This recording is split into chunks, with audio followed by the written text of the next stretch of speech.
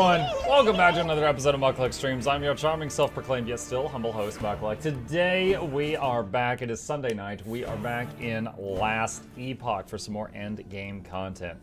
Playing for the next few days, going to be enjoying Last Epoch some more tonight. Yelena, thank you for the resub. Welcome back. Going to be doing, continuing our playthrough of Warcraft 3: The Frozen Throne tomorrow morning. Mutiny Monday tomorrow night. And we've got a new set of emotes in celebration of Mutiny Monday. Hail the Snail. We have got some dancing Nurglaxes, some very smug-looking Nurglaxes, which is, of course, the #1 enemy that is the cause of my death on Monday nights. So that is there for you guys to have fun with if you wish to do so. I sent that on the Riftbreaker Discord to the devs, and one of them said, that's really creepy.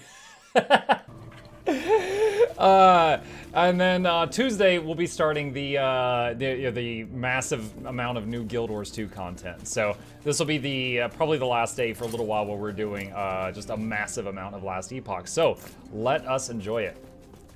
First of all, let's go. Which monolith were we in?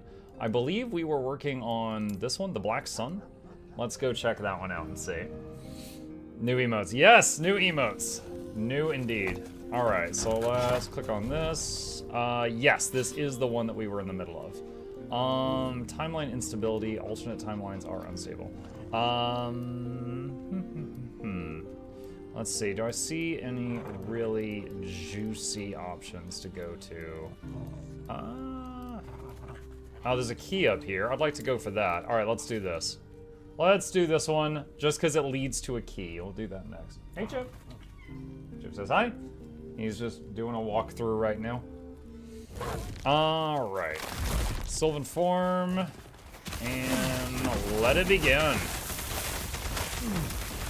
Imagine if I died on the first pull. Let it begin. Oh, let it in.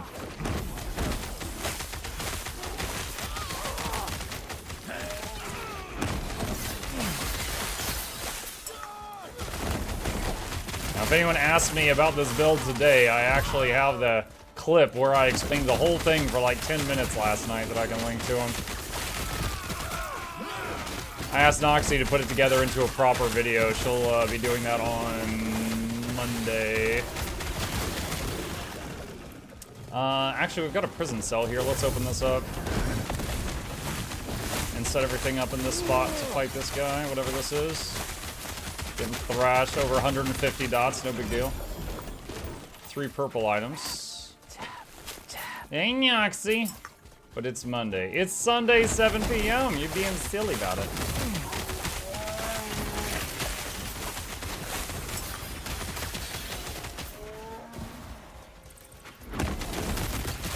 Slay the patrolling infernal husk. Oh, it's back here. It was almost dead. Echo conquered. All right, out we go. Quick Island.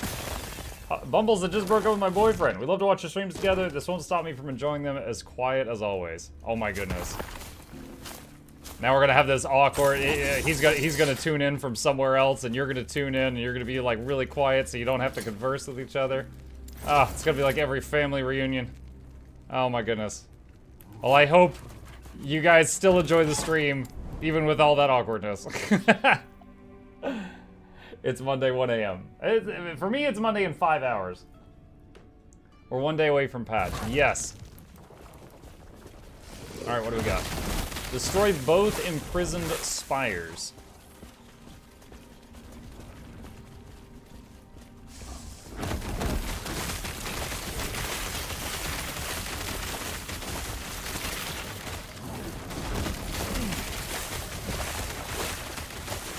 So do you like Last Epoch? Should I buy it?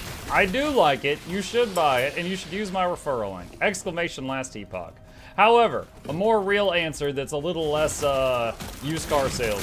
I do love it. If you like action RPGs, I think this is an excellent one. I think that this and Grim Dawn and Path of Exile, for different reasons, are the best action RPGs I know of currently on the market. Although I love the Diablo franchise, I do not think it competes with any of the 3 games I just mentioned for being enjoyable experience. And I just fulfilled a prophecy and got 3 unique jewelry. That's awesome. This game is really, really solid. I could see myself, I don't know about doing it on stream, but I could absolutely see myself playing this for hundreds of hours. Muk should play Digimon Survive. I have never played a Digimon game. I watched the original Digimon cartoon. I saw Patamon turn into Angemon and my jaw dropped. I was like, whoa!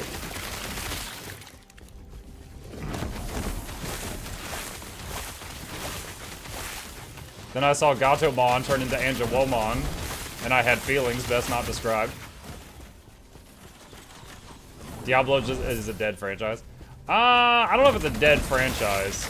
Like, I think if they release another Diablo, like if they release Diablo 5, people will buy it, myself included. Like, it's not dead. But, my god, they need to go back to the drawing board. They need to get people, like, there was a thing a while back. Did you guys see that thing they did? I only saw it because Asmongold watched it, and then it ended up in my YouTube feed. I swear, that guy can just watch anything and it'll explode. That's weird fame. There was a thing they did where it showed the makers of D4 playing D4. And I'm not saying the entire staff can't play D4, but the people that they chose to show playing D4 could not play D4. And it was just like, what? Like, do you love your product? Like, it was really rough to watch. Move the totems a little bit closer here.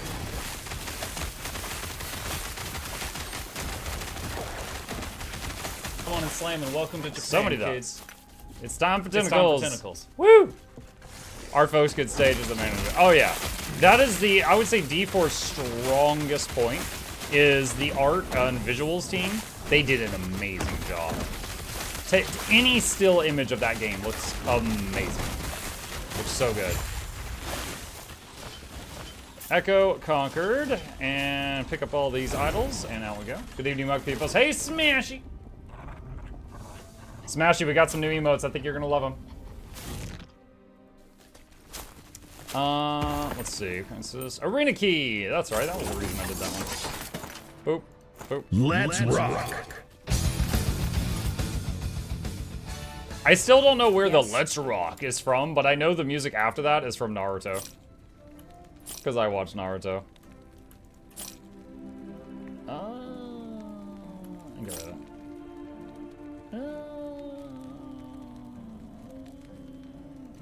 That's a maybe stay. That's a maybe keep. 59% increase melee. 59% melee damage increase while transformed. Weirbears would love this. But that is not me. Interesting though. Very interesting. Chance to shred armor on hit. Very interesting. Death Rattle. 56% increase minion critical strike. Your minions take more damage.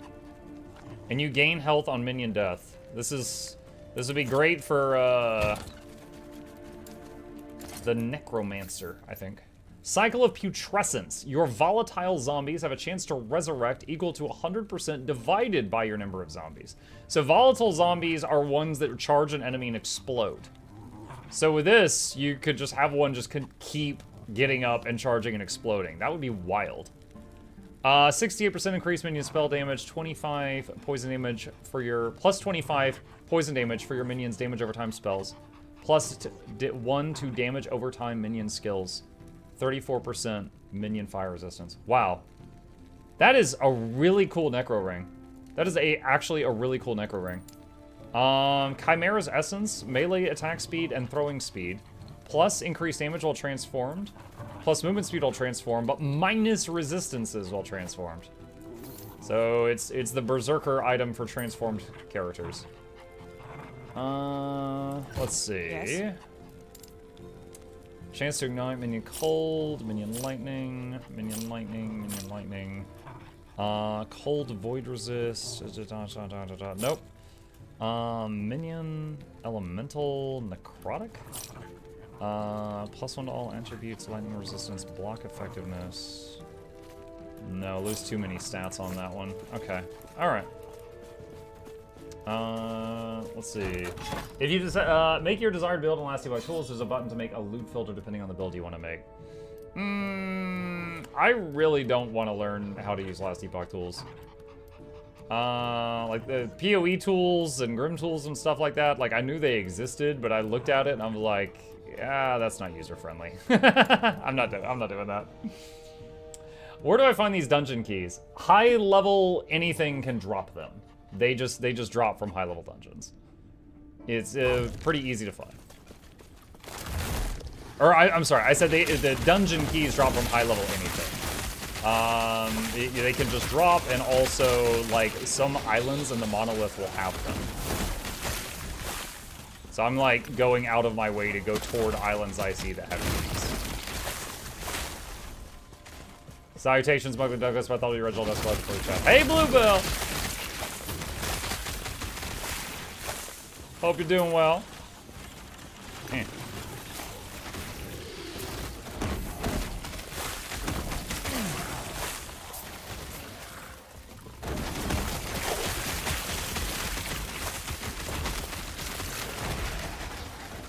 What is this? Shrine of Wealth. Drops cold hard cash. Unique body armor. Alright. So we know we got a prophecy fulfilled a minute ago and all those unique rings dropped. So we might need to... what is the button? No, it's not H. It's Y. I got 4,600 favor. So I might be able to go get another prophecy. Happy to see the Wiggle Nerf Lax in use already. Yep.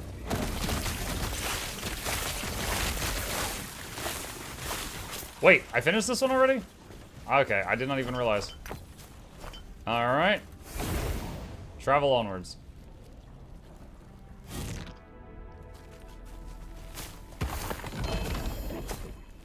Okay, bunch of stuff. Alright, deposit. What's this? +1 to Spriggan form. Okay. That's what I am always using. Plus spell fizz damage. Plus increased area with Thorn Shield. I don't really use that much. Thorn Shield is this. It gives you armor, and then a few seconds later it erupts and does damage to the surrounding area. Let's see, plus 77 health, 69 mana, and 64 damage reflected to attackers. However, my current, that's neat. +1 skill point is always nice, but my current armor increases my pet's health by 288% and gives me 27 to all elemental resistances. So there's no way I could swap out my current armor for that at this time. Maybe sometime in the future. Minion Fizz. Maybe change Minion Fizz for Minion Poison, because they're doing a lot of poisons.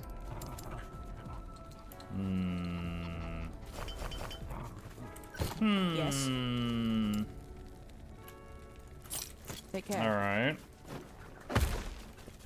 Okay, so someone asked about finding keys. Here's a Monolith Island that rewards a key. So I'm gonna go for that one. Although I'll do the key out of the front. There's also a guaranteed unique there. I'm gonna get the key first, and then we've got the big boss thing. Hello from GOM. GOM? Gom? Gates of Madness, perhaps?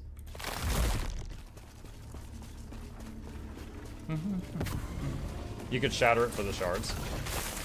Shatter what? Oh, you mean my current chest piece, perhaps?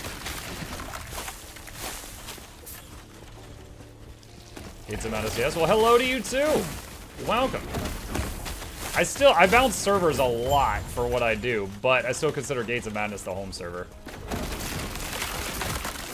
Even if I'm on the road quite often. What is this? Stunning Shrine. Government of America. Ah yes, Government of America. Kitty Cat just leveled up.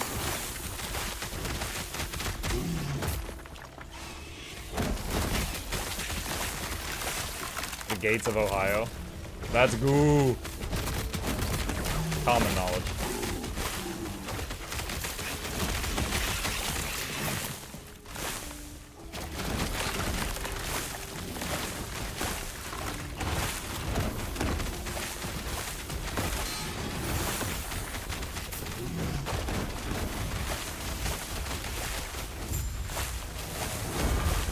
That was apparently the boss. I was just starting to think, wow, this mob has a lot of health, and then it was like, you won. I was like, oh, okay. I had the best 1v World server for beta, Mugulu. Let's see. Break that. Arena key. Alright, This is level 19 plus 1, so this is the second to last point that the Sabertooth's gonna get short of gear. So let's see,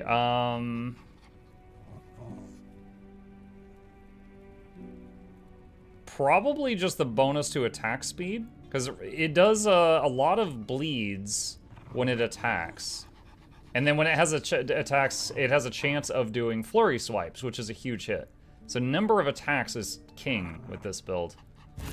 Alright, yeah, I think that's the best call. Agile and deadly. Alright, this is level 19 plus 2. So there's really two solid options here. So with our Spriggan form, we went for the vines. And we went for the spike totem. But each totem is both a healing totem and also one of these. So I think what I'm gonna do is this, and now I think I can have 5 out? Let's test. Yes, I can have 5 of these out. So I can have 5 spike heal totems, and then 6 giant vines. Okay, let's do that. And then the spike totem leveled. And I think for that, we're just going to level poison and frostbite duration, because it applies a lot of poison frostbite. Okay. Alright. Ruins of Solarum. This is the final boss of this monument.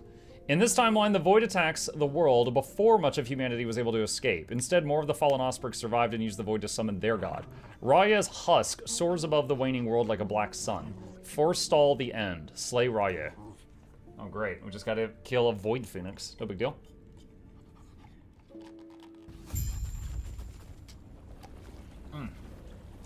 Alright.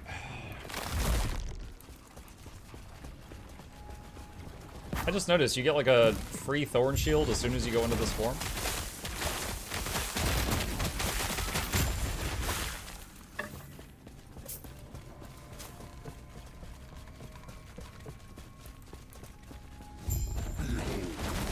The dawn of the black sun.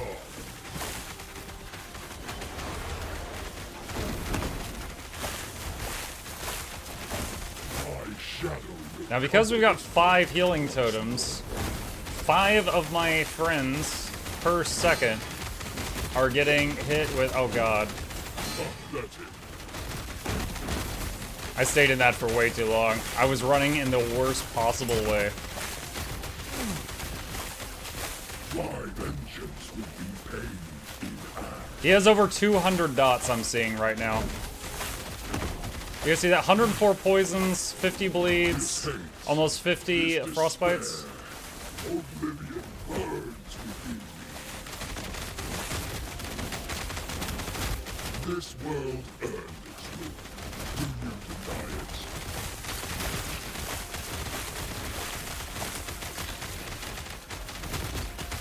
My shadow will cover this world once more.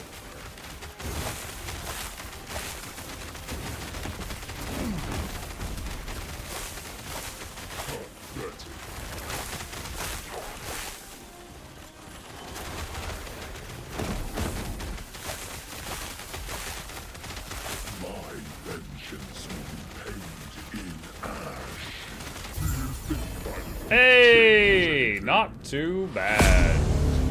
Noises. Plus 27% to void resistance. Plus 32% increased crit strike chance, or 57% increased void. Yo, I'll take void resistance, please.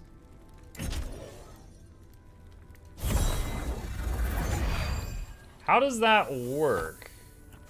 Is that it, like the blessings? Are those only when you're in a monolith? 2 keys, by the way. Or are those like everywhere? I'm not really sure how monolith blessings work. The pet Spriggan leveled up. They're permanent everywhere? Oh, that's insane then.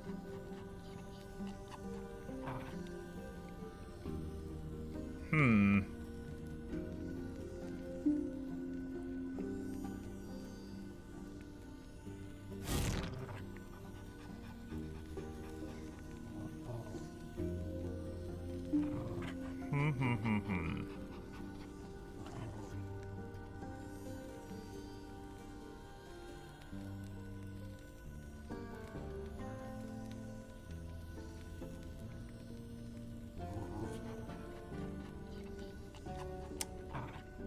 I've got everything I want from here. I guess protective roots. It's kind of whatever. Want me to make your build on Last Epoch tools? I've literally never been on the web. I truly don't care. You can if you want to, Tabby. But if it helps you out, that's fine. But it truly does not like bother me. Okay, let's go to. Oh God, I'm always forgetting what button it is. Why? Let's see. Visit Observatory. That's what I need. I still don't understand the minimum level mechanic. Have you used it to respec? So, okay, so the way minimum level works is... Oh, God dang it. All right, this totem, it says it's level 20. It's actually 19 plus 1 from an item, but let's say it's 20. If I get rid of this, and I'm like, I want to put Fury Leap there. Fury Leap will start at level 8, because my minimum level is currently 8. That's all it means. It means if you swap out a skill, what level does that skill start at, and then it has to gain XP. That's it. That's all it is. So as the minimum level increases, you changing your mind on abilities becomes more forgiving. You have returned. What is it that you seek? Affixes are 50% more likely to be exalted. Let's see. And you guys wanted me to try to find a unique helmet.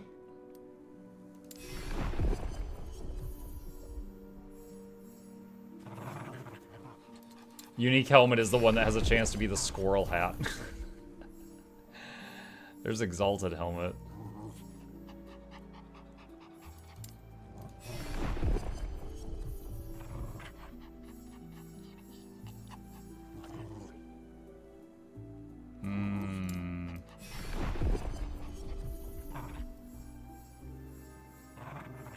Meh. The Spriggan Form Helm, you should.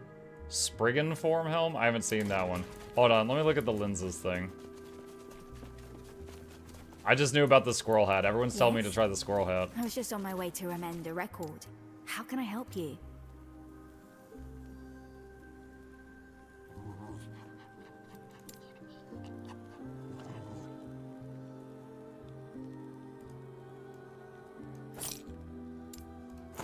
Alright, I got a lens of helmets.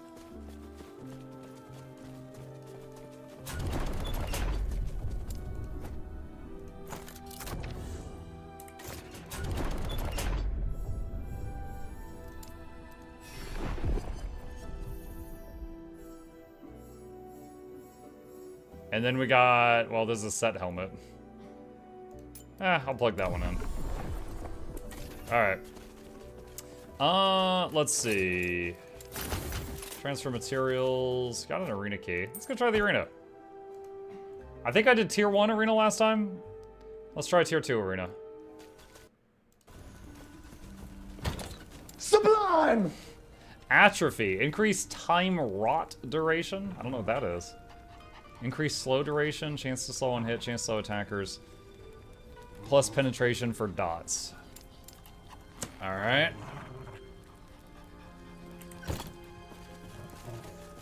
Let's go over to the armor fella here. Shop. Muck, any interest in revisiting Darktide? Darktide was a blast. Yeah, with the right people, I would play it again. What brings that up?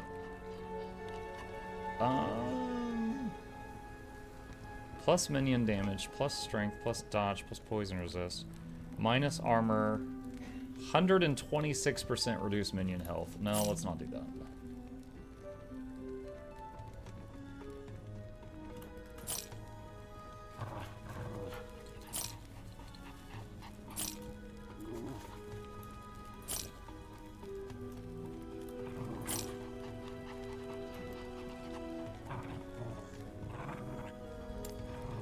What's my poison resist now? 110. Alright, so I can take that out and put that there. Safe travels. Alright, keep the arena key. Okay. Alright. Just checked. It's a relic called Bloodkeeper's Nest. A relic, huh?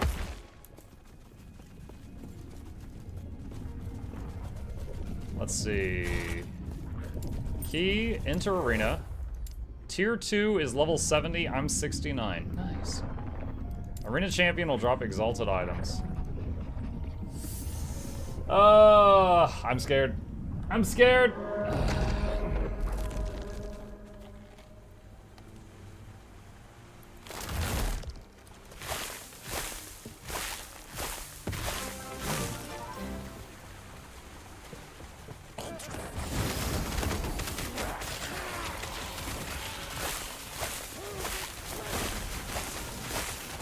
Hey Muk, what's the best way to get research notes at GW2? I have a video on that. There you go. Yeah, basically you just buy a stack of cheap things that can be researched, buy a research kit, slam them together. And yes, it's an annoying currency, it's dumb, but there you go. Mizuo, thank you for the Prime sub. Chat, have you heard about Twitch Prime? Thank you, Mizuo, appreciate that. They just updated Darktide. Looks like they might have added a bit.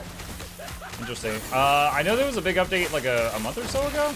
And I played it some after that where they made it to, what was it that they changed?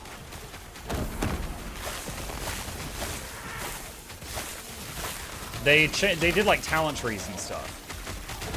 'Cause I remember my Psyker had some completely new abilities.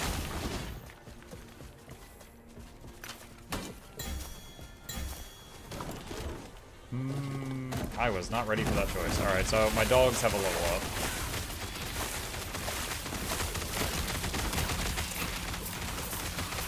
Yeah, there was a new Psyker skill where you fired like these shards and they were like, they had tracking. So it was like aimbot. And they were great.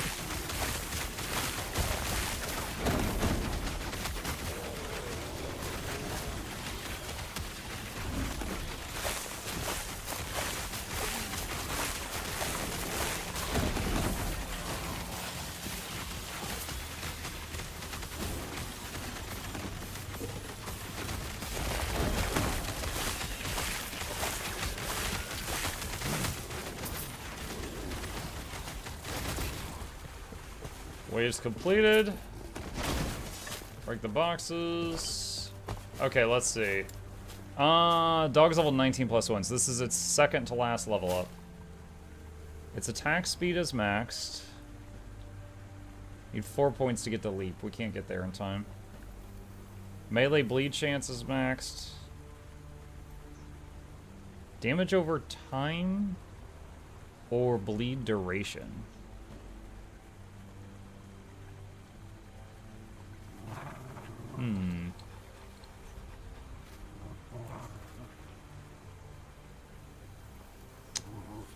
Bleed duration.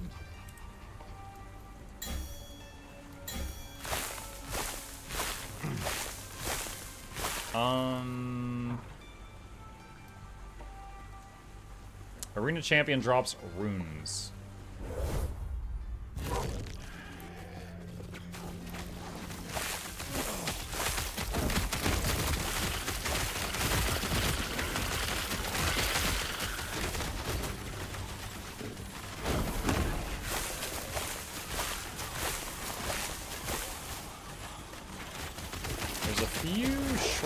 Scattered around the map. What is this? 100% increased critical strike chance. 100% mana regen and cooldown reduction.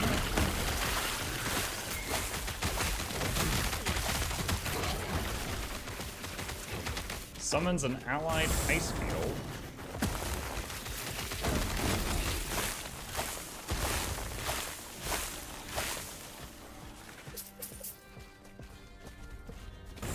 And another 100% critical strike chance.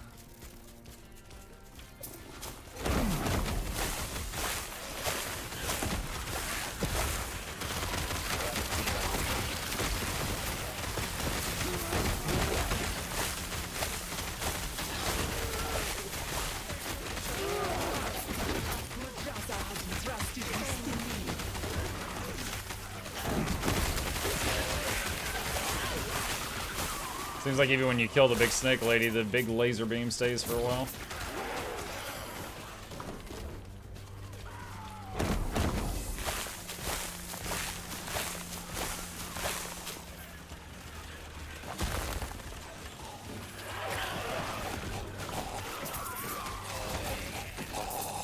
Waves completed. Break the barrels.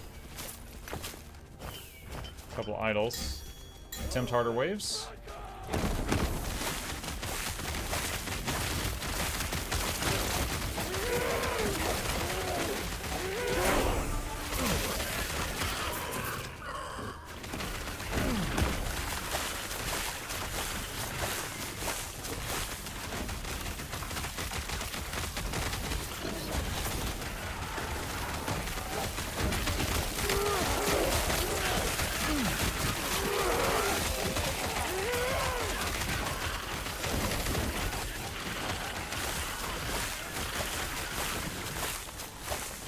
And we got a level up.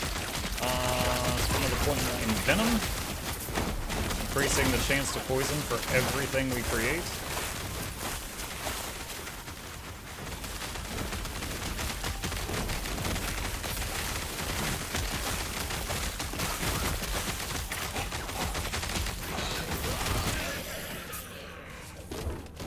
Alright, open the loot.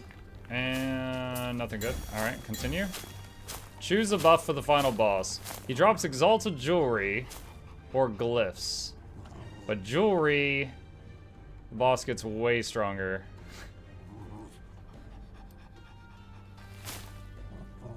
Let's make it as weak as possible for our first attempt at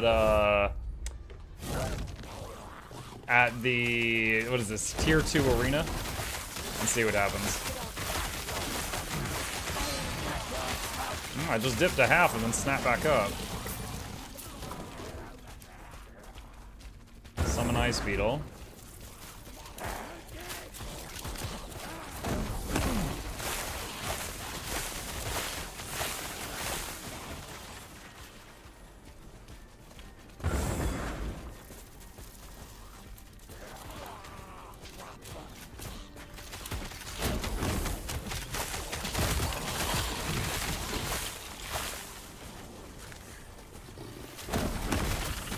Oh, hello, these are excellent. I'm glad you enjoy Coin and Moods.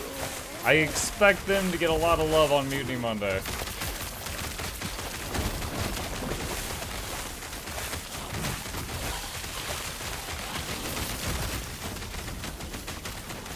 That was a lot of damage. My fire resist is capped at 75%. And I had constant healings from those totems, but that still really hurt. Like, it was going to kill me if I didn't move out of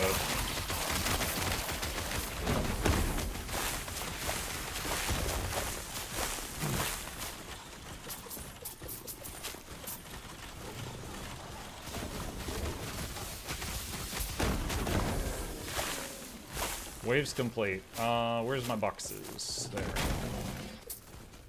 A couple of items made it through the filter. Alright, continue. Attempt harder waves.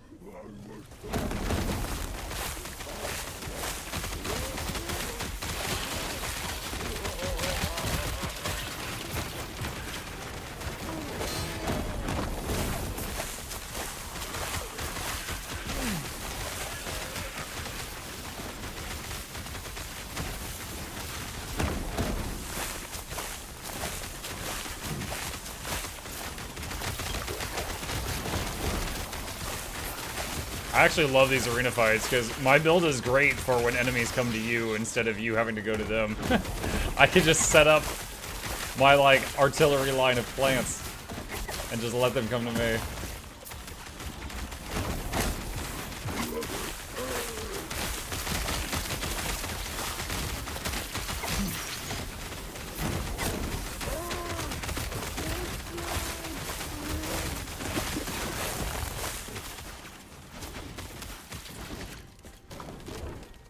Okay, loot.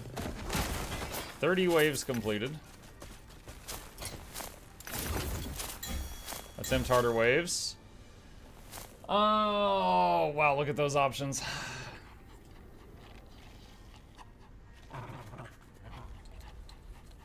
So arena key and weaker boss, or guaranteed unique piece of armor, but the boss is like, gets 4 times the buffs.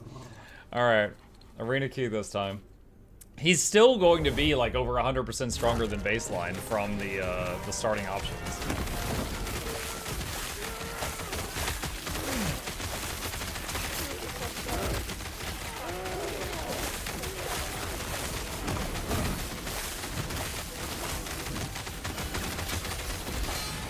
Oh my gosh, I just dipped to like 20% health for a second.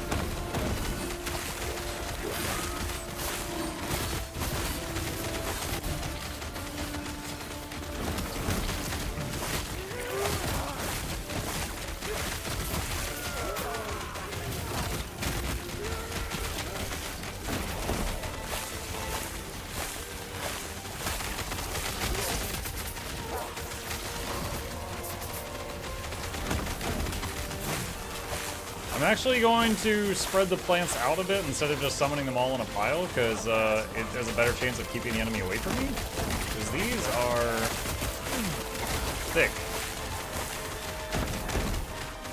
They're starting to take longer to die. Also, why do I hear like church music? Is this Final Fantasy? If someone starts singing in Latin, that's when the panic sets in. Defeat the champion, Vion the Arsenal.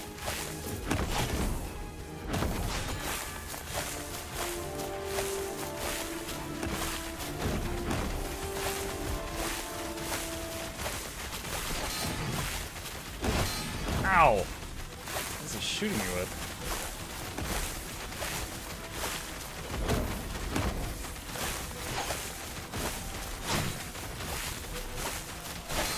Healing totems.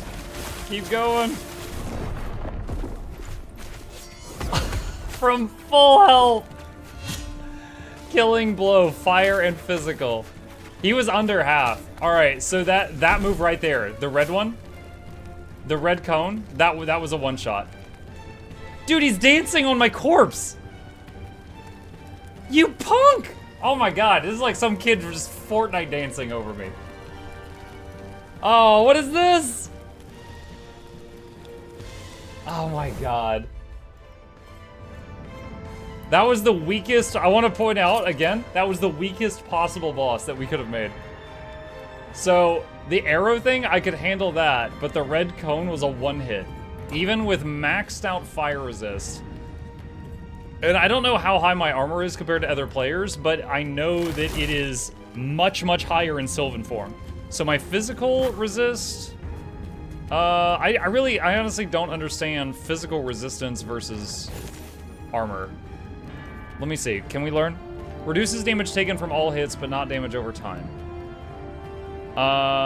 Resistance. Reduces physical damage taken, capped at 75%. Enemies penetrate 1% resistance per area level up to 75.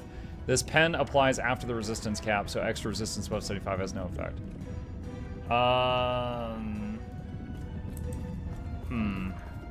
Do you have 100% crit avoidance? I think I have 78.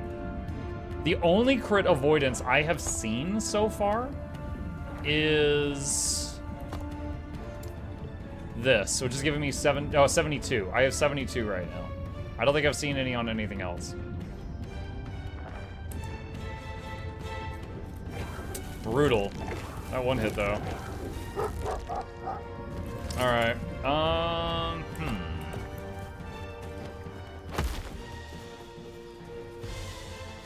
Buying, selling.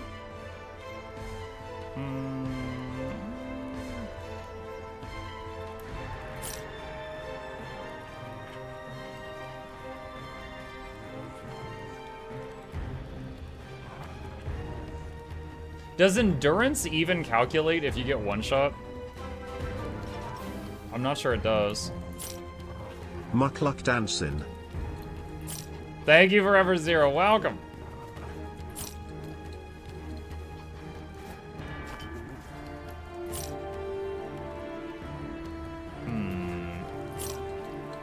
Endurance counts during one-shot situations. Okay.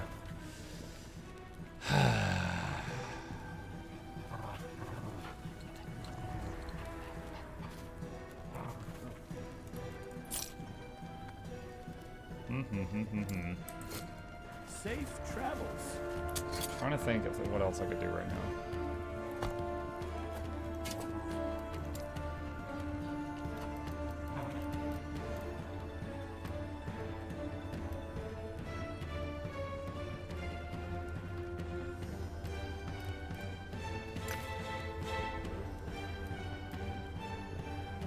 Can't forge uniques. So why does it let me freaking put the thing there? Oh my god.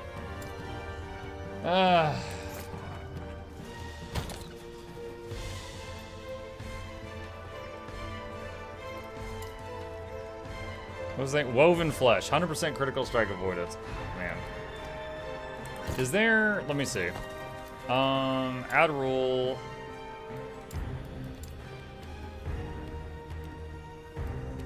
Show...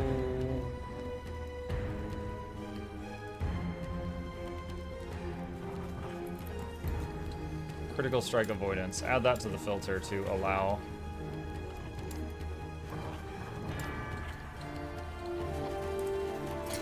I'm not sure what items can even have that.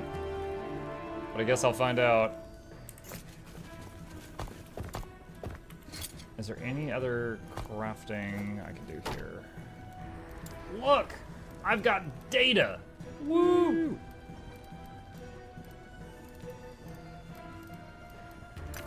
Just do raw health.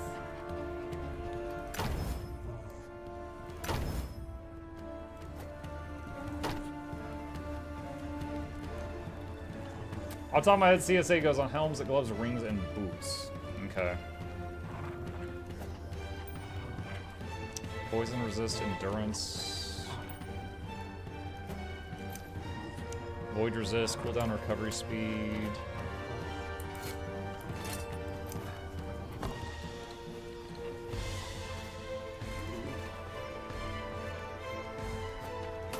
These have fizz resist.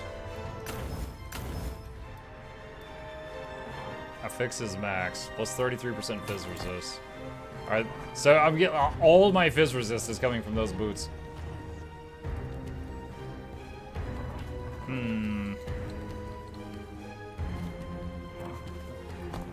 you forge these? No. I'm too smart for this system. Alright. Okay. Let's see. End of time. So next Monolith, we beat the Black Sun. So next would be Blood, Frost, and Death. What's the trading like? I'm not sure. I've just been doing the magic find thing, the prophecy thing.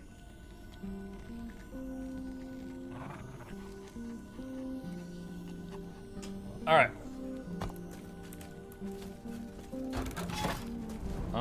Let's see. Take our pick. Where do we want to go? None of this matters. Alright, random.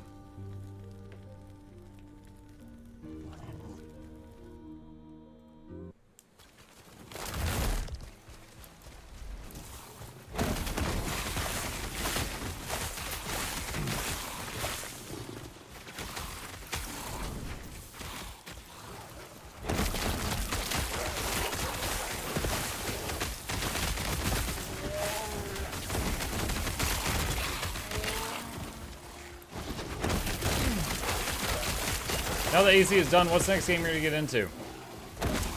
I didn't want to start another evening game until after the Guild Wars 2 craziness of the next week was over. Once we finish Warcraft 3: The Frozen Throne, probably gonna put Pacific Drive in the morning slot. Once I'm caught up on Guild Wars 2 duties and the new content, then I'll be finding another evening game for the evening slot to mix in. Maybe two.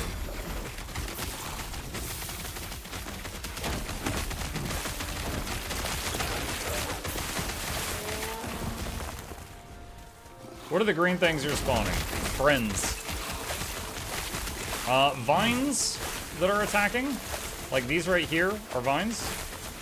And then these are healing totems, but they also count as spike totems, so they shoot the spikes.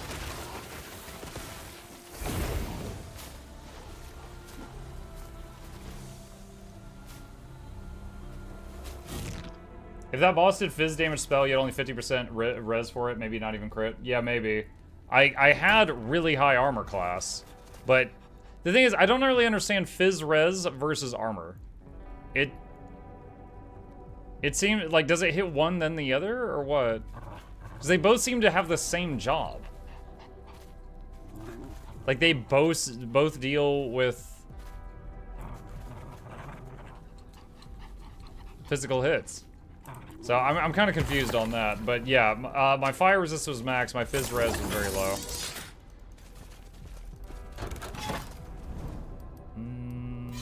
Doesn't matter, picking one at random.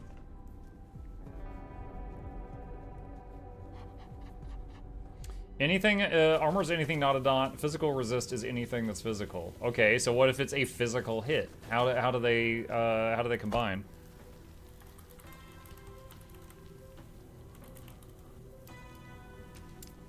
Armor mitigates damage you take from hits, but has no effect on damage over time. Percentage of damage mitigated by armor depends on how much armor you have and the level of the area you're in. The same amount of armor provides less mitigation at higher levels, and the percentage of damage mitigated cannot exceed 85%. Armor is 70% as effective against non-fizz damage. So armor isn't just for physical in this game. It also helps versus hits from non-physical stuff.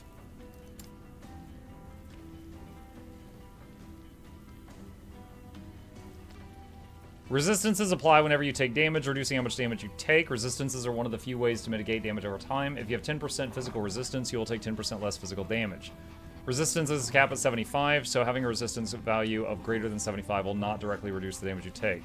Resistances can be reduced to negative numbers, with each 1% of negative resistance increasing damage taken of that type by 1%.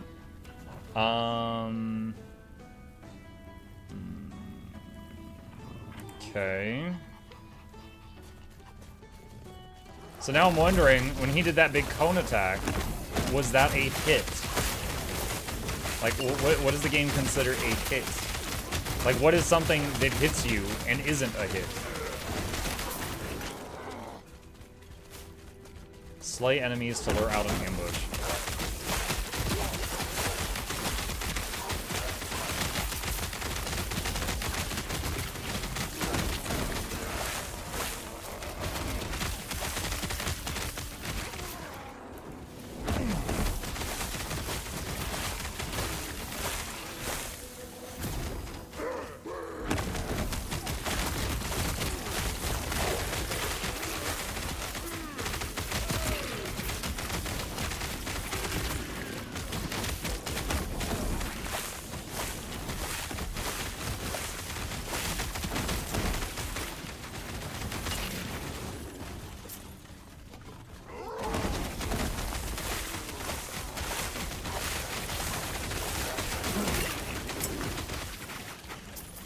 An important note, you didn't get to all enemies have resistance pin equal to their level. No, we read that. It's just, I understand resistances, and I understand penetration. I don't know that I've played an ARPG that had a physical resistance and then also armor. In most ARPGs, physical resistance, like, that was the job of armor. So the fact that this has both is what's kind of confusing me. Like, I've been working on the resistances. We got fire, lightning, cold, void, poison maxed. Necrotic and physical are suffering still, working on that. My armor is very high because of Sylvan form, but like this interaction here is the one that I'm trying to figure out.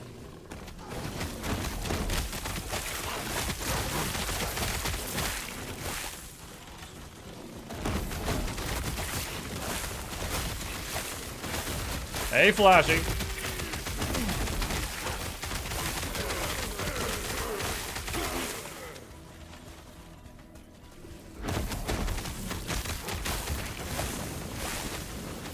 Physical resist is probably for blading.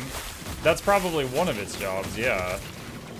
But read as written, it seems that, like, if I just get punched in the face, that Fizz Res and armor are both involved, but I don't know which one first. Like, if it's one then the other, or if there's just a formula with both, or what.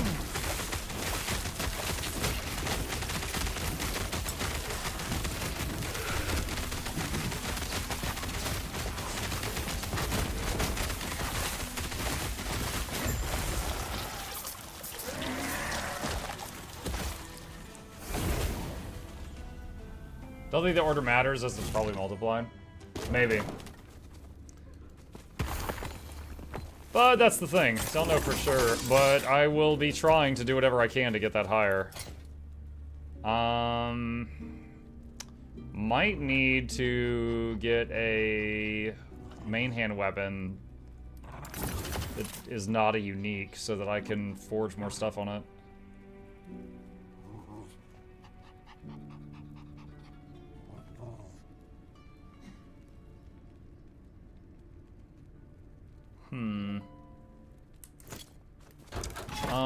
Let's see.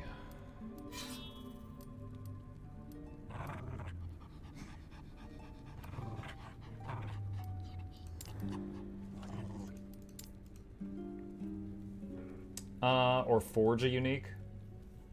Forging a unique requires beating, I think, the dungeon that one-shot me the other night. I went in there, the boss did her first move, and it killed me. And I was like, okay. And chat's like, yeah, you didn't do the mechanic. And I was like, well, I was here for 2 seconds. I didn't have time to learn the mechanic.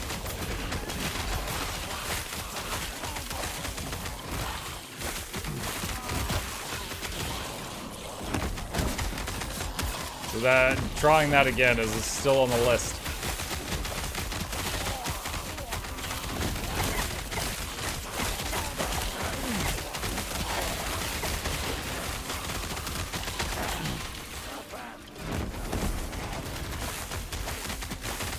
Destroy the Venom Spire.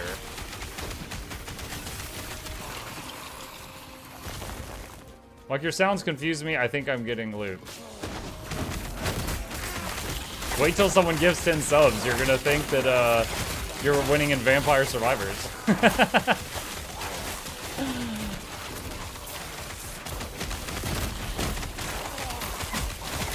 Anyway, chat. Hi, Command!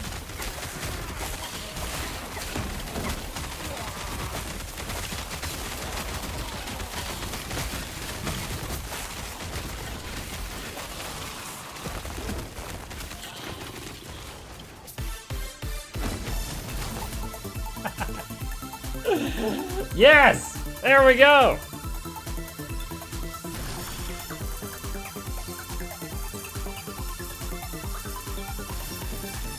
Oh boy! Thank you, Sergeant. MuklukYoutube was about the original Discord, the fourth, this is Johnson, it's Stuffles, the third, it was you, Aberiana, EO90, Tank Kirik, Peeblesham, Plog, Genauta 350, Vicious, Ringsong, Avgoon, and Sir Waffles to the lab. Hope you enjoy our entertainment's on the way. Cricket the speakers, don't touch the speakers, giveaways every week, please take a seat alone into the edge. Welcome. Welcome, welcome, welcome. My brain still hopes for garlic, lol.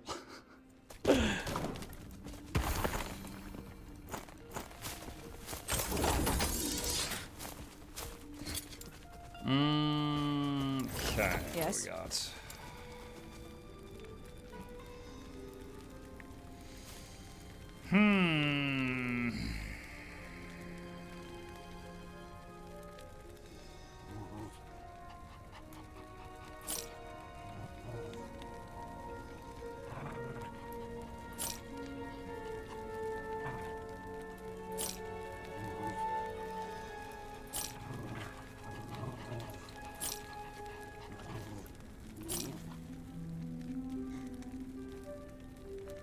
Crit strike avoidance, but my void resistance would tank.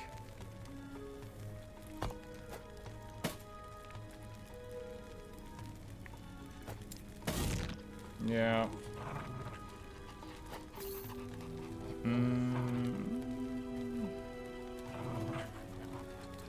Wait, this amulet has fizz resist and necrotic resist. But I would lose +1 to a few skills. That's really nice.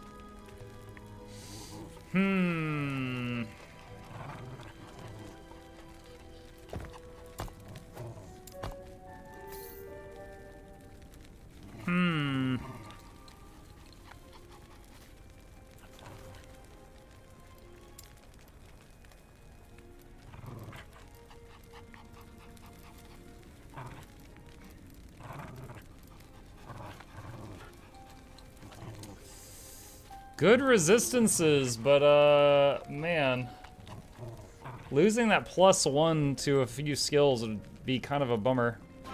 And the passive rage generation.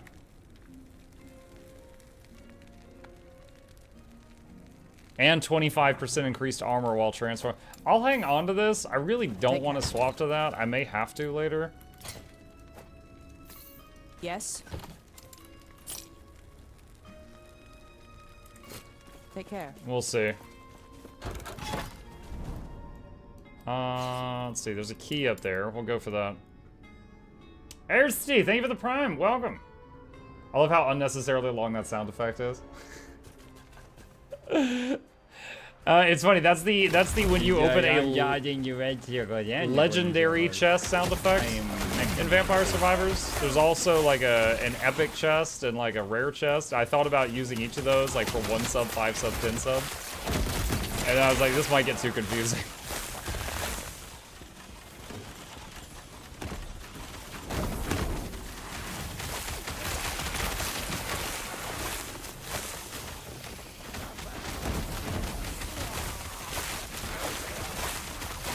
Muck channel locked in, pizza acquired, entertainment assured. I had pizza by for dinner. My kid and I had a DiGiorno.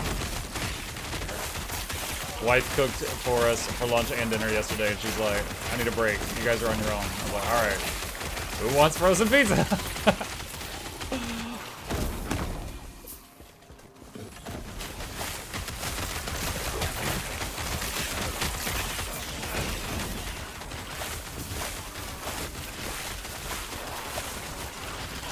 What's the actual story of this game? It's actually really good, as long as you don't mind, you know, reading. But the actual story. All right, so you are in a timeline where it's a little primitive. You know, there's no like electricity or anything like that, but there's swords and magic and stuff like that. And you're under attack. There's like a war going on. You're in the middle of it. You know, it's two sides fighting. They both hate each other. They want each other's land. All in there. And you're fighting for your life, and you're going to help one of the sides. And on the way there, this guy that you're supposed to be meeting up with ends up getting kidnapped. So you go to get him back, and he's guarding this thing called the Epoch, which is like an artifact.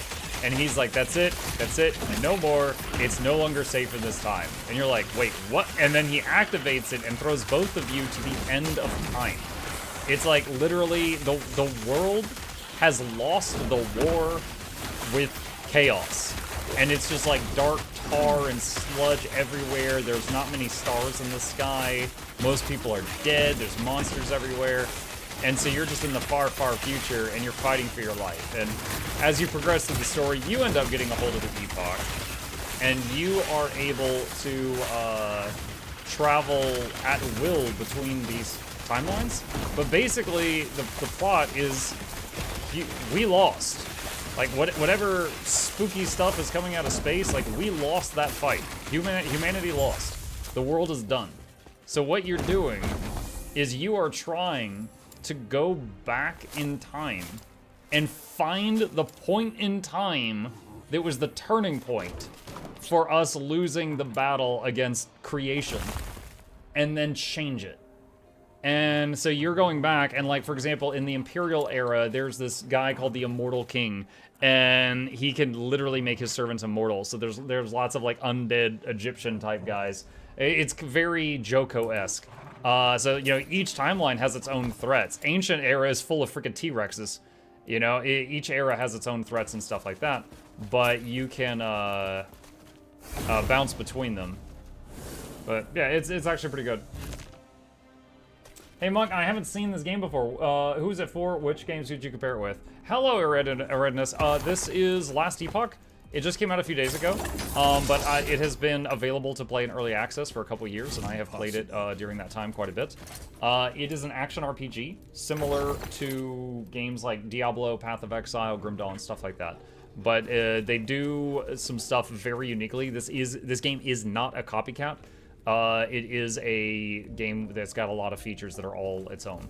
As a quick example, it's got your usual skill trees for the classes that you pick, and you can dip into other classes as well, so there's 4 skill trees right there. But then also each ability that you choose on your bar has a skill tree. So you can do a lot of small customizations to every part of your character. which very, very fun for me. Let's see, blind on hit, lightning. No, I do not need that item. Yes. So we are going to sell that. Take care. Okay.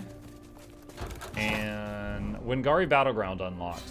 In this timeline, the Immortal Empire advances to the north to recruit Wingari to their efforts. Two tribes of Wingari are split as they struggle to survive against the Immortal Empire's attacks. Choose an ally and turn the tide.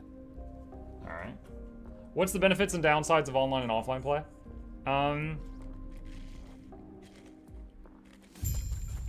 Right now, a benefit of offline play is that I'm not subject to any of the problems that online play has been having the last few days. The game just launched a few days ago. The game is amazing. They did have a rocky launch. All right, so the online play, a lot of people have been struggling to be able to play at all because of online play. Offline play has been completely fine.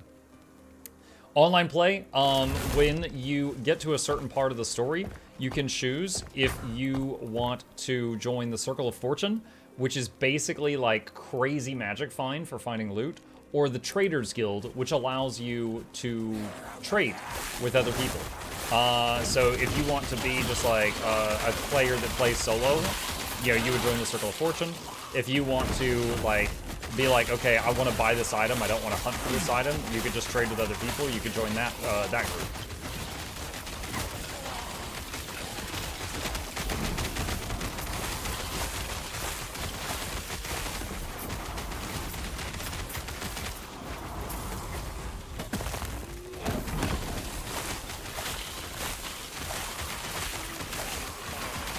Find the oh, well, okay. I just found one of the things that I needed to kill and killed it as I was reading the requirement.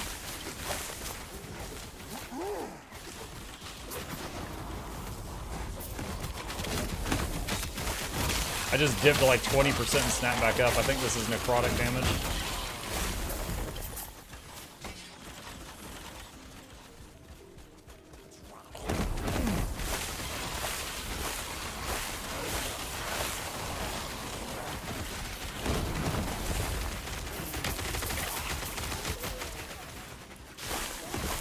You don't, you have to choose between gold loot and good loot and buying loot. I wouldn't say good loot. It's just that you can choose between higher chance of getting good loot yourself, which is perfect for people that don't, you know, that just want to play on their own. Or you could choose between joining, like, the economy with, like, you know, other players and, like, trading with the trade hub and stuff like that. But it's chosen on a per character basis. It's like each character, you can have a character to play with friends, and you can have a character for playing on your own, and you can join different groups on each character if you want. Since I'm playing in offline mode, I of course chose the one where I get better stuff that I find. It made no sense to choose the other thing.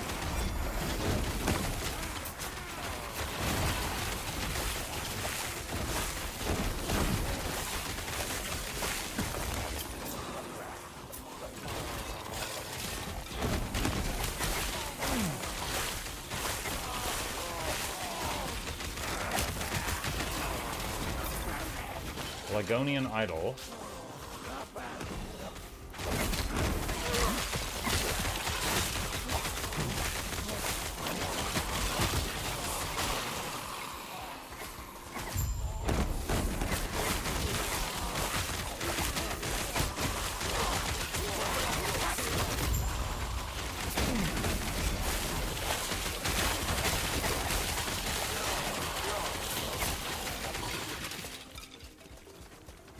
Except the Frostbrand.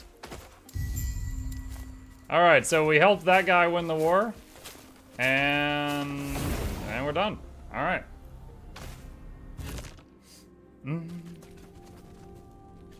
Okay, open loot.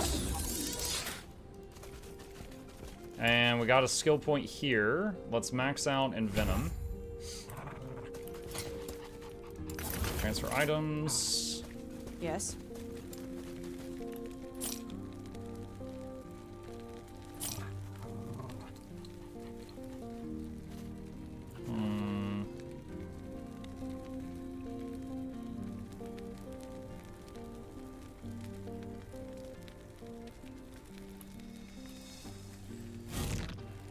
says I have a lot of poison resist on it, but I don't really need anything else that's on it. Oh, crit strike avoidance on this. But my only item with physical resistance is my boots.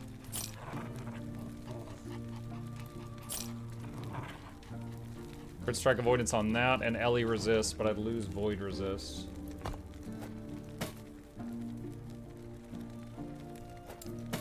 Yes.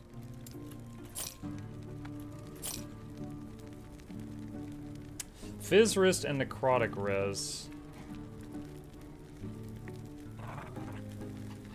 That's not bad. Let's see. This is 21 minion damage, 33 minion health, some fire res, that's poison res. So one of the rings is helping my poison res stay good, the other is helping my fire res stay good.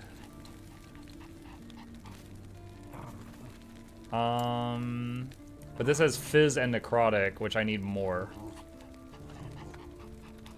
And I would lose some minion damage no matter which ring I took off.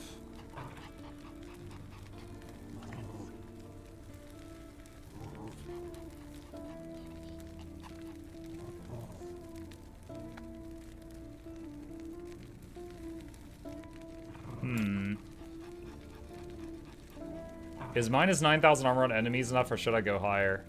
Funny enough, the Necromancer has a trait where her pets apply a Sunder armor debuff on enemies, and I've seen that stack in the, like, very, very, very high. And I think each application's like minus 100 for 4 seconds or something. And she could stack up so much.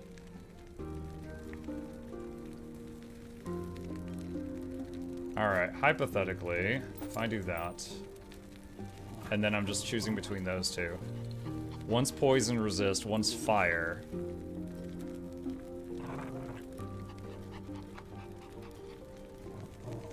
But that one has the better stats of the pet. So my physical and necrotic are much better with this, but now I need to get fire resist somewhere else.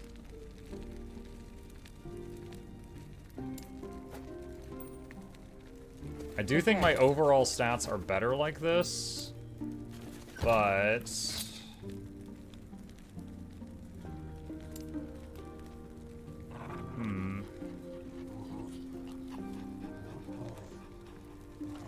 Yes.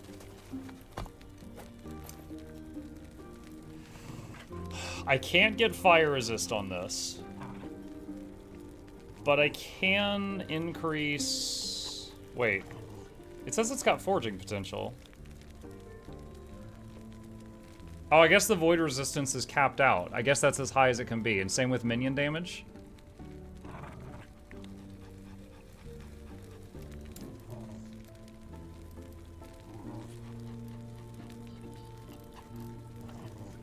T5 is max you can craft. Well shoot, okay. I guess I can't really do anything with that. We got fizz res on that, movement speed. I guess increase the movement speed. Critical success, +1 tier.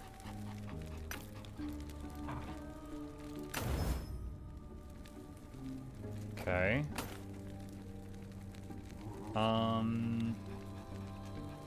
What's my lowest? Physical is lower than necrotic right now.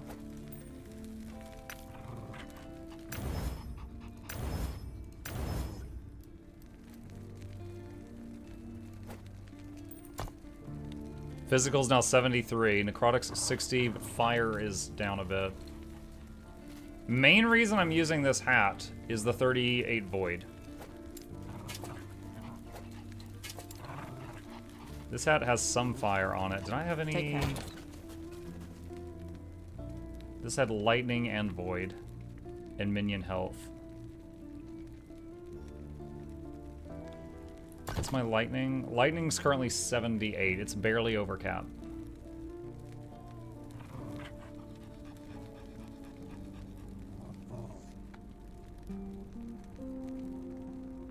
Question. The way that... So it's like a level 75 enemy will pierce through 75 resistance. So even if you were at 75 resistance, it puts you at 0. But if you were overcapped, if you had 150 to all resistances, would a 75 enemy still put you at 0, or would it just put you down to 75?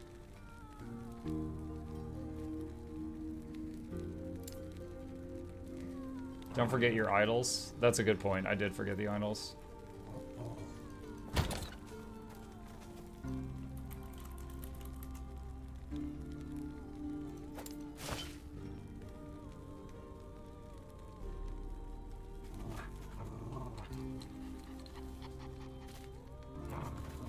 Pen would happen after caps, you're 0. Okay, so there's no benefit to overcapping for that.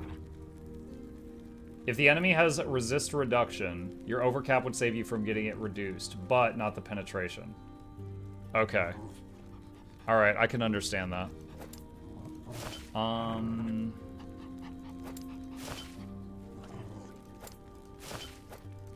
man, checking the idols was a great idea.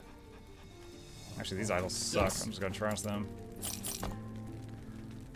That's looking much better. 73 fire, max lightning, max cold, max poison, max void, 73 fizz, 60 necrotic. So the hat could probably be swapped out for something else if we see an opportunity to do so. Take care. That's looking much better. Key reward on this island. Only benefit is for skills or items that scale with uncapped resistance. For example, Warlock can scale damage and ward retention with uncapped necrotic. That would be a scary gameplay style that I don't think I would subscribe to.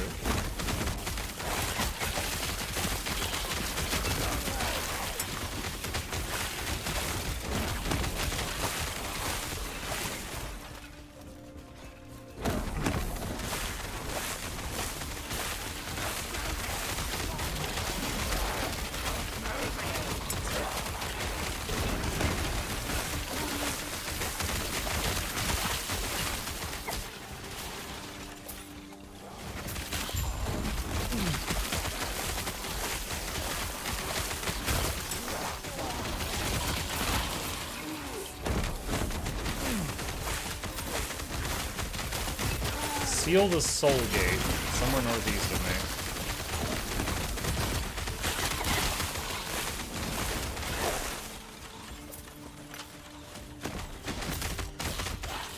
Yeah, with the with the 5 healing totems, we have so much stupid sustain. If I can just get strong enough that I'm not getting one-shot by stuff, that will take care of the rest.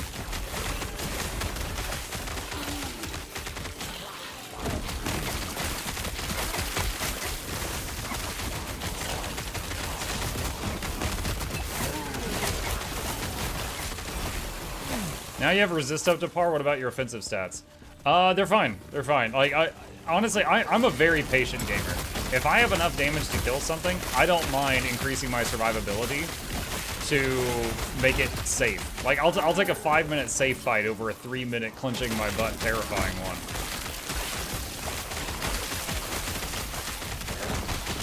So like right now, I feel my damage is more than adequate.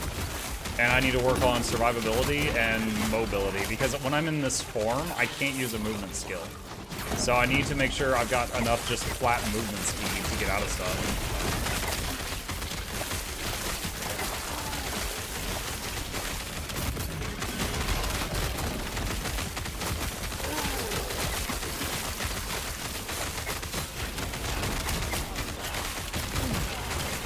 These necrotic hits are definitely less scary than they were before.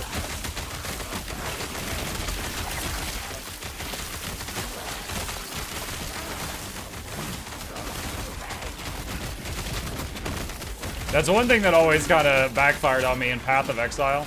Path of Exile, like, you could not build a tanky character in Endgame. Like, you just had to avoid everything or die. Like, you were constantly, like, picking a fight with God. You could not get hit no matter how tanky you were. You could have capped everything. You would get one shot if you got hit by stuff.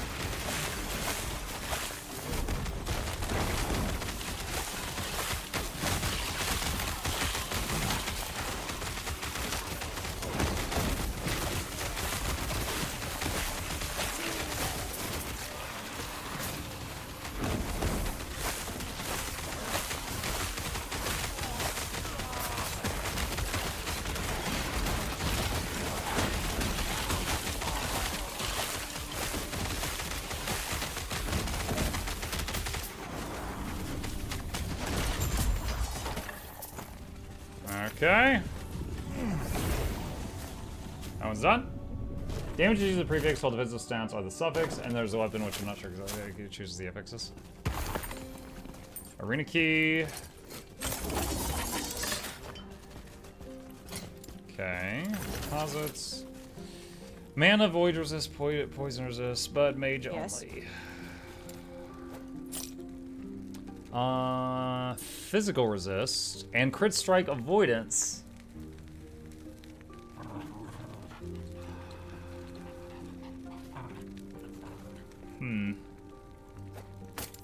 If I put that on, my fizz resist is capped. Well, my fizz resist is almost capped, but my void goes down and crit strike avoidance would go up. That might be worth it.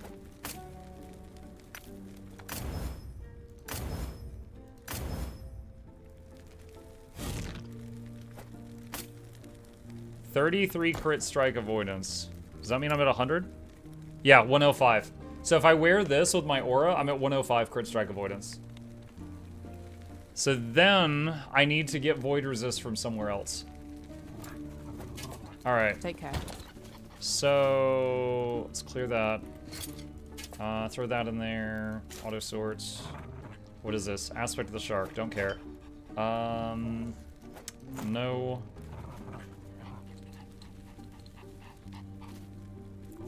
No. Yes. Okay, so we need a tiny bit of fire resist and necrotic and void. Alright, let's look at our charms. Do we need that poison resist? No, I don't. Do I need this lightning resist? Yes, I actually do. I do need that. Chance to bleed, melee, minion physical. Alright. Don't need that. These are not required, but very helpful. And I really don't want to give this one up. Cold resist. I do need that one. Alright, so I need that cold and lightning. Okay. So void, necrotic, or fire. Search resistance. Let's see. That's void.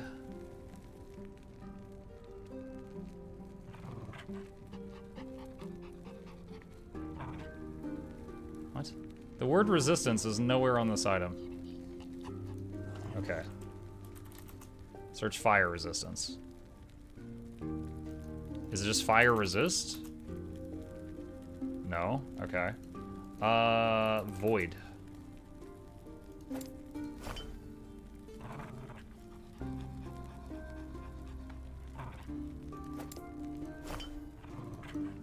Necrotic.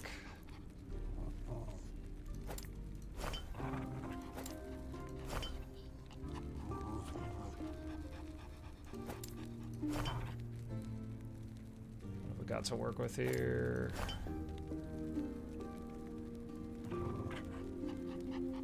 Okay, I think that's most of it. Alright, so... let's see, necrotic res, void res.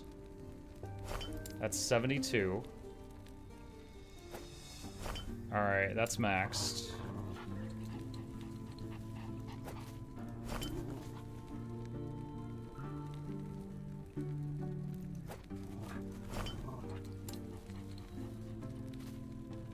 Oh, I need a small charm with fire res, and I'll have everything capped.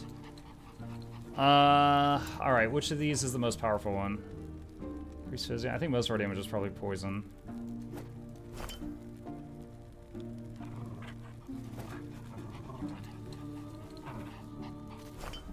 Alright. Sort. Get rid of the filter. Put these down here. So if I get to a point where I don't need some of these do more damage. Why was I keeping those? I can get rid of this. Ha! I had a idol with 40% crit strike avoidance. I wouldn't have wanted to have used this, so I'm glad I didn't have to, but I didn't realize I had that.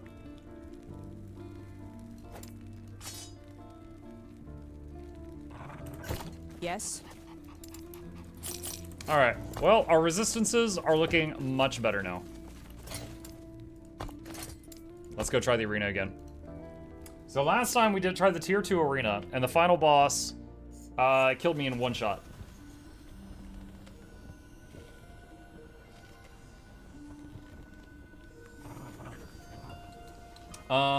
You do have room for one more small charm. Yeah,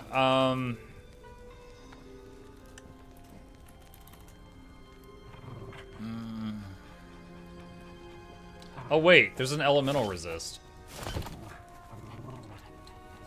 I'm capped. It didn't come up because I searched for the word fire. Elemental includes fire. Ha ha ha ha ha ha ha ha. Alright. Let's do it. If I still get one shot, then I'm gonna be like, man, I don't know what to do. Alright, we got all the resist capped. Sylvan form, we got girthy armor. Let's go. Slay 6 waves of enemies. I'm ready.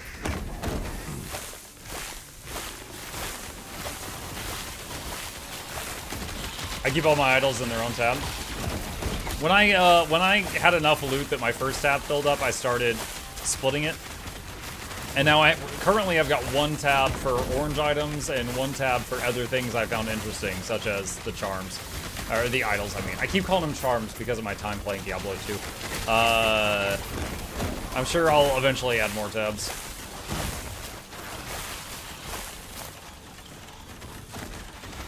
Is it possible to set the tabs up kind of like in PoE, where you set a tab where anytime I shoot something to the bank, if it's orange, go here. If it's a set item, go here. If it's currency, go here, etc. And then you could just shift right-click everything in your inventory and it flies to the appropriate tab. Is that possible in Last Epoch at the moment? I haven't researched that. No, but the categories help. Yeah, I did the categories, so I wasn't sure if you could just automate that. And it's not a huge deal if you can't, but...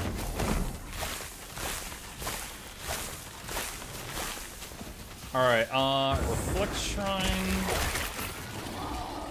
What's down here? Stunning Shrine.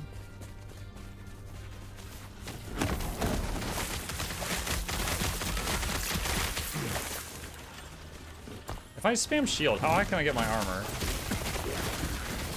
1800, 1900. I get to almost 2000.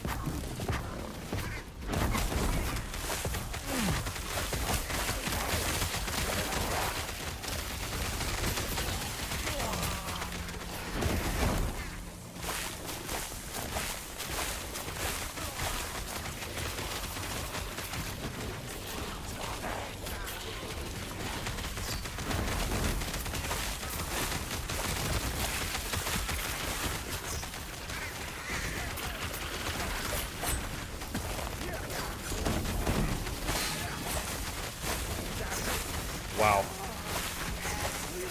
My health was pretty dangerous there for a second. I don't know if you guys saw that. My health did this.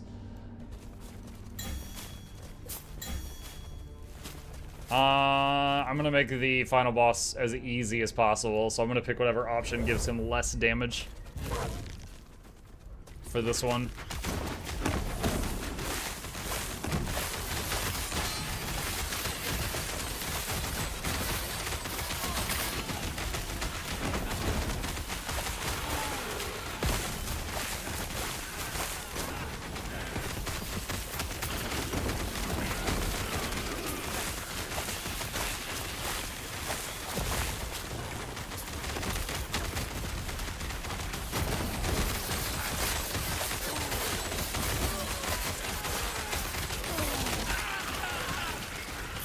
The health potion on the pill. Oh, flying potion. Now it's a forever flying potion.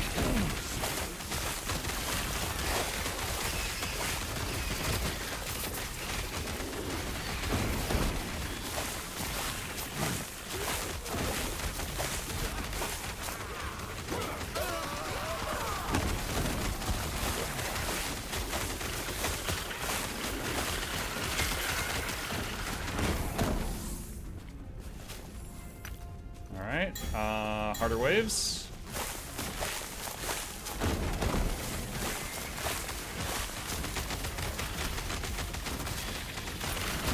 Stygian Warden.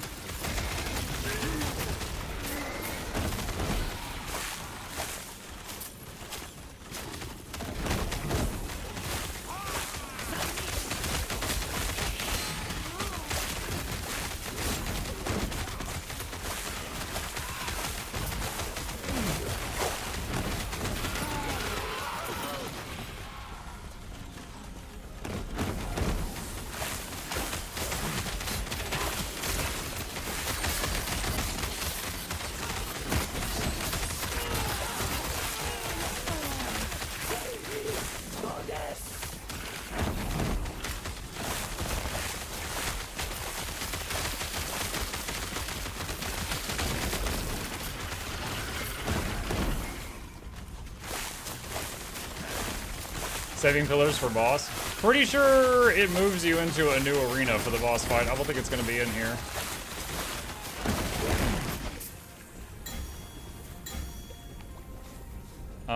Easier one.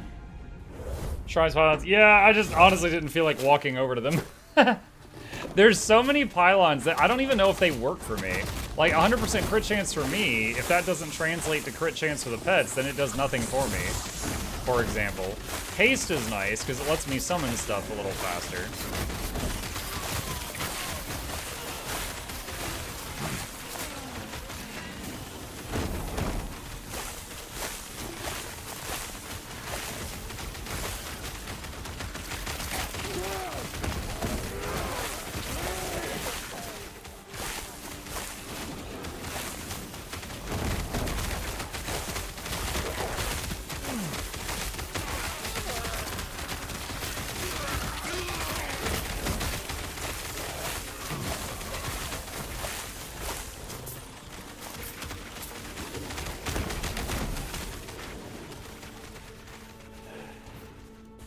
Ice Beetle. Like, Ice Beetle might be really good for me if it scales with my minion stats. I don't even know what that one was because of this pop-up. Ooh. Green ring.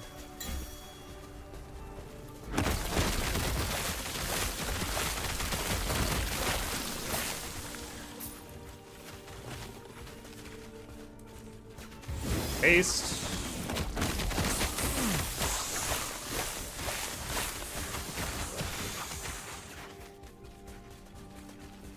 Stunning Shrine. Again, not sure if it works for me or not. Like, does it make my vines stun things? Or no, because their damage is not my damage, their damage is summon damage. No clue.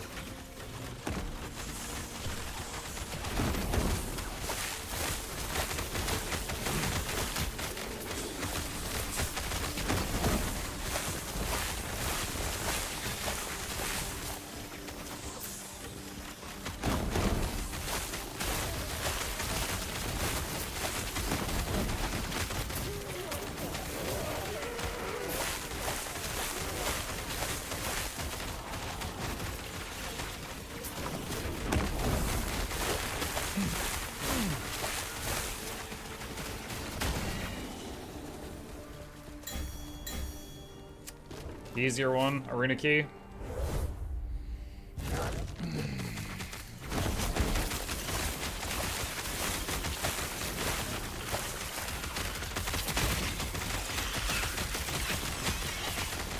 The reason I doubted that it works, the reason I have a doubt that it works, is because I've seen items that increase crit chance for minions.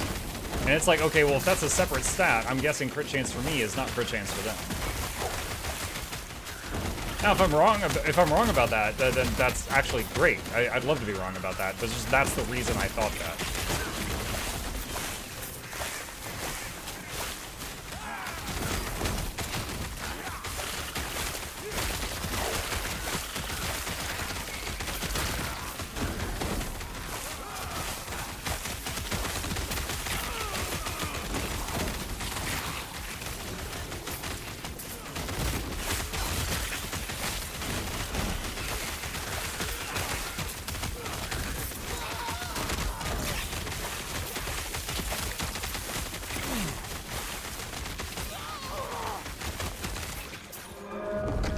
we go. Alfric Wolfmaw.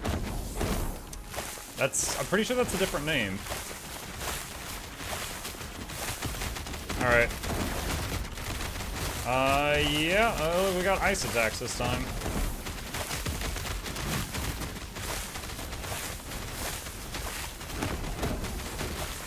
Oh man, those healing totems are going hard trying to keep the animals alive.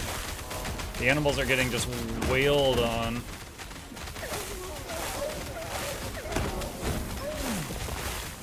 I'm actually having to call them back from time to time just to make sure that they don't die from the cleave. This is crazy. And the healing totems are healing 5 of them per second with very, very big heals. Got him. Wow. They were getting beat up.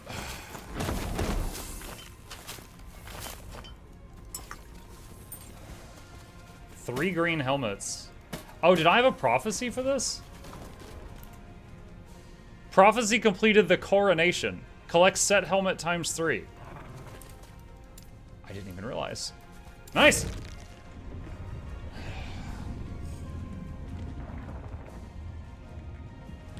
The in-game guide is also super helpful.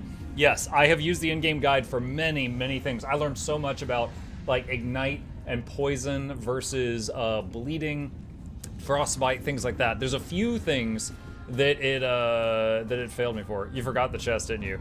I think the chest you saw, I think that was just my stash. My stash appears every time. Yeah, I could be wrong, but my stash appears every time we finish a wave in there, Scarf, to put things away. Let's see. Do I have 3 of this mucking helmet? I do. Sunforged Great Helm. Sentinel Helm.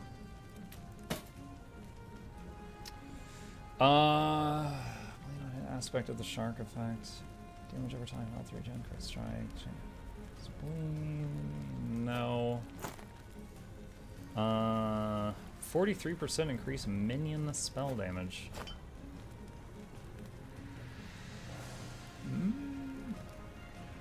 22% increased minion melee attack speed. The vines aren't melee. 262% freeze rate multiplier. That's a unique big number. Plus 30% minion chance to bleed on hit. That's pretty crazy.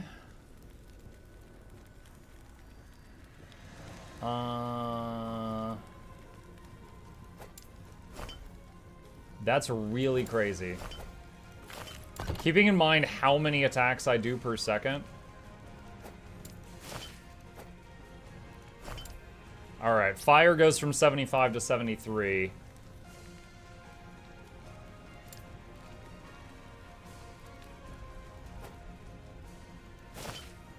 Okay, now we've got lightning at 74. We're really dancing around here.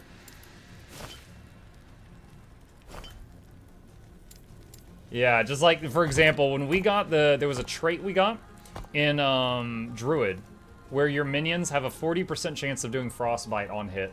When I got that, I immediately started seeing 50+ stacks of Frostbite on every boss, which is a dot. So this having 30% increased chance for minions to bleed on hit is going to be a lot. Invoker's Scorching Grasp. Fire res, fire damage, chance to ignite, fire damage over time, flame ward, fire spellcast. Okay.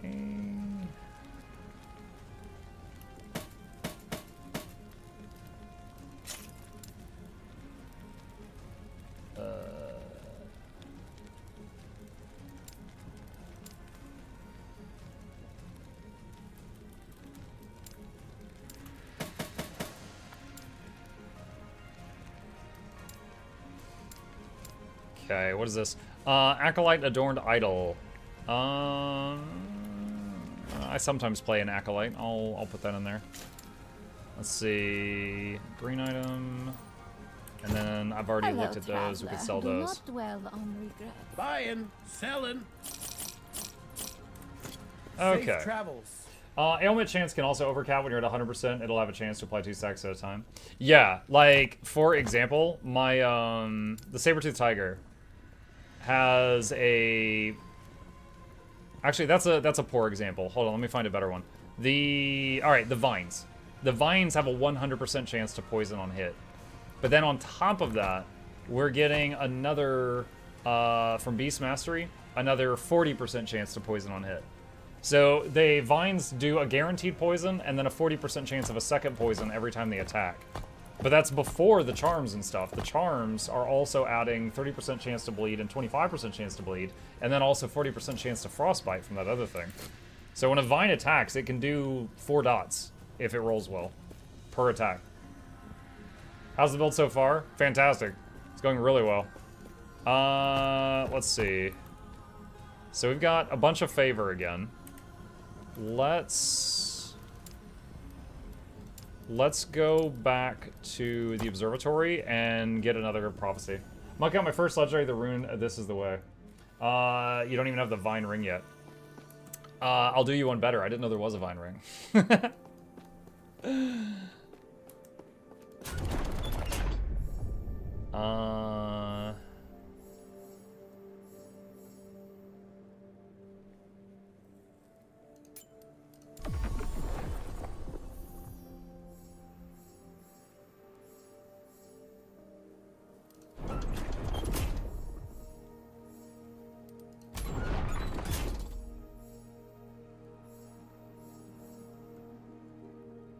Three unique relics. Any tier 4 dungeon. Yeah, tier 4, no big deal. Let's do it.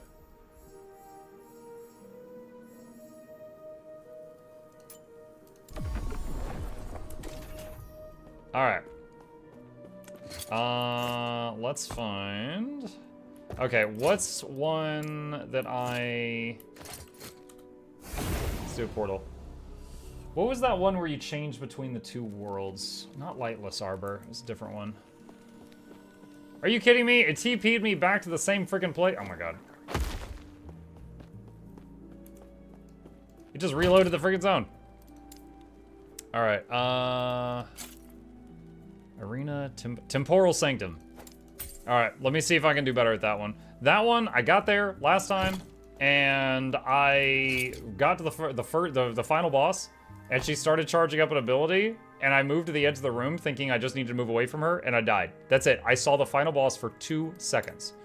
And apparently, I was supposed to hit the special action key and jump to the future, and I didn't realize that. So I know one move of hers. That's weird that it unsummons my stuff after successfully finishing the arena.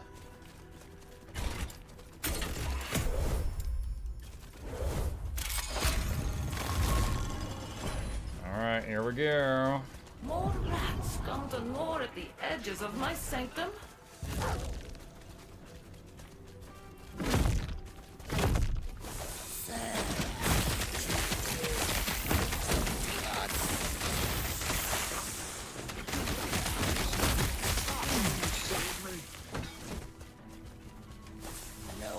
You know about the lenses? Yeah, I know about the lenses. My attention's just constantly getting pulled in different directions. I bought the helmet lens because people wanted to see the squirrel helm. Haven't gotten lucky enough to find it yet, and now I know there's some kind of vine ring.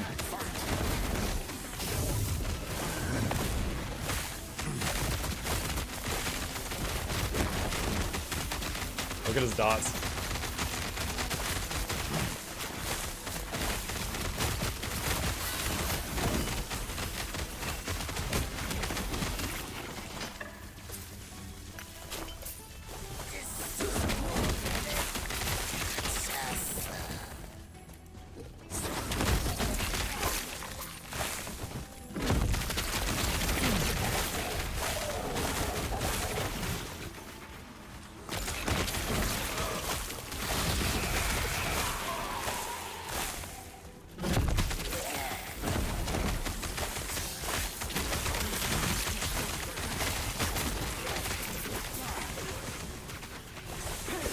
There's a character in the story who thought running to the future from an attack was a great idea. We all know how that turned out.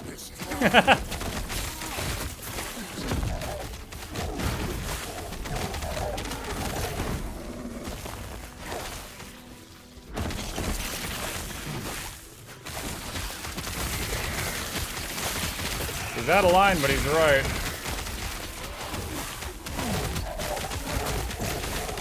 Probably beat the campaign time for Endgame. Nice.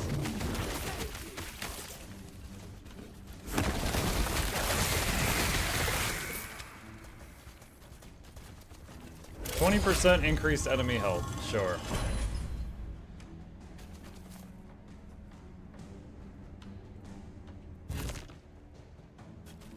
What's this?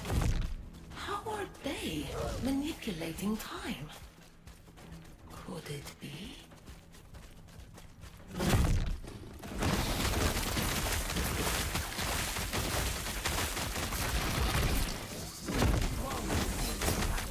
Reflective Shrine.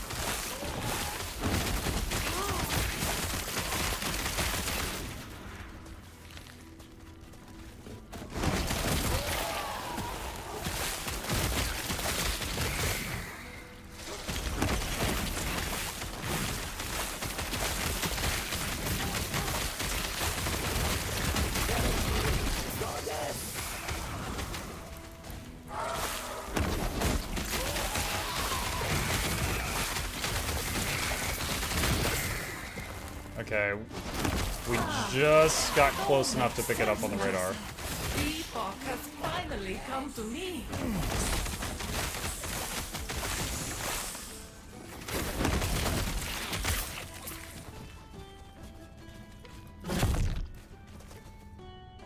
Boss could drop exalted items, 30% more enemy damage and health.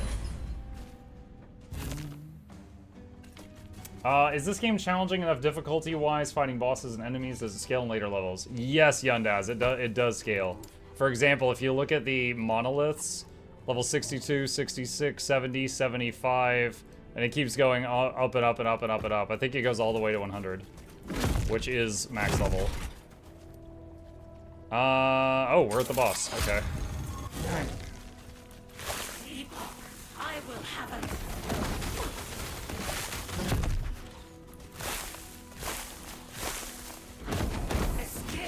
Impossible. But not if I keep pressing the button. I can absolutely keep running if I keep pressing the button.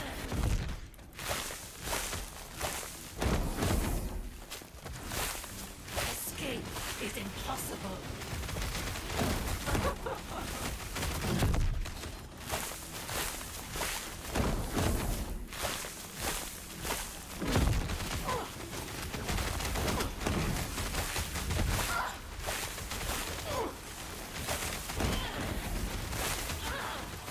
This is interesting, this little safe spot here.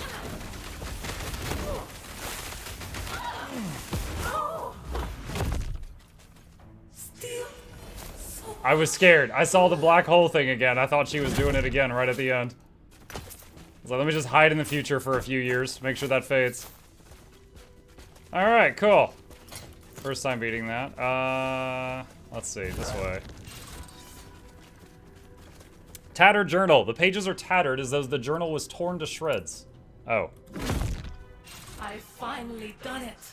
The Epoch is fated to enter my sanctum in this approximate timeline. I must only wait for it to fall into my grasp. Then I can't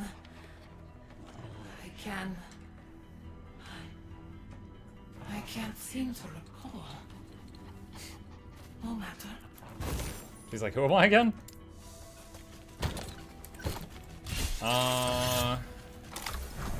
Eternity Cache. Seal a unique item with a legendary potential and an exalted item with 4 affixes. Each item must be of the same type. Yeah, I wasn't prepared for this. Legendary potential.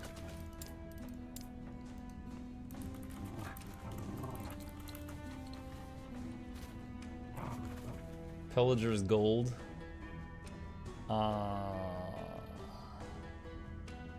That's for Rogue. Keeper's Gloves. Chronicle of the Damned. Yeah. I don't have any uniques that would really be good for me right now. But now I've seen the Eternity Cache for the first time. Oh, Julra's Star Dial. Mana regen, 35% of mana spent gained as ward, plus spell damage. When you use a movement or time travel skill, all stats on this item are tripled for 4 seconds. 12-second cooldown. She actually gives you a legendary potential item with another item. I could just slam these two together just for fun.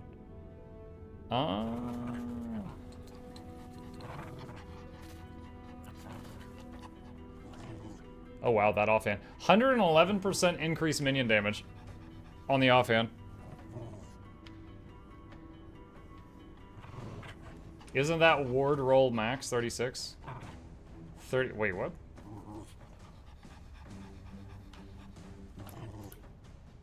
$12 to 36. It's 35.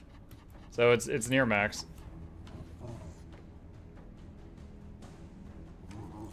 So what is...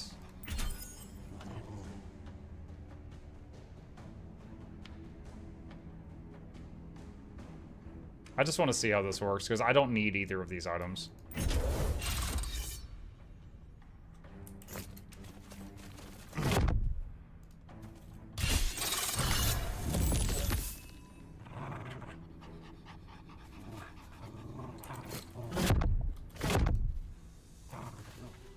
I don't understand. I thought all of the stats that were on the other item were going to get moved to this item, but that's not what happened. Did it just pick one of the stats and move it over?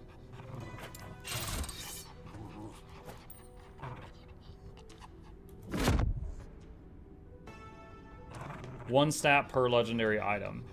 So you don't know which item, you don't know which stat is going to get moved over.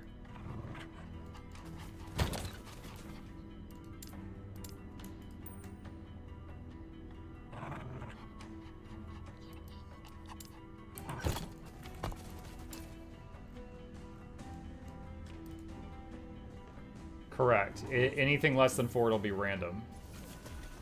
That makes me think of Raid Shadow Legends. That's how they do upgrades? Alright.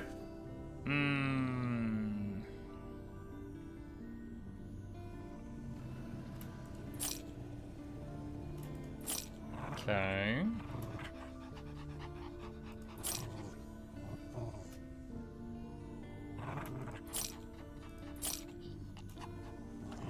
Parry chance. Oh, 62% increased damage over time for minions.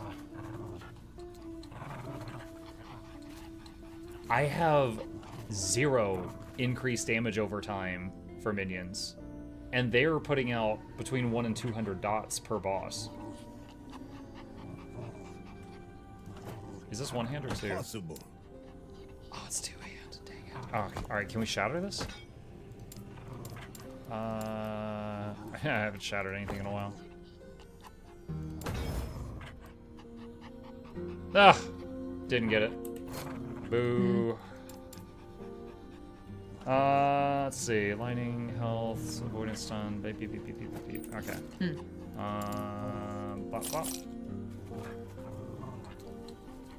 Don't think I need to keep that anymore.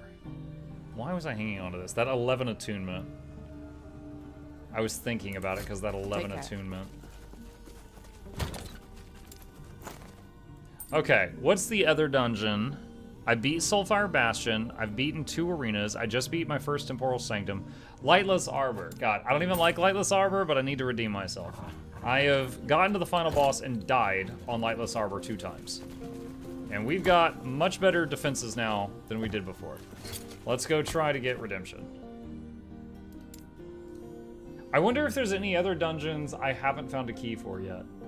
Temporal, the Soulfire, Lightless Arbor. That's 3. I've seen 3 dungeons. Is there any others that I haven't discovered yet?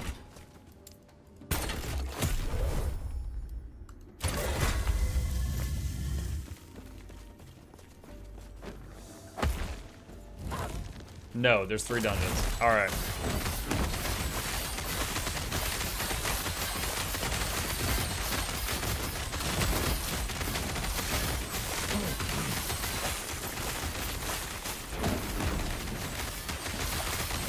So the way this one works, for anyone not familiar with it, is I've got a light on my head, and I can use the D key to move it or call it back. If an enemy is in the light, they can be hurt as normal. If they're not in the light, they cannot be hurt very much, and they do way more damage.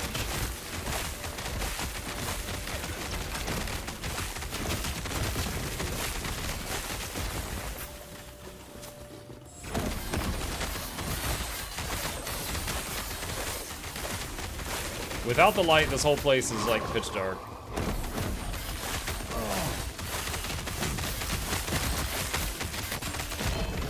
Oh my god, look at that. I just got 3 green jewelries from a prophecy.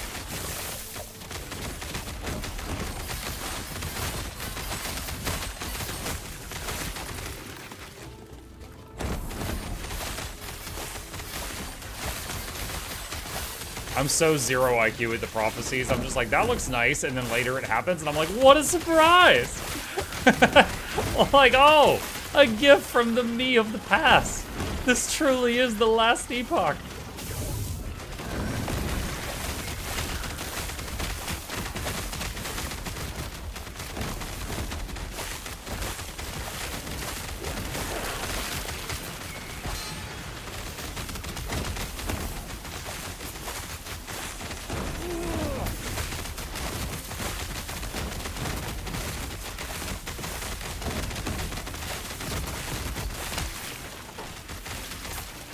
Experimental thing. I will look up the stats on this later on.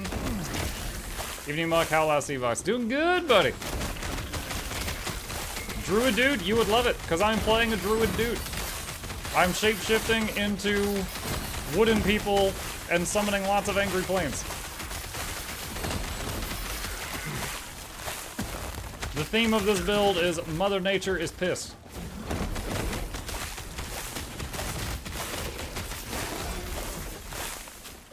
Oh, purple thing. Grab that, we'll look at it later.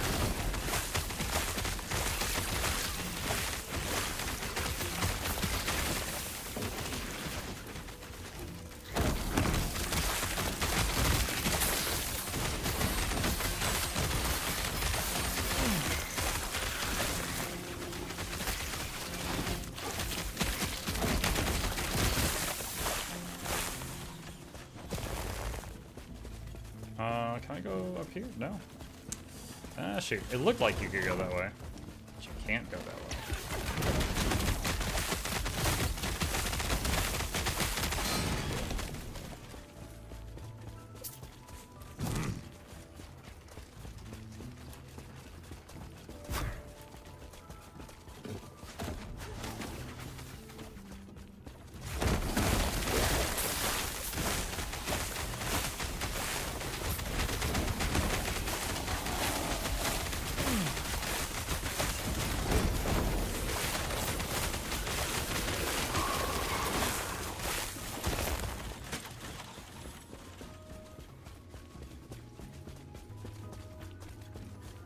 Okay, found one of the doors. Enemies will drop more glyphs, but 20% increased enemy damage. That's fine.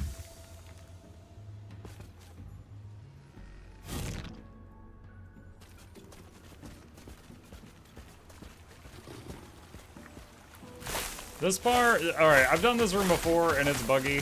The pets cannot reach the wall.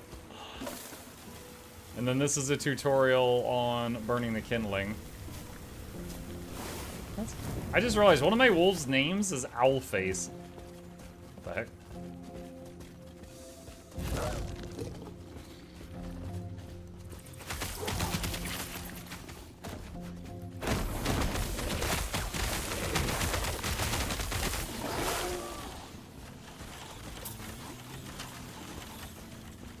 Any moons? Don't see any at the moment. We did have a summon Stormcrow named Flappy Bird once.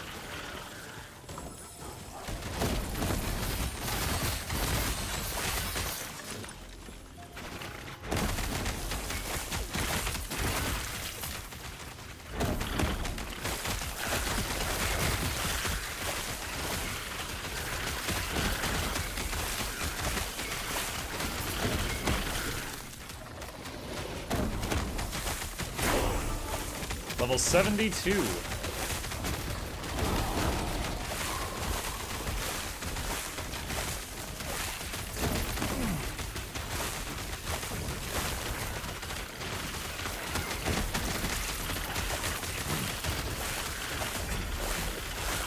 Purple thing.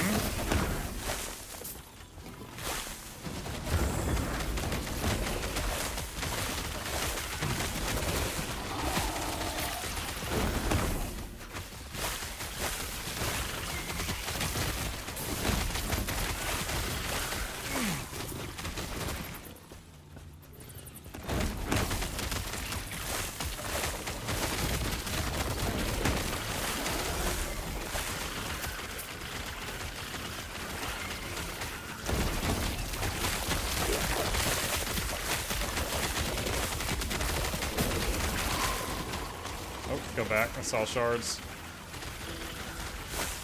Will break for shards.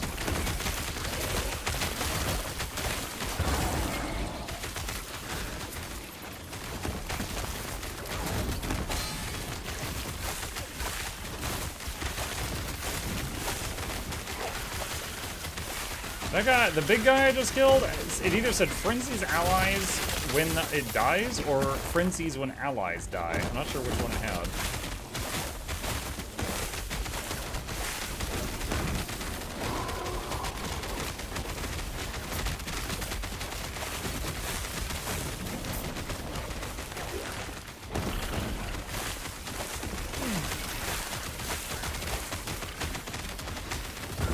Shrine of the Ice Beetle. Okay, we just got our objective marker. I'm not sure if that happens when you're close enough to it, or it's like when you've cleared enough of the map, it's like, okay, this guy needs help, and then it tells you where it's at.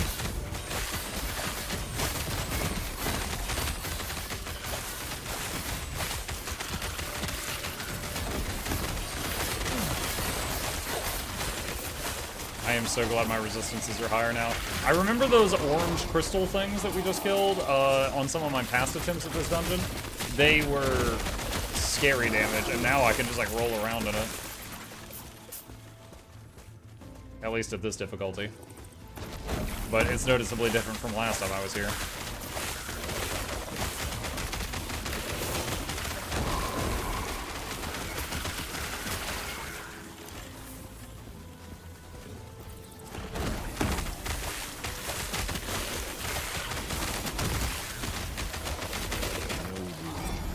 Shrine of the Frozen Hive spawns several ice beetles. And bags are full. Bags filled up just in here. With all that crit avoidance and your ridiculous sustain, it's pretty comfy. Yeah. Funny enough, one of the only ways my sustain can actually get messed up is the totems will heal someone who needs healing every second near them. If every single one of my pets is like really, really beat up and needs healing, that's actually, the healing will be divided between them and me, and I'll be getting less healing. But the only fight I've done recently was like tier 2 arena final boss where my pets were constantly in jeopardy. There's been no other fight tonight where that's happened.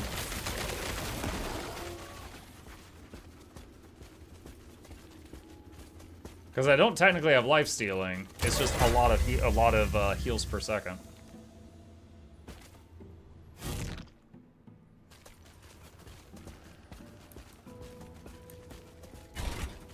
Here we go. All right.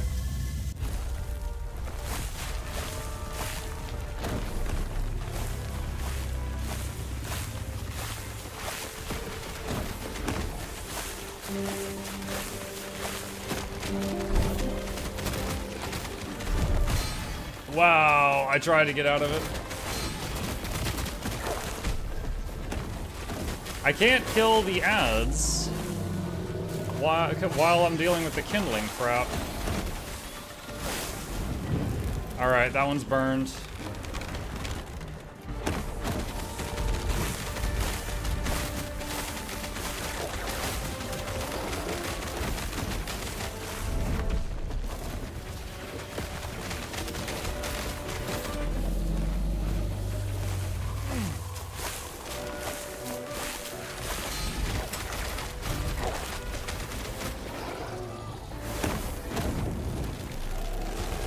Okay, got that one.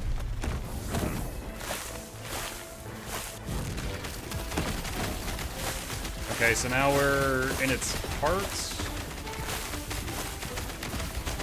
Oh god, oh god, oh god, oh god.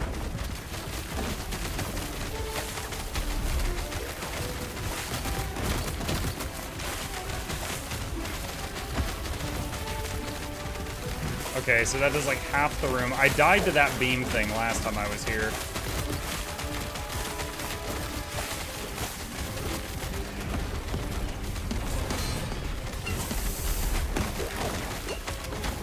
I can't move! I just used 3 potions.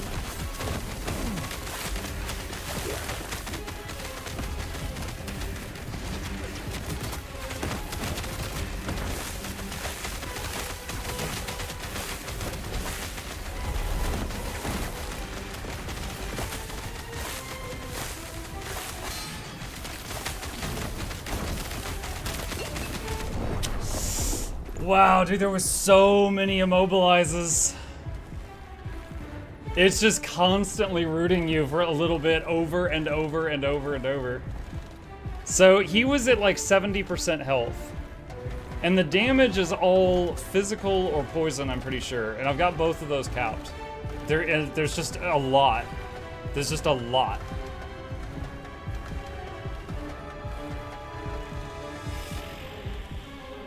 Didn't you get too far from that light that wasn't on the boss? I think you were, you need to stand a bit closer. I don't know if he was in the light. Maybe? That's possible. That is possible. God, I hate Lightless Arbor. That's my 3rd time trying Lightless Arbor, and that's the farthest I've gotten. But that boss has gotten me every time. One time I died while trying to burn the kindlings. One time I died when I got into the heart room and that laser got me. It honestly looked like there at the end that the laser hit me and it took it 3 hits to kill me. But like I was running and it was like I was running and it was right on my back and it hit me 3 times. Like in that specific situation, I think I should have just run through the laser out the other end.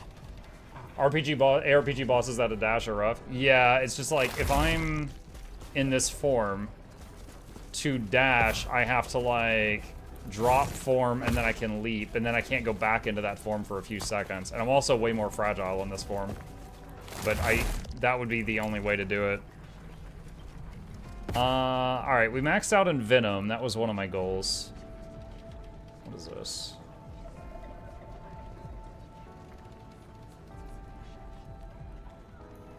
I could refund that. I mean, this right now is helping the wolves and the cats, but not the vines. So like half my pets are getting helped by that.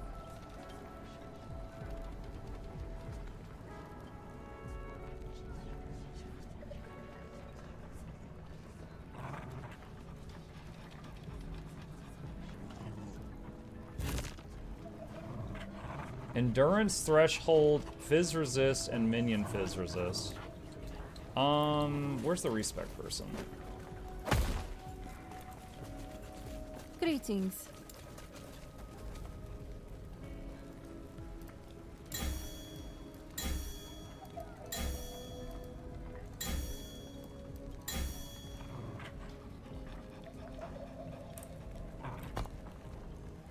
I think I want to go into Avian Shelter.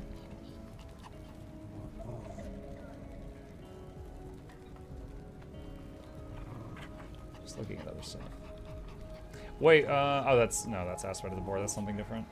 Endurance takes effect from the same hit that drops you below the threshold, so it does protect from one-shots. Good to know. Yeah, we discussed that earlier. Cause I think I asked that exact question earlier tonight.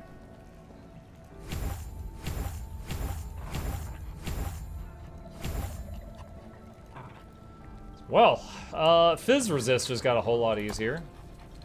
It's at 122 now. Okay. All right. What did we? We did get a lot of loot in there. Let's take a look at what we got. Yes.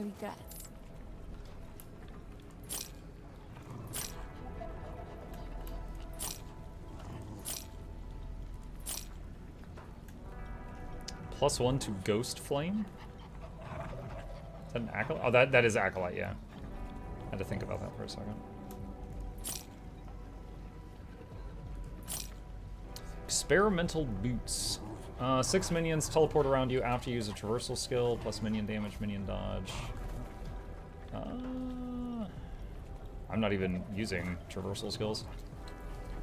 Don't do that. Hey, Chip. What's up? Chat, we have an opportunity for a chip break. He just came in. Hey. What's up? Well, he was apparently, as reports tell me, yowling outside our door at like 6 a.m. woke my wife up. I'm a deeper sleeper than she is. And she couldn't get him to stop, so she went out and she just decided to get up to start her day. And when she opened the door, he darted in. He's not usually allowed in our bedroom while we're sleeping. He usually stays with Gabe. And then she couldn't get him out because he ran under the bed and she couldn't get him, so she's just like, F it. So she just left the room. And then he jumped up on the bed and screamed in my face. I was like, ah! And then I woke up and then rolled over and just like put the blanket over my head, and then he gave up and left. But yeah, I woke up to him like over me, just like screaming at me. No. Okay. Back to the loot. What do we got? Let's see. Freeze rate, cold, Uranus fire. Nope, don't need that. Pictures of Spider-Man! We do not have pictures of Spider-Man. Farabor's Persistence. Armor, plus armor for totems. Int, health regen for totems. Dude, there's a freaking whole story on this thing. Necrotic resistance and ward decay delay. Invoker's Frozen Heart. Snap freeze, freeze multiplier. And another Invoker's Frozen Heart.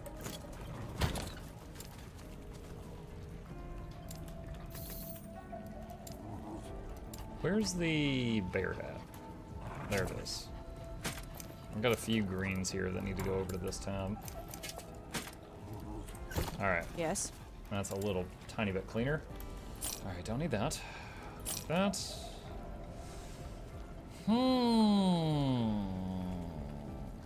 Minus block effectiveness, minus health, minus LA resist, plus void fire endurance threshold. Plus health gained on block.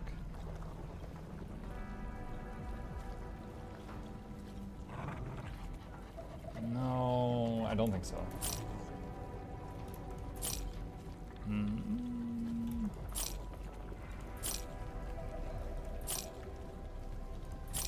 Okay, bag's clean. Follow your feet.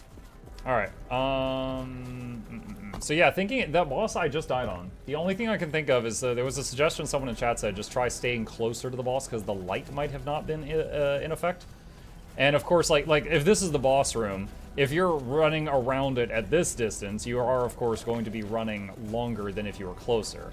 The reason I wasn't so close is just because there was a ton of freaking rock elemental mobs in the middle of the room. But yeah. Trying to think if I want to change anything. The wolves are kind of a filler. I have... by having wolves here, I have 1 Spriggan, 1 cat, 3 wolves.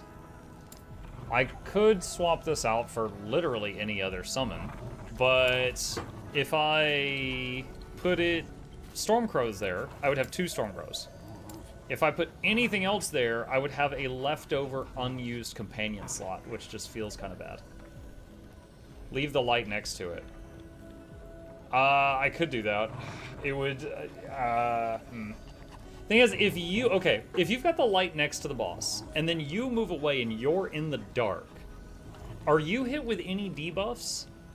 Like, on the way to the boss, like, leading up to it, whenever I would put the light on one thing and I'd be in the dark and other things were attacking me, it was really scary. But I don't know if it's just because other things weren't in the light. What tree does your leap have? Well,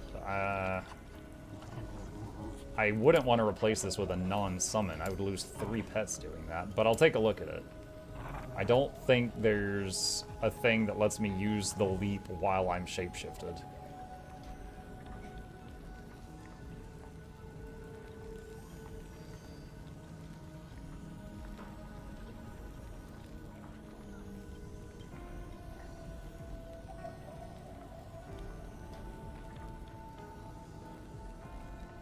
No, nothing like that. Funny enough, there was a skill in Acolyte. You could, the Summon Skeletal Mage had a trait that you could take that was like, when you cast it, you teleport to the location. So you could use it to get your movement skill button off your bar and use that as a summon and a movement skill. Did you see the Elden Ring DLC trailer for Shadow of the Erdtree? I did see it, yeah. There's some cool looking bosses in that trailer. Alright,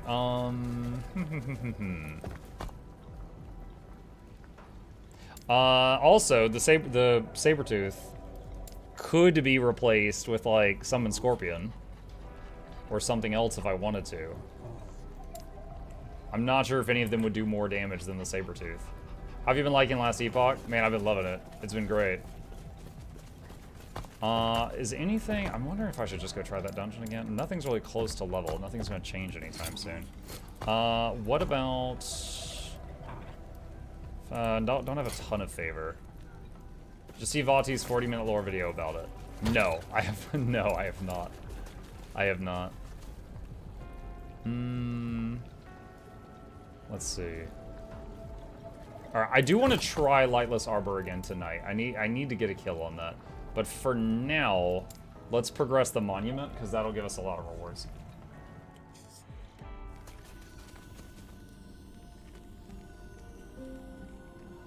Two-Day says, when he did the big circle, it looked like there was a safe area around the boss. Really? The one where it like looked like it was hitting the whole room? If that's the case, I did not see that. I'll go this way, just toward that key.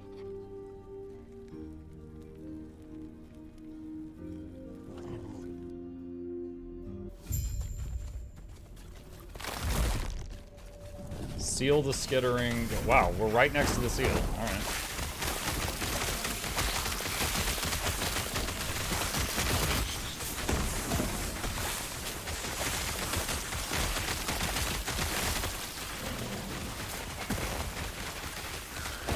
Dude, it's so dark here.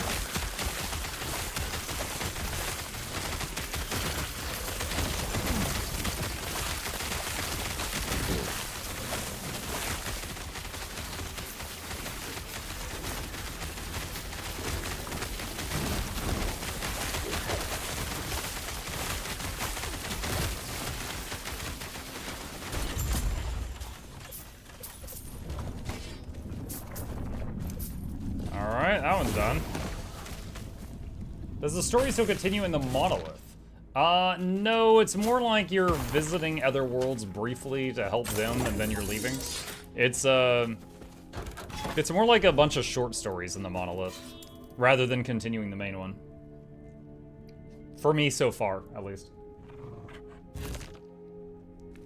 Yeah, Flash, I think they've said that they are adding more to the story. Like, you know, the main story ends with you-know-who getting away, but you did see the use of the magic that is at the, you know, end time in the early era, and you realize, like, oh my gosh, this is where it all begins.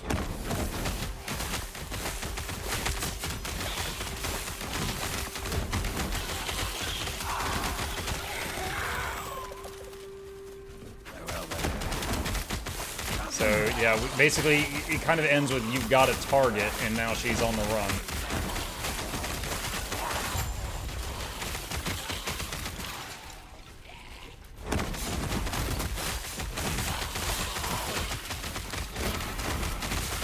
You know, it's weird. Saying that phrase, now she's on the run, suddenly gave me the urge to play the StarCraft 2 Zerg campaign, where you've got, like, the infested Kerrigan hero unit. Dude, that was such a good campaign. Like, all the choices you got in between each level that would, like, impact the next level.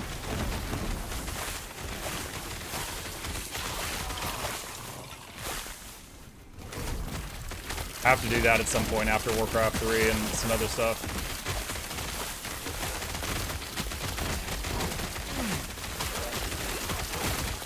The big question is, do I play StarCraft 1 on stream before I play StarCraft 2 on stream? Because StarCraft 1's a pretty dated game at this point.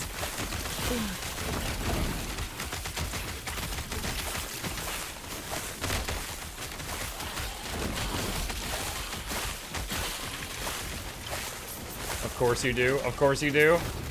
Y'all be okay with that? Odachi of the Phoenix. I do believe it's now classified as vintage. Yeah, because like I didn't play Warcraft 1 and 2 before I started Warcraft 3 on stream. I played them, you know, a million years ago, but there's another key up there. Oh, occupied Heobora. In this timeline, the Immortal Empire advances into the north to recruit Wingari to their efforts. The two Wingari clans are split, one side following with the Empire and the other resisting. Undead Wingari ravage Heoboria, protect the city, and save its remaining inhabitants. If you replace the Wolves with Scorpion, could you get another Spriggan from Spriggan form to fill the last slot? So Spriggan form does have a trait down here called Friend of the Forest that summons an additional Spriggan when you enter Spriggan form if you're not at your companion limit. However, it takes 1, 2, 3, 4, 5 points to get there. And I would have to dramatically reduce either Vine Strength or Totem Strength for that, and it's not worth the Spriggan.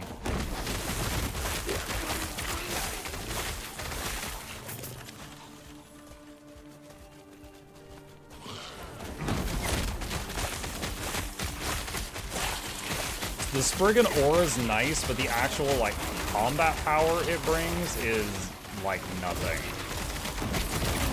So, and the aura is not going to stack, so getting another aura I don't think is going to do anything. That would be funny if it did, but I don't think it does.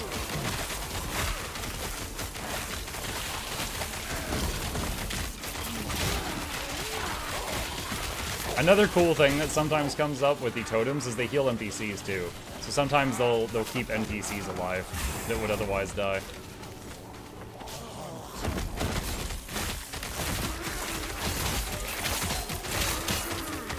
You can't summon another Scorpion, have 8 total? No, the, what is it? The Bear, the Scorpion, the Sabertooth, and the Raptor. You can only have 1 of each of those unless you've got some crazy unique item. Same with Spriggan. Wolves and crows can fill in any remaining companion slots up to capacity. Hey! Is it bedtime? Alright. Chat, I'm gonna tell the boy goodnight. I will be right back.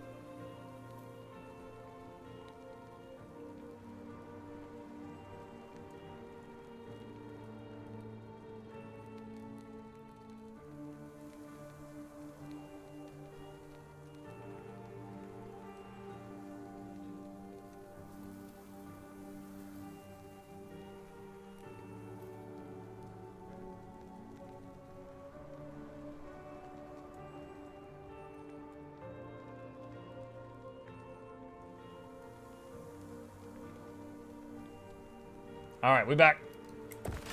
Runt is off. But yeah, the wolf and crow will fill up to capacity. And keep in mind, every minion I have, no matter what it is, will also, you know, get like the benefits, like all my minions apply bleed, all my minions apply poison, stuff like that. So every one of my minions does that stuff, which is awesome. However, so just quantity is very powerful with this build.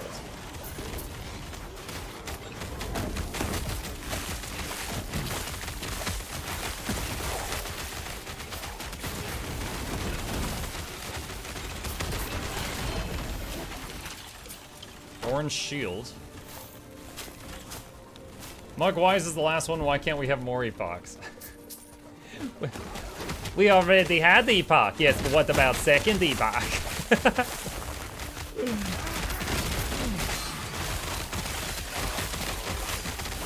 Honestly, in the story, the way they talk about the epoch, it's like this one-of-a-kind magical device. But with the name The Last Epoch makes it sound like there used to be more, and then there's only one left. Which definitely changes it slightly.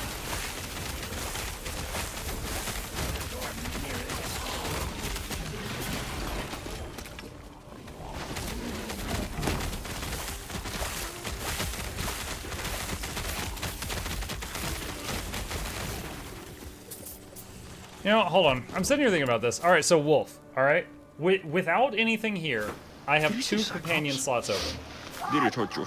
With nothing here, I have 2 companion slots. And in this slot, what did we choose? We chose Wolf.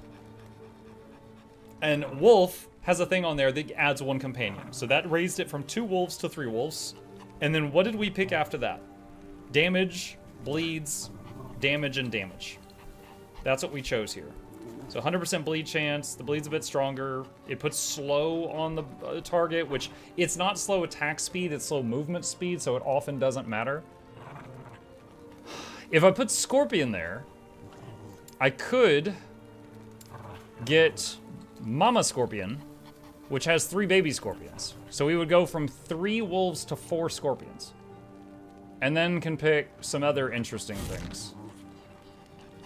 You know, Acid Lob. What does this do? Poison enemies and reduces their armor. Venom Nova. Venom Nova, you don't get the chance to click Venom Nova because of... What is it? Dang it. Because I'm in shapeshift form, so I can't hit that button. Poison pools grant you, and oh, we're not. Okay, so this whole thing is no good for Sylvari form. Venom notice larger area. Grant health on hit. Your scorpions has a chance to cause enemies to bleed. That makes it sound like it also applies to the babies.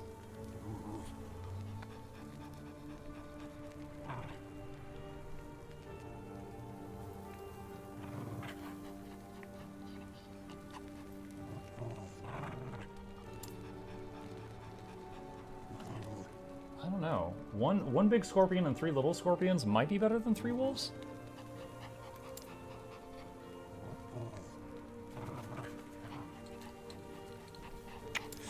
Let's try it.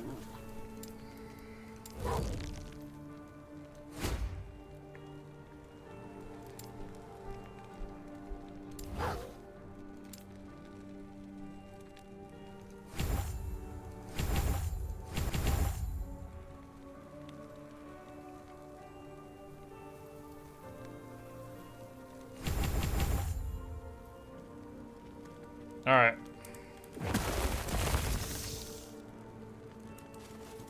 Let's give it a shot. See how we feel about it. It should be rapidly getting XP for the rest of this monolith.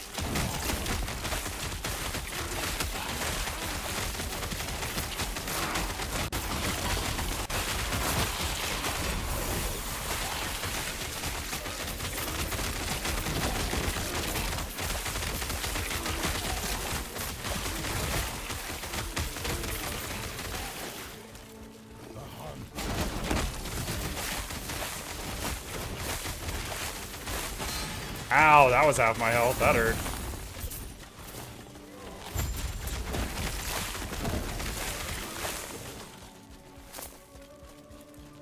I think we've already leveled up the Scorpion a couple times since doing that.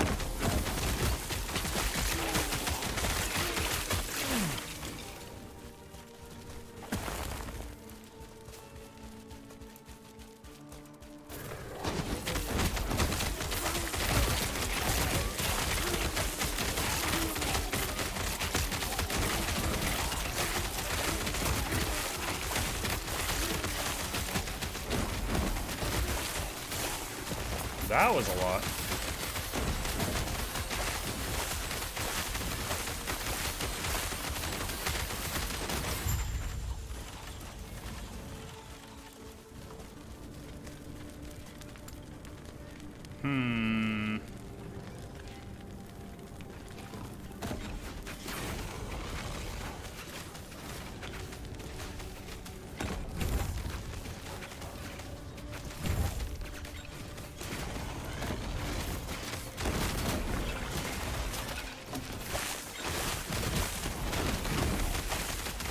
Fuck, what you really need is some snails.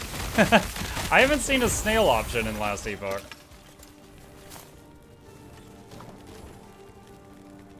Now see, both Venomous Maw and Blood Poisoning say you're scorpions. Which makes me think the mama and the babies.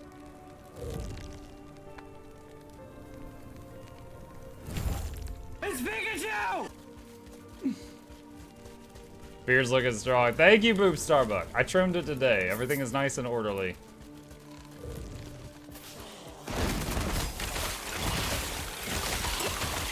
I was, yeah, last night I felt like I was just approaching that hobo level again.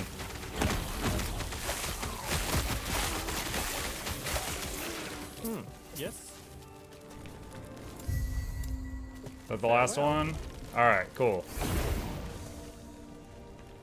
It's scorpions, not scorpions. Maybe? I don't know.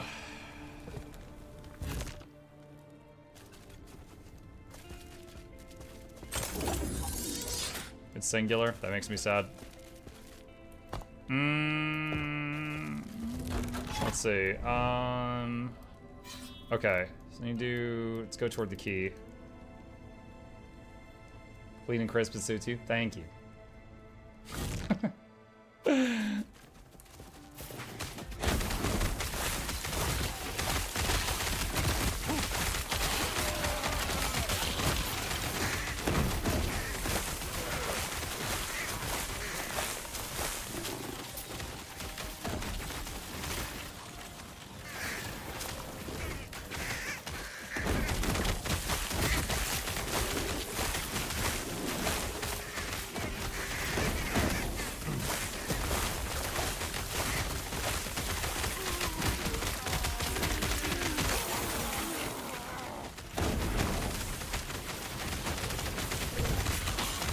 Oh my.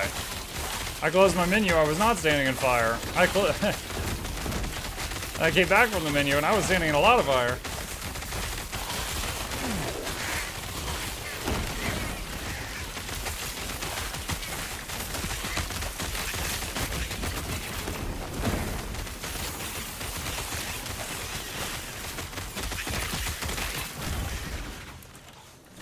Well, I've also got life sealing on the Scorpion, which the Wolf didn't have, which might help it not need healing for the scary fights.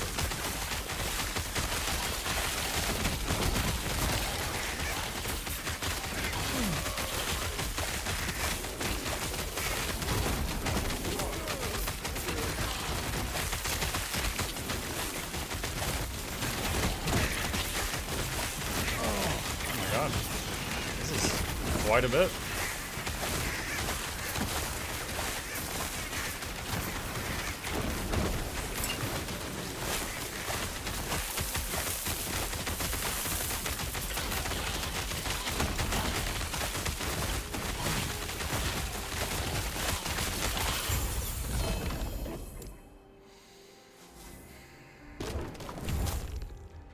So we're already up to 16, so it'd only be 4 more points. If I did 3 more here, we would have the Bibis, and we would have every single trait related to dots.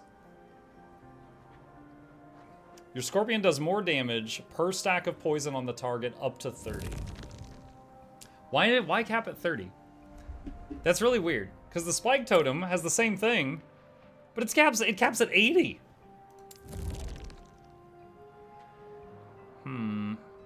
Oh, I never even got Acid Lob. Well, is that worth it?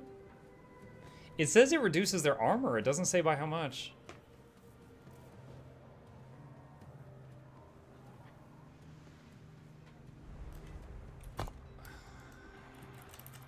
Nope, no luck. I don't know how much armor reduction this does. Last Epoch, Acid Lob.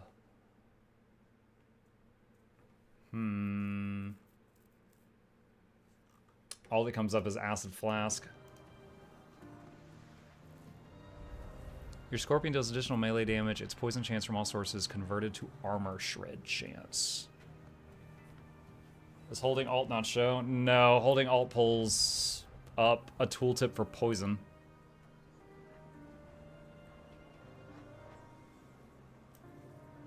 Check game guide and menu. I literally just did. On screen.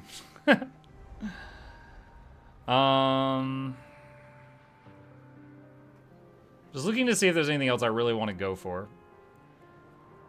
This is all Venom Nova. We can't use that in Spriggan form.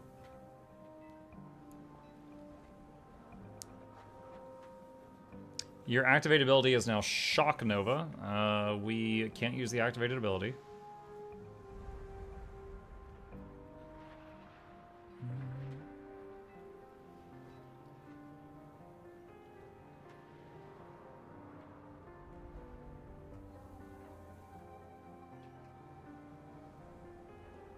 Get over here. Your Scorpion now has the ability to pull an enemy.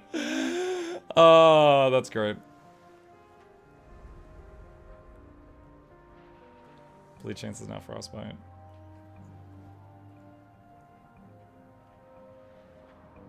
Yeah, I think that's fine. So probably 3 more points here for the more bleed. And then we'll have 1 point left over. Actually, 2 points left over because it's +1 right now. So I could put them either into physical resistance.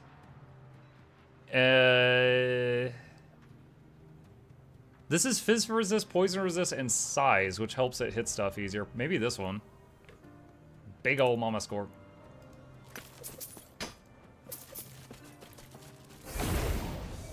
Let's try that.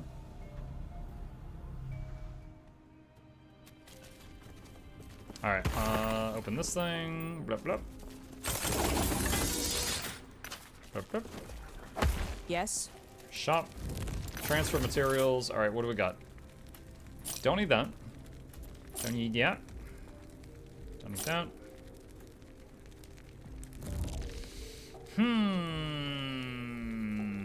Whoa, whoa, whoa, whoa, whoa, whoa, whoa, whoa, whoa. Whoa. 50% increased damage over time for minions. Is that 50% more time? Or 50% more damage?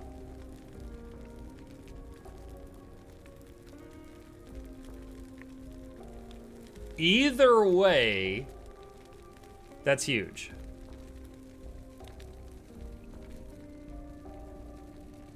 Damage, not duration. Resist still okay? Yeah. So this was giving me 5 all stats and 5 movement speed. Take care.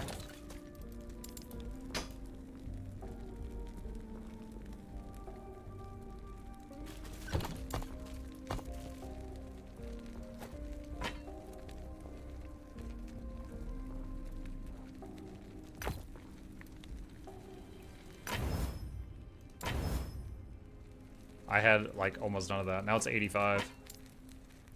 The forum has a couple of people saying Acid Lob has an annoying cast time which causes Scorpion to lag a bit. Really? Happy Sunday, Muck and chat. Sir Caliban, happy Sunday to you. Thank you. Appreciate that. Welcome. MuklukYoutube spot that'll be original Esquire the 4th as a talk about stuff as the third welcomes you back to the lab. Hope you enjoy all seeing today. It's on the way. Cricket the speakers, touch the speakers, giveaways every week. Please take a seat but you're lonely near the edge. Welcome.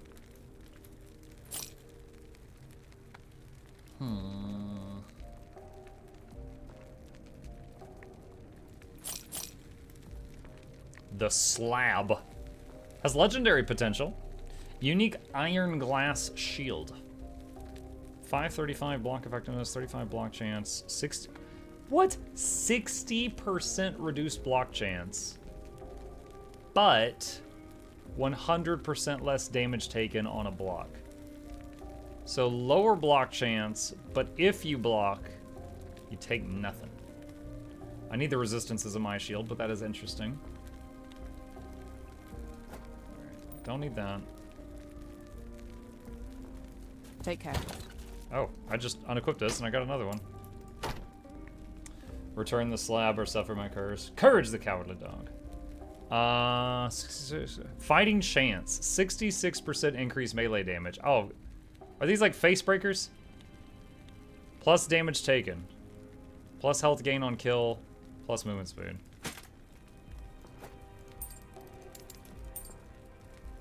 Don't think I need this. Yes. Take care. Alright. Key. No, but there are unarmed bonus gloves in the game. Oh, there we go. This game looks too zoomed in like D4. I was zoomed in a little. This is max zoom out. I don't know if that helps anything for you.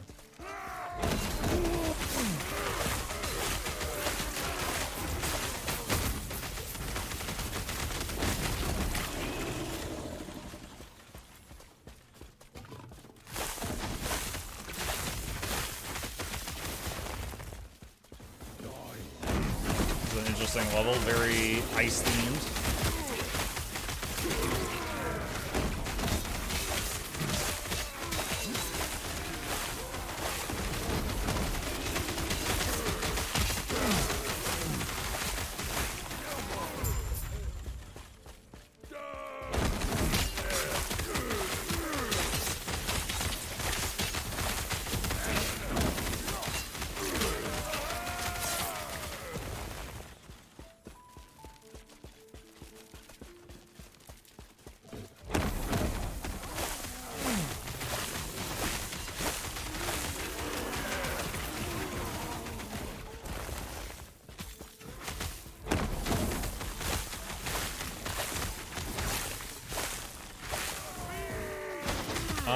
Banana says, I know this is an unarmed build for Paladin and Falconer. I don't know what any others are.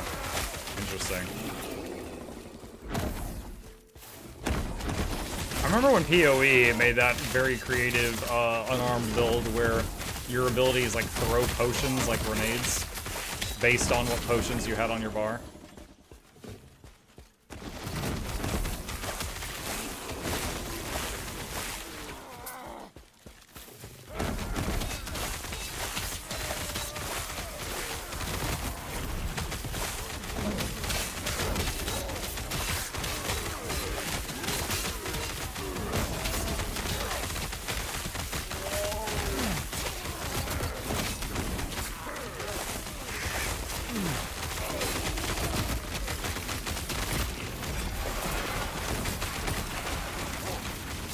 Purple item.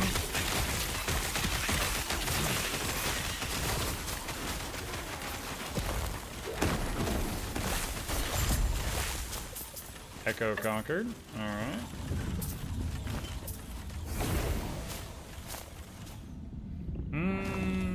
There are a couple poisonous concoctions still really popular for leveling. Arena key. Alright. Yes. Let's see. No. No. No. 289% increased lightning damage. Big number for anybody who cared about that. Might save this just in case I need poison resist of some absurd amount. I need a little bit more. Key. Go for that.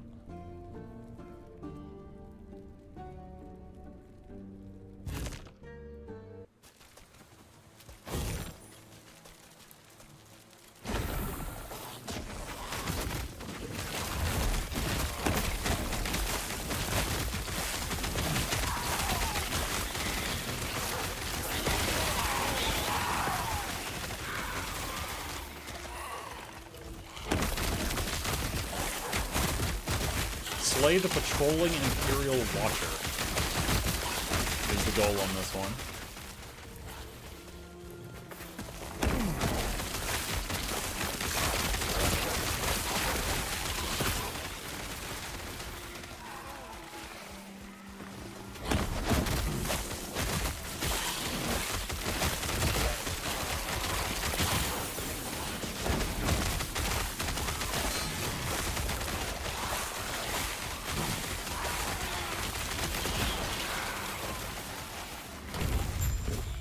Scorpion leveled up.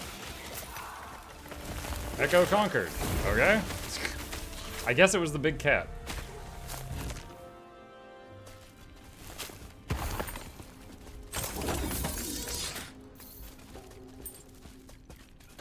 And guaranteed set item.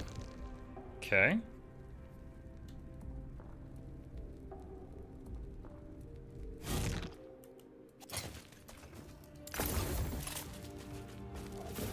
Destroy the 2 Venom Spires.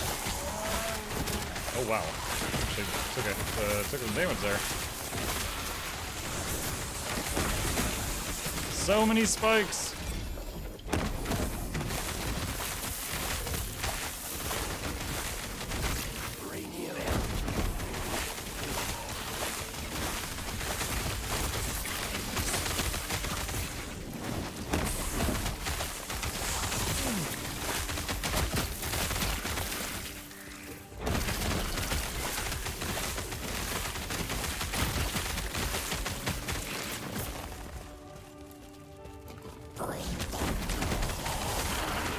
If it wasn't for the minimap telling me that was a path, I would have thought that was a dead end and turned around. I don't know, something about the way that ramp looked. I thought it was a wall.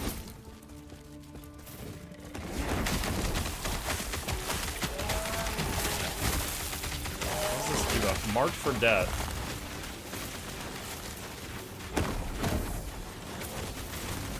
I think it said your resistances were lower. It disappeared right as I was mid-reading it.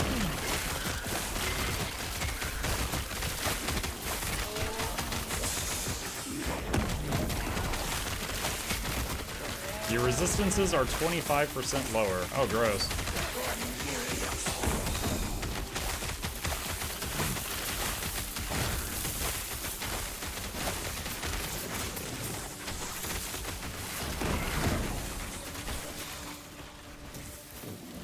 Oh wait, one of my targets is right over here.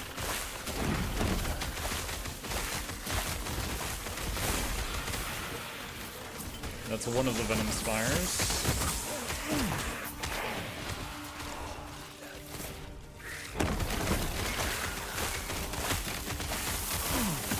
What different pets can you have? I mean, it depends on your class.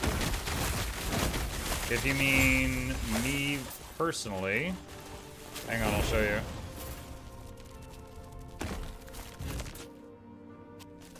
So if you play a Primalist, which is the base class here, they get wolves and stormcrows.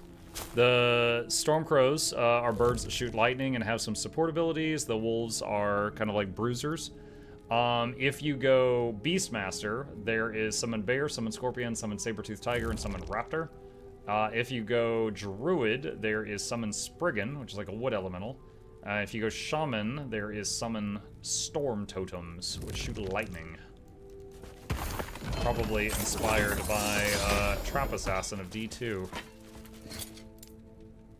Ruby Fang Cleaver.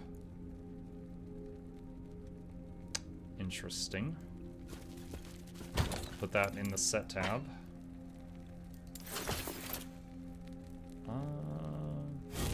211% increased critical strike chance. Yes. Yes. Take care. Okay. Ah, here we go. Alright, final boss for this monolith. The Lair of Formosus. In this timeline, the Immortal Empire advanced into the north to recruit Wingari to their efforts, descend into the heart of Formosus' lair, and rescue the living Wingari. Alright.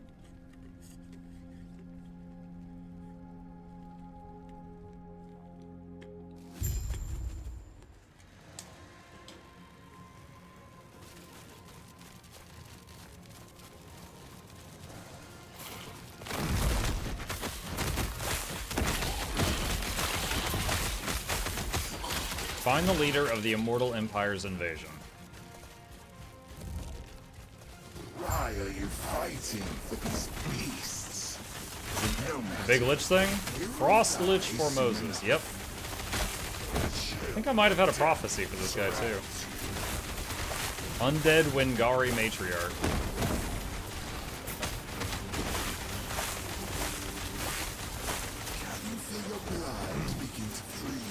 He has 130 poisons, 50 bleed, and about 40 frostbites.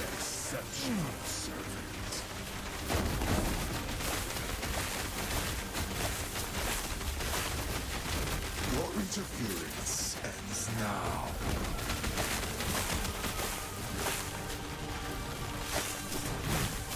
Where'd he go?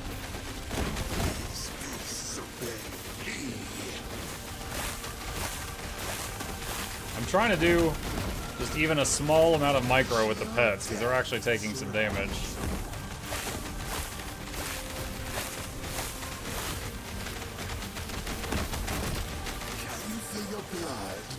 So right there, I just moved the pets behind him to try to get him out of that beam.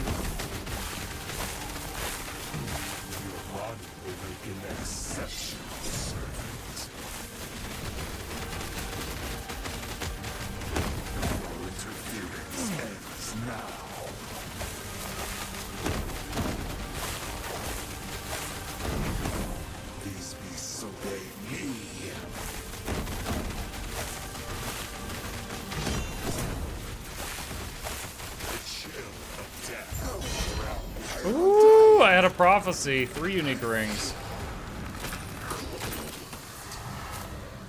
That was a really cool death animation sound. I like that. That was some ear candy. You have saved us, Traveler. The undead Imperials will return in greater numbers. Choose. 33% increase two-handed axe drop rate. Increase bow drop rate. Increase dagger drop rate. I don't want any of these.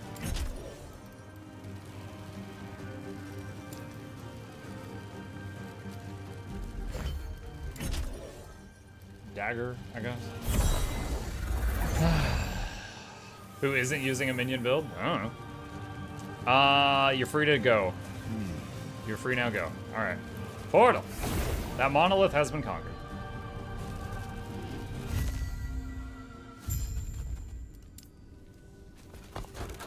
How do I look at all my monument stuff?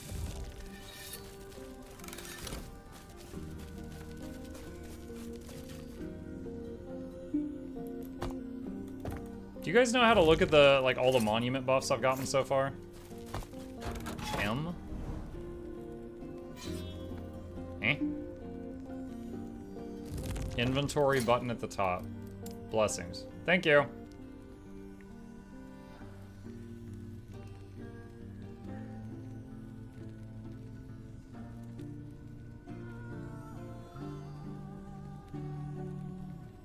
What's the purple bar? Is it like filling up or draining out?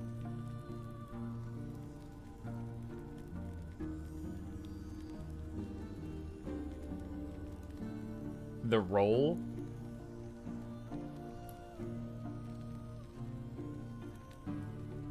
So it's like how good it is? Okay, that seems to match up.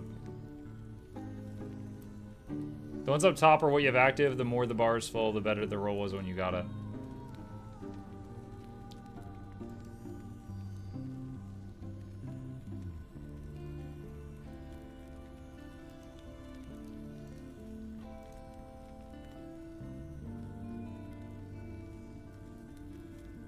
Okay. Alright. Let's go back to the town again.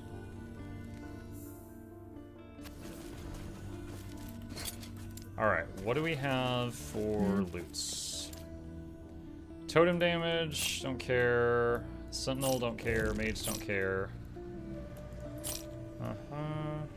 +1 to all minion skills.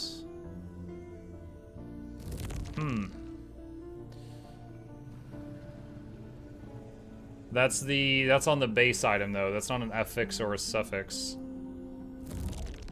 Shame. So I can't shatter that.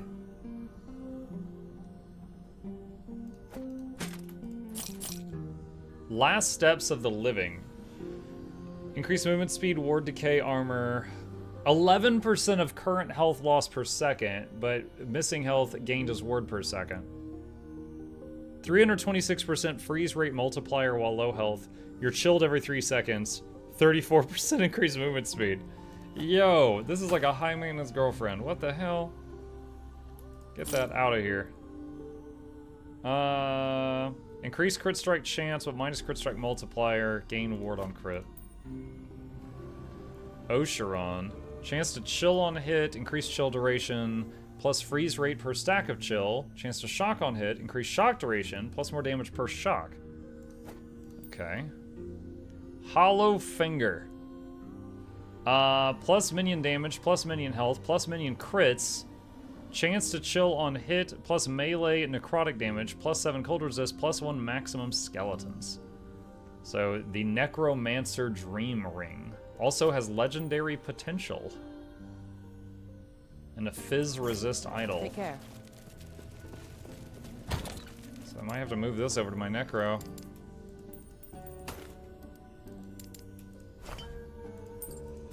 Okay.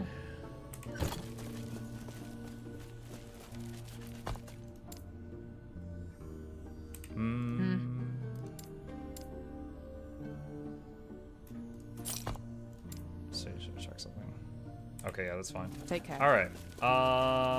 Let's see. So we've cleared 3 monoliths now. How much fortune do I have? 2,900. I'm wondering if I want to dare... What level is the 3rd arena? Let's go take a look. How does your Necro minion build differ from this one? It's undead instead of plants. It's very different. It's very different. First of all, that Necro is like level 30 or 40. Not well It does not have the same sustain. The nearest I could find with the same sustain on that one is, wait, hold on. Someone said 90.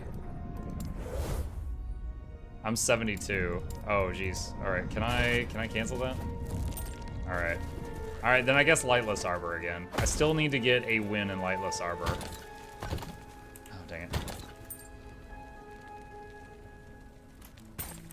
I still have only brought shame on my family. There. Okay, so Necro Minion. Here, I've got the healing totems are pumping me with lots of heals every second. On my Necro, there is a trait that gives your skeleton some regen, so they have some light healing every second, but nothing anywhere as severe. And I'm using Blood Golem. The Golem, you can make it be, what is it, like a Frost Golem? Or it starts as a Bone Golem or a Fire Golem. And then there's this Blood Golem. I'm using Blood Golem so that, and whenever it hits, it heals you and it for an amount. But it's helpful, but it's nowhere near what, you know, the healing totems were. Damage output is really nice. Played around with some different things. There's a lot of fun stuff that you can mess around with. Like the skeleton mages, one of the traits is called Archmage, where instead of having a bunch of little mages, you have 1 Giga Mage. And then there's also a node called like Death Knights, where instead of mages you have Death Knights. So if you take both of those, you get 1 Giga Death Knight. So I've been messing around with stuff like that and seeing like what mixes and what doesn't. So far it all mixes if you wanted to. Like you could combine Pyro Mages with the Archmage and get 1 Arch Pyro Mage.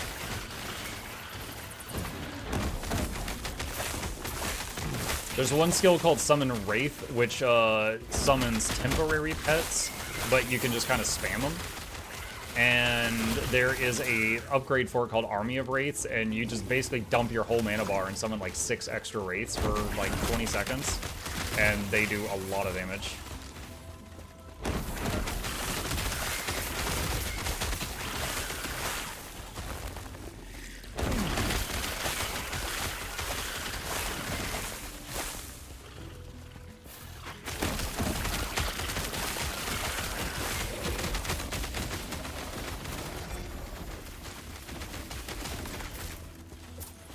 Purple item, and Scorpion leveled up. Put that in blood poisoning. We already had that planned out.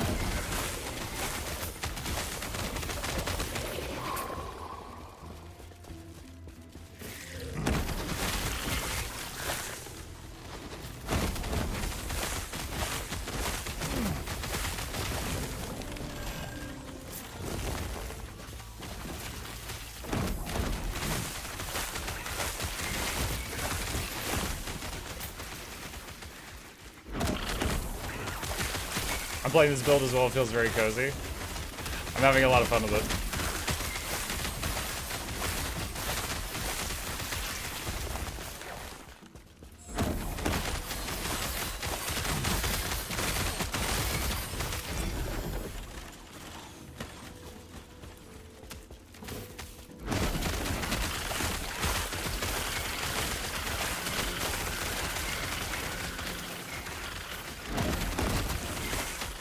Evening, Muck. Hey, Seth, how you doing? Well, we have gone in a massive circle and not found our target yet. I guess we'll go down and to the left.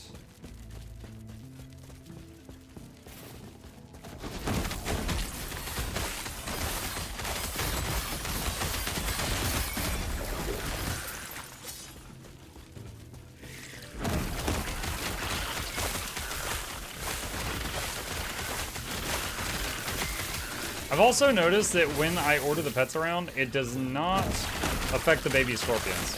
Like when we were fighting that big lich earlier and he would do the big ice blast and I would move the pets behind him, the baby scorpions would stay in front.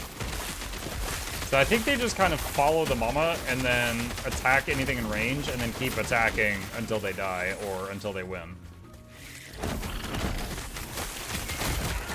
So their AI is a little more stupid than the wolves was. That's just logic. Children don't listen.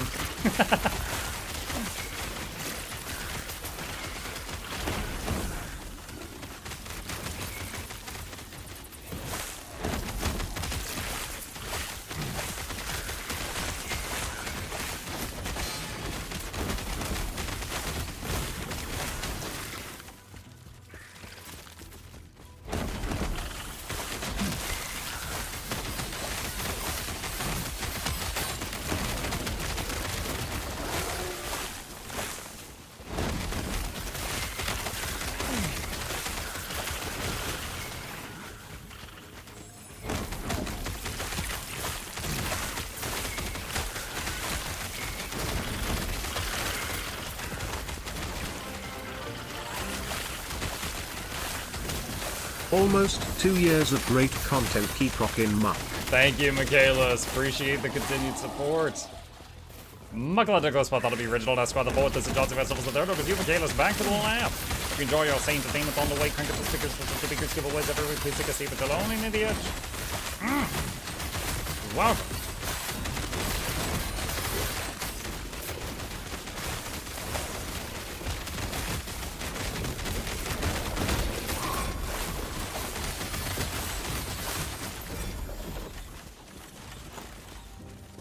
Many purples. Exalted rings, 20% more to enemy damage and health. Yep, that's fine.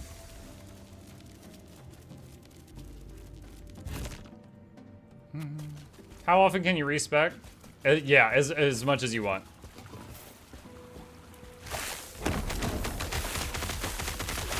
It costs a few gold to unspend a point, and then you can move the point.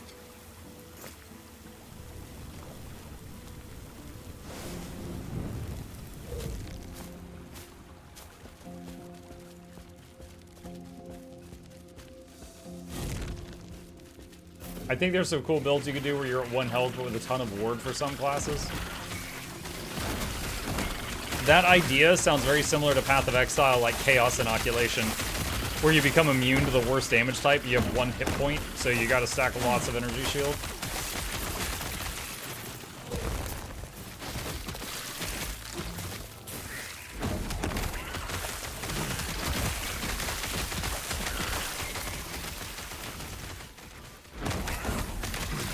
Thought you can't respect your chosen advanced class, however that feels. Yeah, no, you're correct. So, for example, my Primalist, I became a BeastMaster as the first secondary class I picked, and that can't be changed. So, however, it only takes a couple of hours of gameplay to get to that point.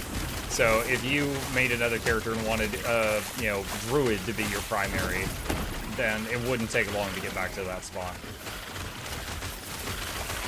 Honestly, I think a couple of hours is, that's probably an overestimation.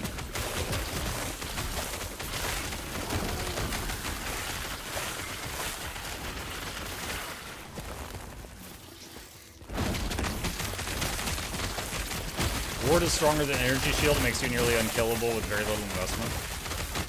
I haven't done anything with Ward yet, so I haven't had a lot of experience there.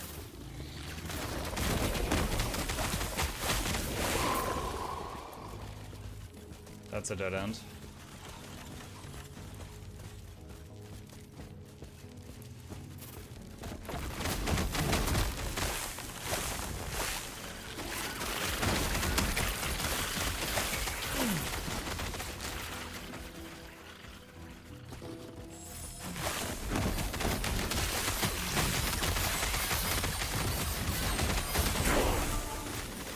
Level 73. So I was putting points into Avian Shelter, Endurance Res, and Fizz Res. Actually, I think my Scorpion might be Fizz Res cap. Because the Scorpion was also getting physical resistance from this. So those two combined, the Scorpion is going to be Fizz Res cap. And it's got life stealing, so it's going to be easier to keep alive than any wolf that I had before.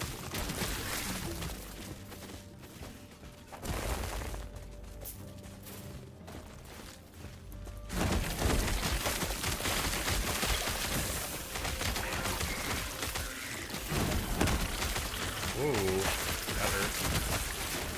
That was really stupid of me. I was being frugal with a potion and almost died. I saw 20% health there.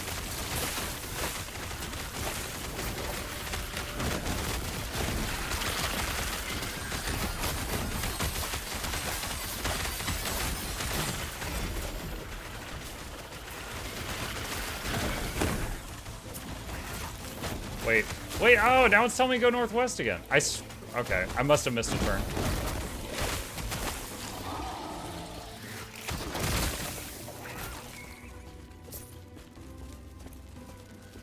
I thought I checked every avenue up here.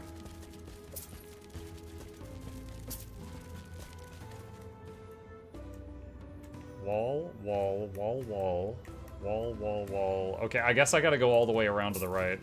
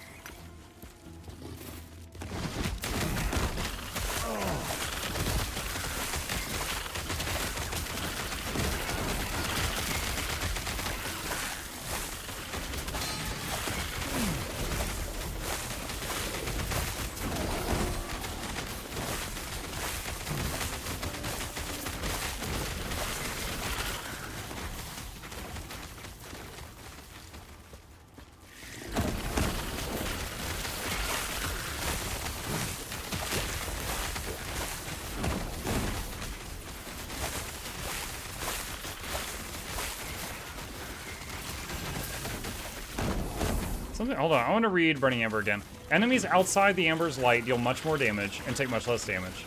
Activate this again to move the Amber to a target location or recall it. While it's attached to you, if it loses illumination when you are hit, reducing the radius at which it eliminates enemies. Illumination loss depends on the amount of damage. Okay, so there's no... I want to make sure I understand this right. If I do this, I'm in the dark.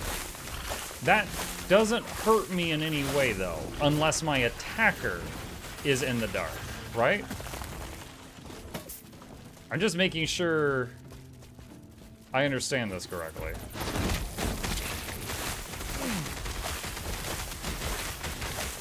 It seems that rather than being a debuff on me system, it's a buff on the enemy system.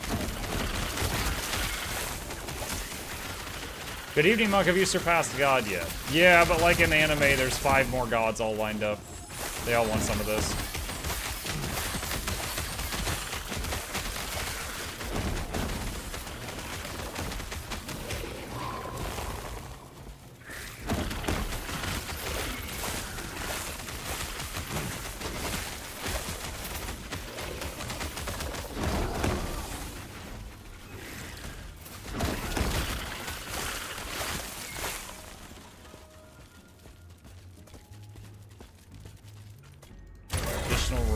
Okay.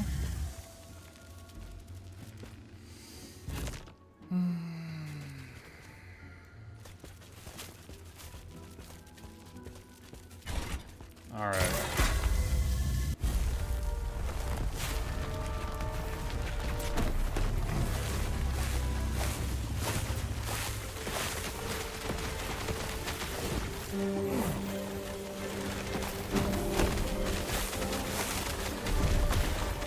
Oh, it actually didn't hit me. I thought there was no safe spot over here. And I just learned that there is.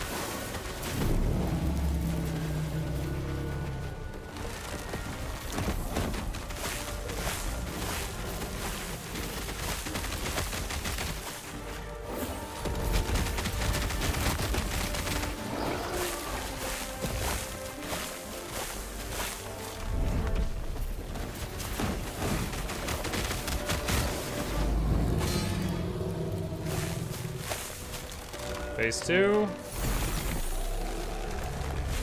Level up the scorpion. Alright, just gonna put the crystal right in the center of the room. Ow, okay. I can survive just stepping through that beam if I'm full health. I just learned the hard way.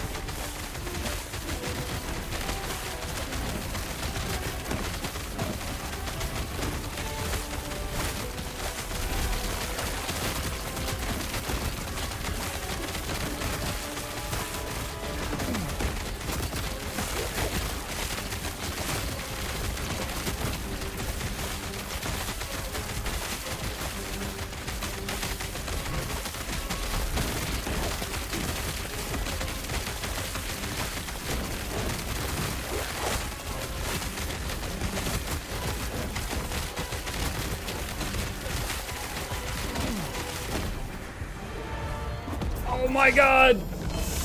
Ah, fourth try! Yes! Finally got it. God, I do not like this place. Look, it's creative and all that, but my god. I do not like Lightless Arbor. Fourth try. Oh yeah, for anyone just tuning in, first try! Give me the lore. We've done it! We? Though, I admit I was not expecting you to take my burning the entire forest to ash example quite so literally. That aside, I think I know what the mountain beneath was heading towards after all. There is something in the temple here, radiating power. Maybe they were hoping to chomp it up in their big rocky maw?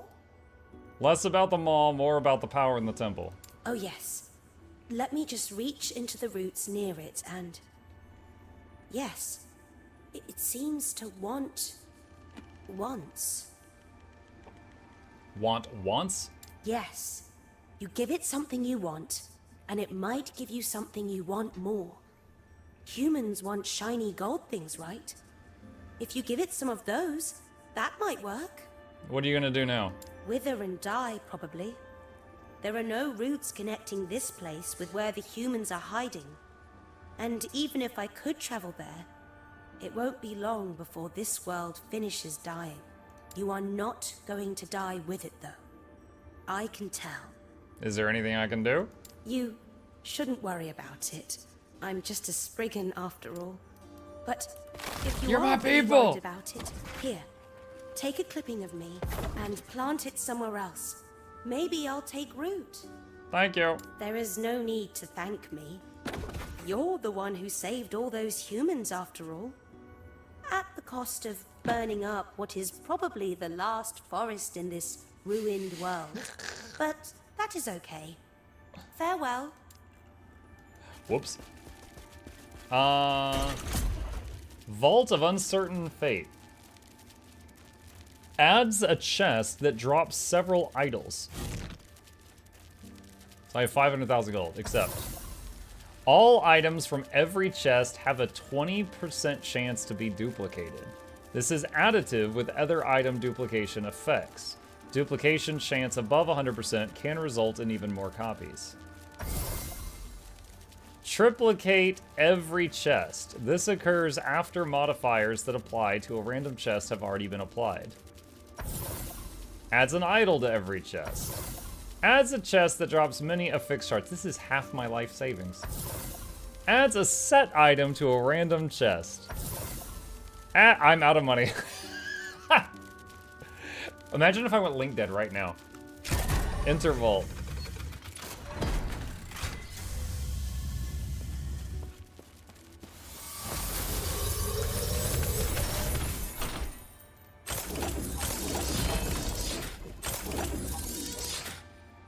Oh gosh, I'm having... It's like Path of Exile without a loot filter. No room. No room. No room.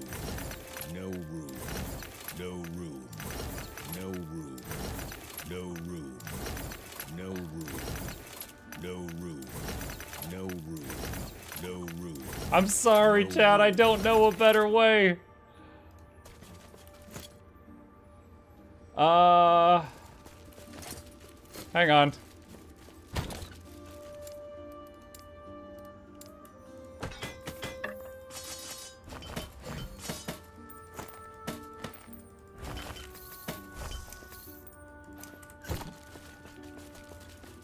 You need a better filter. My filter's amazing. It's just that everything here's amazing.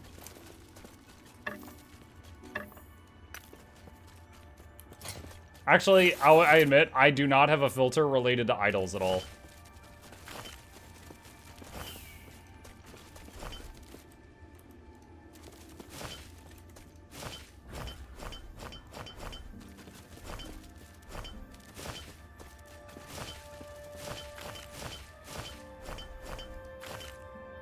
Mux filter pick up everything. No, I've got hide white items, hide blue items, and I've got a lot of filters set up for yellow items, and then it's just set to show me everything above yellow. No room. No room. You spent 500k for all those, take all you can? I am.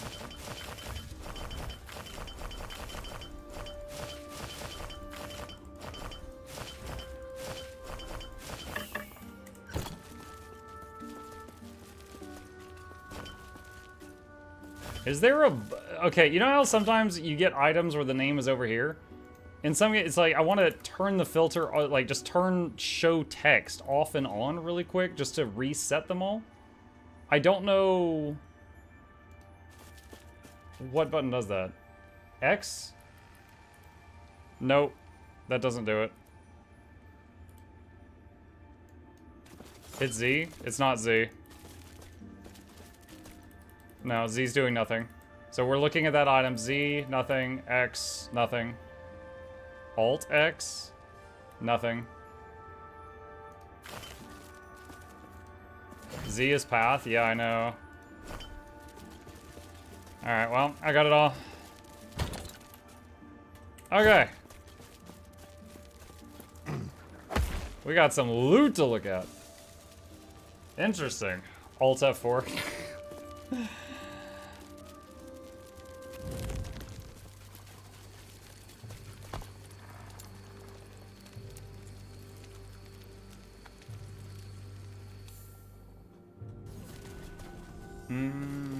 Okay. All right.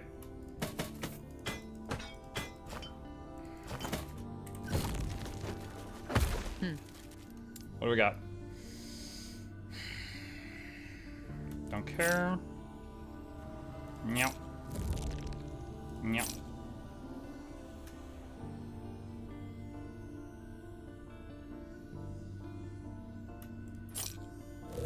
Wait. I want to shatter that.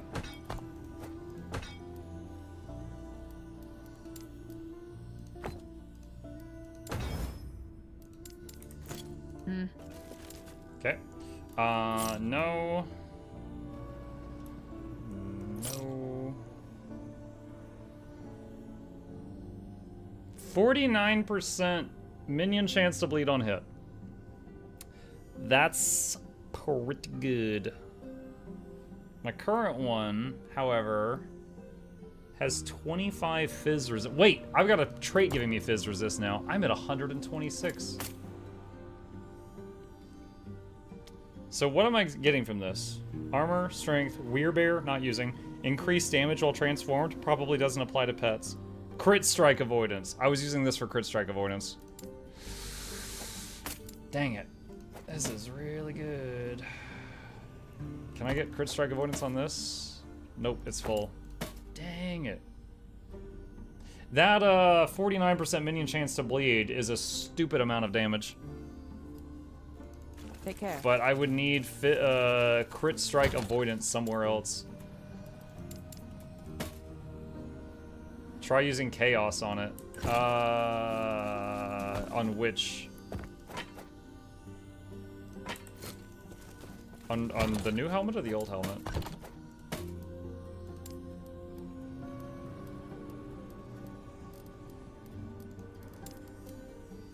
Modifies the outcome of a craft when upgrading at a fix. Randomly changes the upgraded affix to a different one that can spawn on that item. Cannot change a prefix into a suffix or vice versa.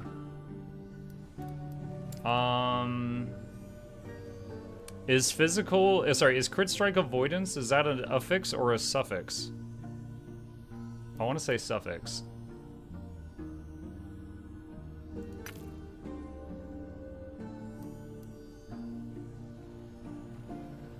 Alt will tell you. Yes, that is correct.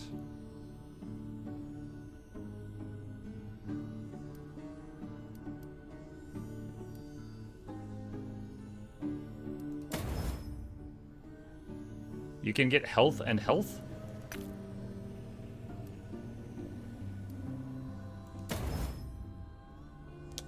I changed dodge to health and then I changed it back to dodge. Yeah, no good. I'll still hang on to it because if I can get a different slot with critical strike avoidance, it'd be worth keeping. Alright, Peak of the Mountain, armor, increased crit strike. You cannot leech health from crit strikes +4 to all attributes. Alright, throw that in there. Set items, Ruby Fang Cleaver. I think I've already got one, yeah. Zarek's Guile. 100% crit strike avoidance for 4 seconds when you use a potion. 75% poison resist for 4 seconds when you use a potion. 18% increased melee and throwing attack speed when you use a potion. Okay, so this is for people who really like drinking.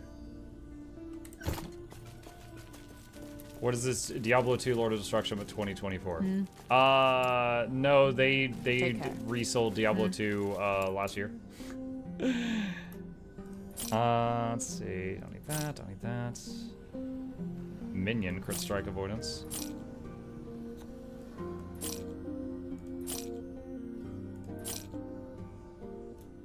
%44% increased minion chance to bleed on hit.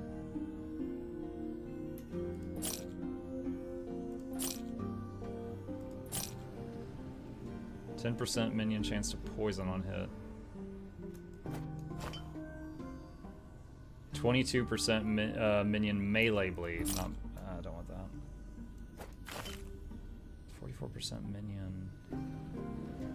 That's a flat upgrade from that one. Take care. Was that bees per second on one of those? Bees per second? I don't think I saw bees per second.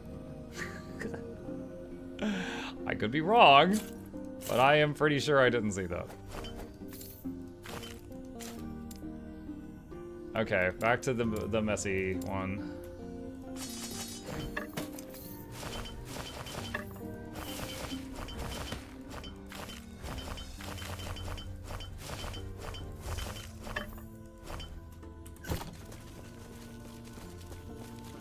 Search B. Well, I just sold some stuff. I might have already sold it.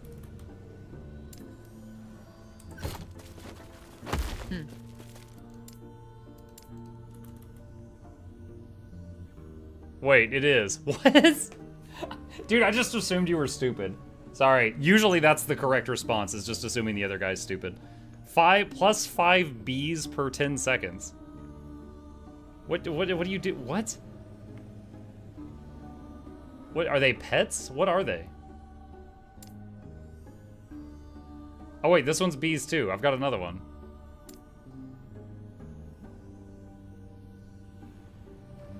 They're bees. Thanks.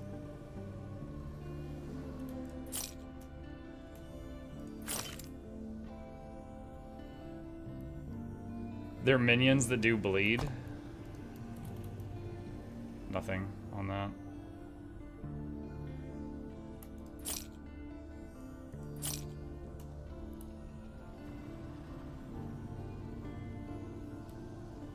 Interesting. You should know about the bees. I don't know about the bees. I do not know about the bees.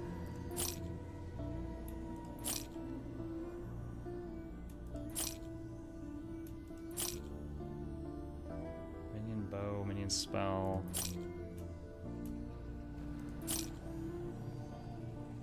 Broken tooltip, but don't need that.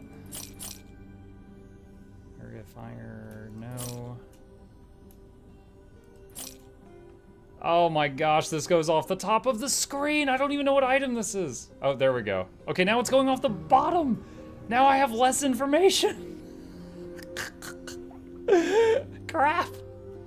No, go back off the top. Wait, is this the same item? Okay, if I mouse over it over here, I get, oh no, never mind. I was gonna say I could see the top half of it here and the bottom half of it over there. Velatria's downfall. Meteor is converted to lightning. Rogue Adorned Idol. 8% chance to do double damage with Falcon Strikes. I play a Falconer from time to time. Throw that in there. Alright, don't need that. Don't need that.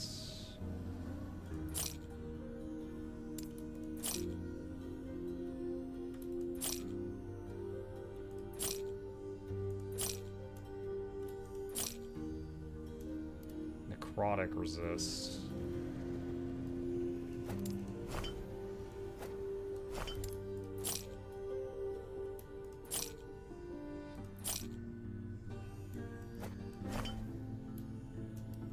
Poison resist.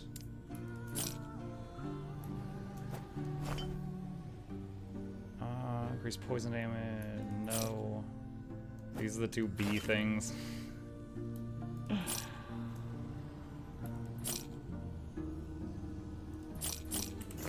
Okay. Let's see. And these both minion poison.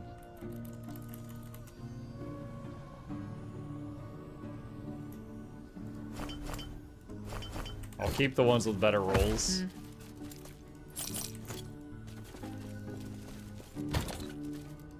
Alright.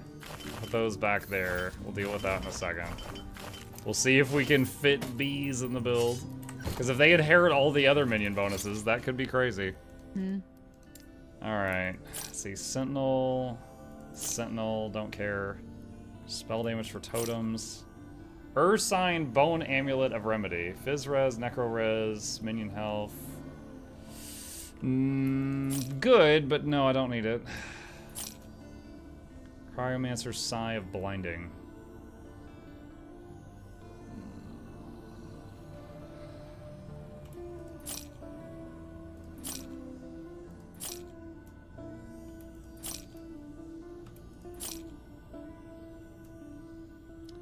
Increase minion physical. No.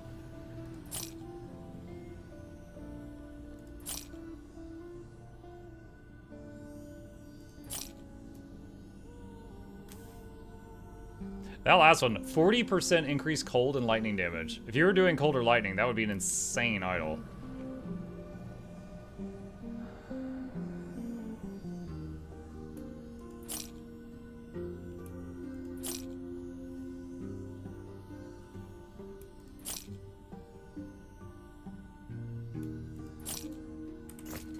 Okay.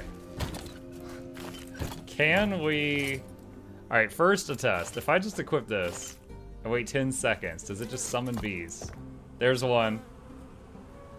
Oh my god.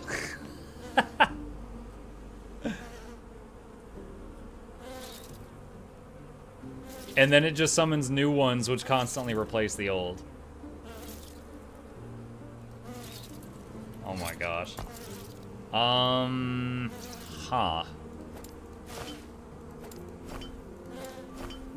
Can I have that and 44% chance for minions to bleed and have acceptable resistances, though?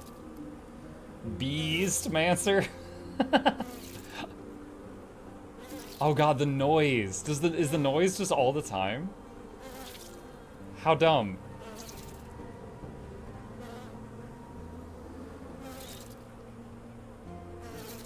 Can you can't do forging on idols, can you?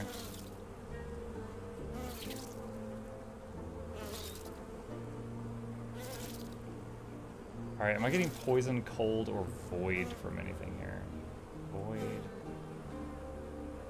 Coals.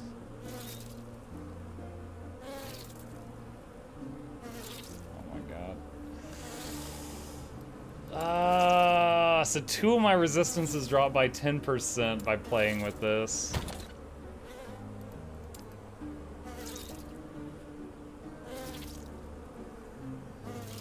We can get rid of that.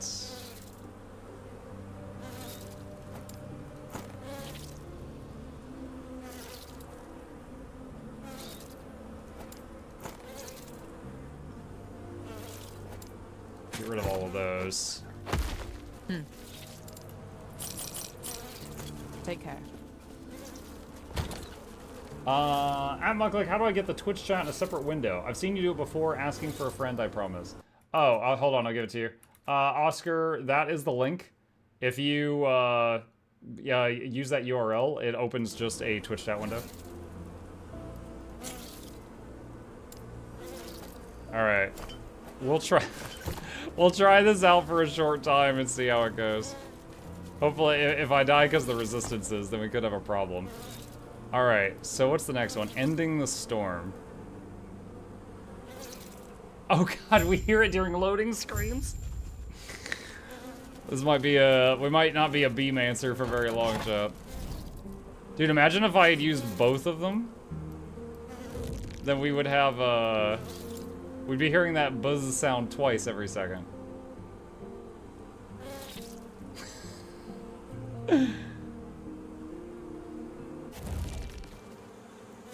If this works, we should see even more stupid amounts of conditions on things.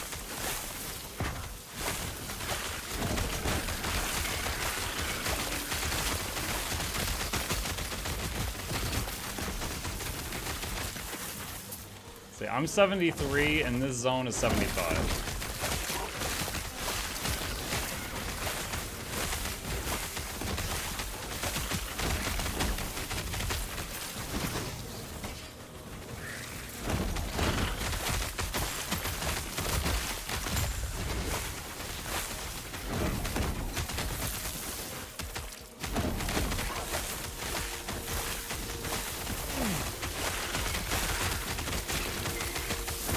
I'm actually reminded of back when I played Pathfinder Kingmaker the first time.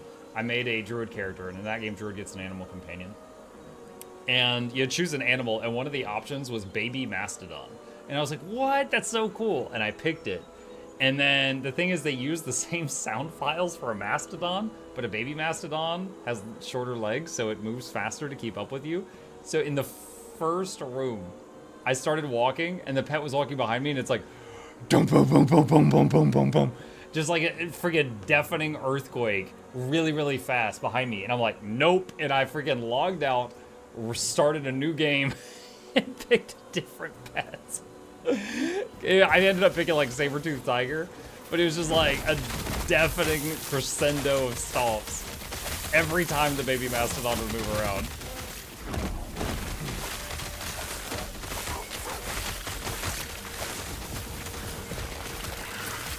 Had the same issue in World of Warcraft if, as a Beastmaster hunter, you would tame a Hydra. The Hydra would shrink down to your size and be appropriate looking for you, but the sound files would still play, which were really, really loud.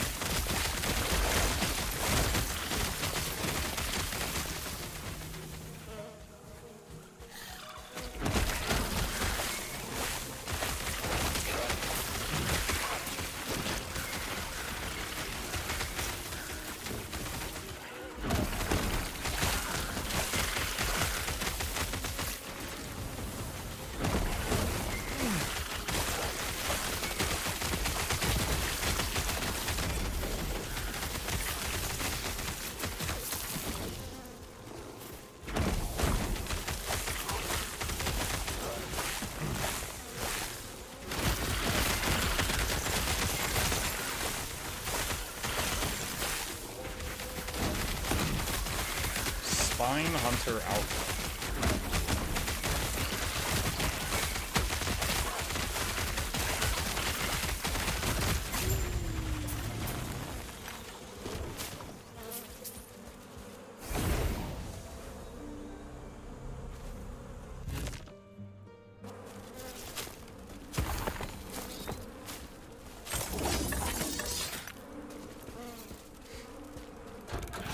Hard to really tell if the bees were working out there very well or not.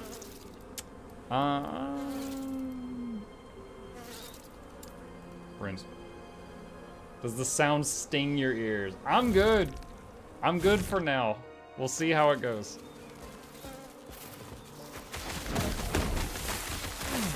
I'm just worried about one of those damage types that I reduced my resistances of giving me a smack.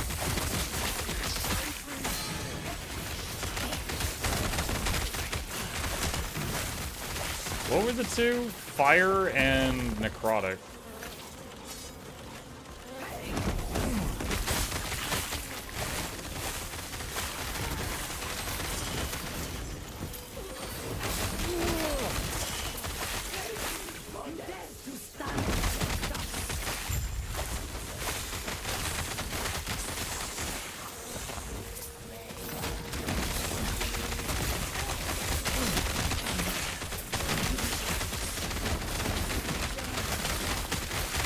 Wow, that hurt.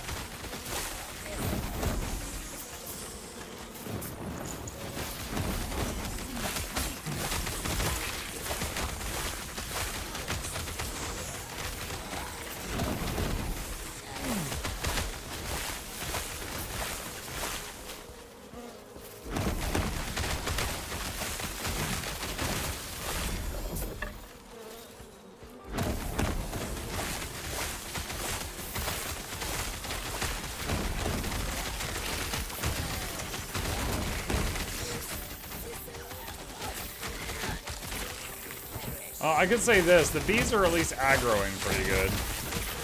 Considering each one has a 10-second lifespan, like, they better get in there and mess things up.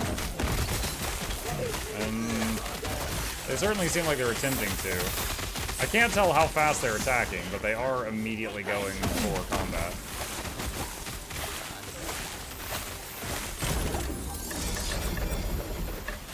Four herbal items. I saw 120 poisons on that before it died.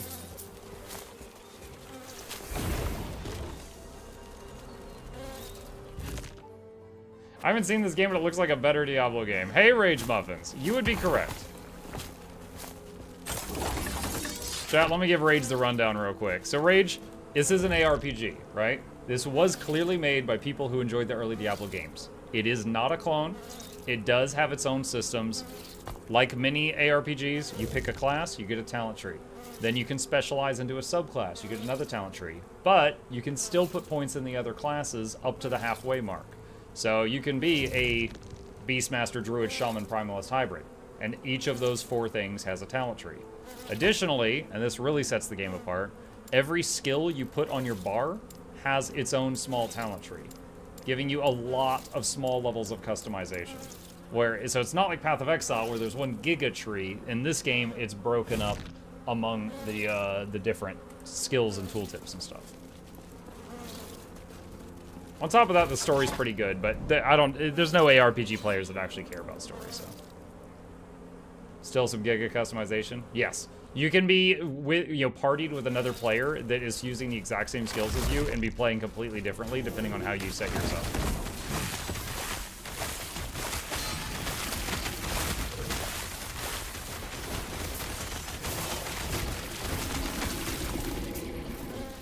What is that shrine? XP shrine.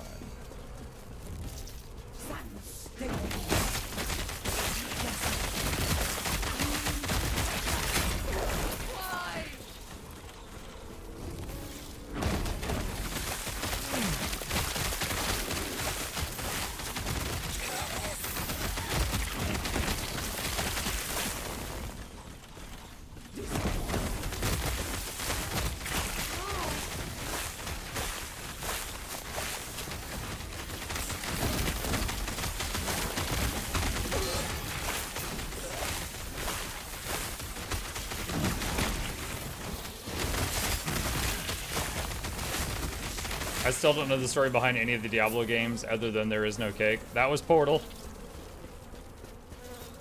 Although, I do not remember seeing a cake in Diablo either, to be fair.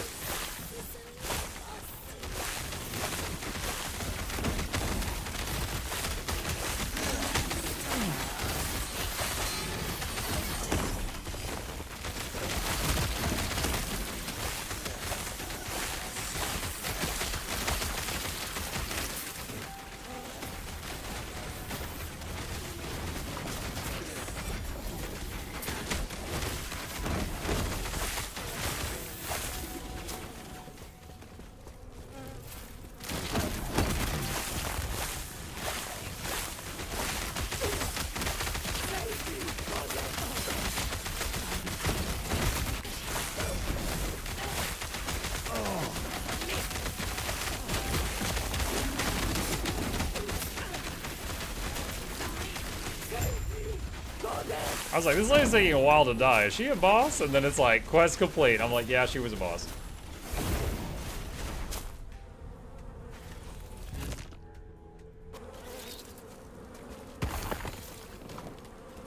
Pick it up. No room. No room.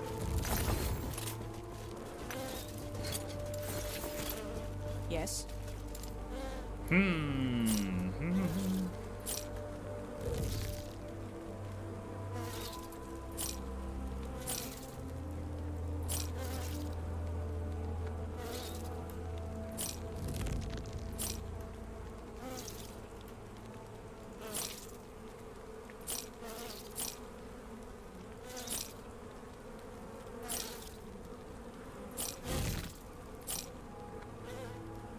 That is a weird looking shield.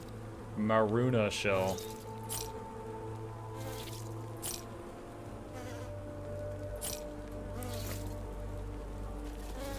Buzz, buzz, buzz, buzz, buzz.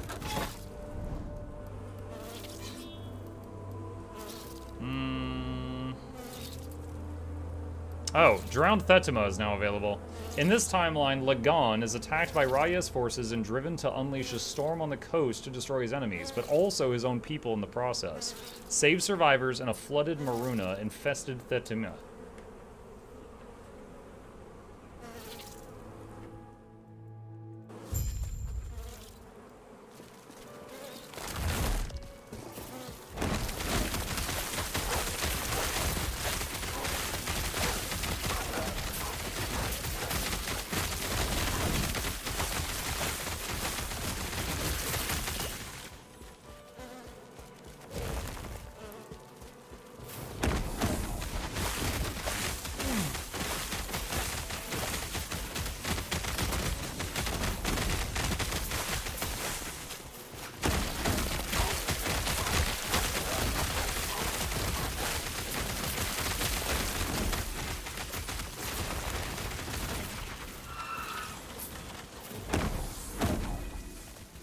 So... is he good? There's still a quest marker here. Oh, there's like waves spawning at this point. Okay.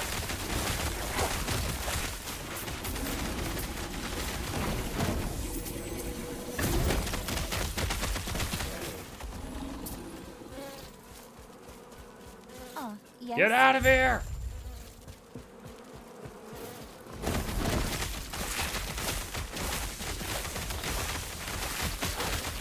I'll never understand why the hero in D1 thought to put Diablo's gem, which had Diablo sealed it, into his own person to try and contain it. My theory on that is that Diablo was like Diablo through the gem was corrupting him. Because in Diablo 2, in Travenkal, Mephisto, while trapped in his gem, corrupted the entire council because they were nearby. So my theory is that the hero wasn't in sound mind, that like Diablo was like, you know, just nudging them just enough to like, hey, this is a great idea to contain me. You should totally do this. And it was just enough that it like pushed him over. Because they did have a track record for screwing with people near the gym that was outside it. Hello. Get out of here! I'll tell you what doesn't make sense, though. In D1, it took a very long time after the prince, after Lazarus jabbed the crystal into the prince's head, for the prince to become Diablo. And the prince was a child, very low willpower. The hero had strong willpower and lasted months before Diablo took over his person. However, in D4, there is that one kid who's like a teen, but he's like, oh, no, he's not a teen, he's like early 20s, but he's like a warrior. And they put a lesser demon in his head forcibly, and in like 5 minutes he transforms. Even when Diablo was jammed into the prince's head, and the prince was a child, it took a while to transform. But when a lesser demon was put into the head of a guy that had more willpower in D4, it took like a minute. And that's all. And that's one of the moments that I was just like, these guys didn't even play the earlier games. That was one of the things that really, really stuck out like a sore thumb with me. That, and then when they used freaking Mephisto like a Pokeball. They're like, we got your soul gem. I choose you. Make a portal. And he's like, okay. Thunderbolt. Yeah, I was, oh my god, are you serious? Yes. Like, they did not play the earlier games. Yes. The art looked amazing. The story made no sense. They were not abiding by their own rules. Any damage, any health. No. Primalist Beast Mail. Armor with movement speed. I haven't seen that before.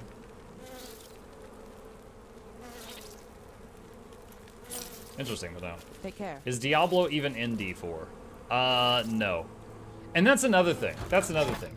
At the end, well, okay, I'm gonna be kind of vague here, but there's a scene where someone gets Mephisto's soul stone. And they're like, Mephisto, make me a portal out of here. And he's like, okay. If Mephisto really wanted to screw with them, he just had to make a portal to his brother's house. They go through the portal and they're looking up at Bale or Diablo, you know, they're sitting there playing poker, and he's like, hey, bro, can you kill this guy? He's got my stone. That would have been so funny. Just an abrupt end to the whole tale. But no, they didn't think about that. They have become much gooder at what they do, like everyone knows that. Mm-hmm. Defeat all the waves of enemies. Oh, nice, waves. I love that. Come at me.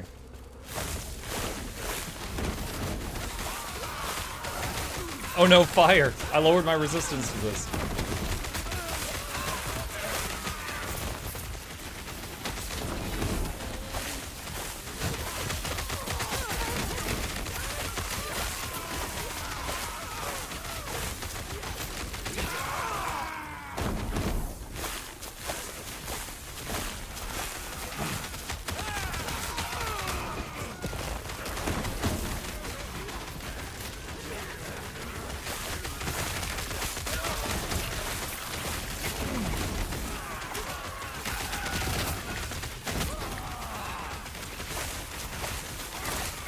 Imagine if I could ever get my gear good enough that I don't need the charms to keep my resistance up, I can equip both the items. And we can hear buzz buzz splat, buzz buzz splat, buzz buzz splat. At speeds the which you've never thought possible.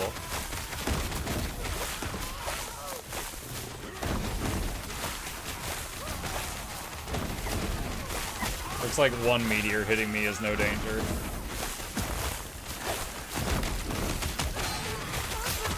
Two stings. This build needs more BPS. Bees per second.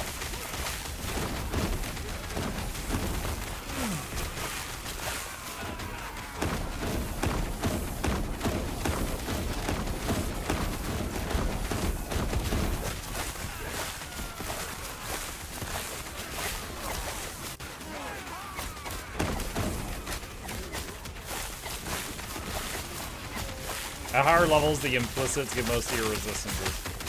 What is it? What do you mean implicits? I know I'm getting a lot of resist from, what is it called? One of the things, I got like 35 void resist from conquering a Monolith. How's the end game for Last Epoch? I'm enjoying it. There's 3 massive dungeons. There is an arena, which is like, you know, objective survive. And then there's the Monolith system, which is huge. For like what's available on launch, it's good. Next week we'll be mostly playing Guild Wars 2. Yeah, because it'll, you know, new patch, a lot of new stuff. Drops will be active, yeah, for at least a couple of days. You know, Tuesday, Wednesday, Thursday, at least. I'll probably be on mostly Guild Wars 2. The stats from the base item are the implicits. The prefix suffixes are added. Oh, gotcha. Okay, so you're just talking about the stuff like at the top of the tooltip.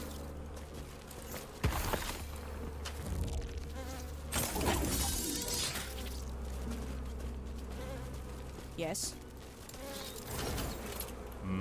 Acolytes. Take care. Alright.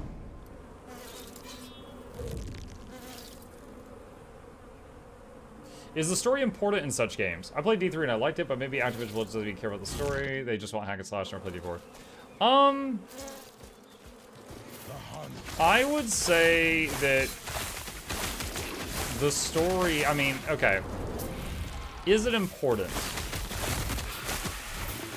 I hate to say this because I'm one of the people that does enjoy the story also. Like, I enjoy the gameplay too. Like, right now we're done with the story. We're playing because the gameplay is fun. However, if you were to chalk it up to numbers, probably a majority of the ARPG player base doesn't care about the story, and they just want the, they just want good gameplay, right?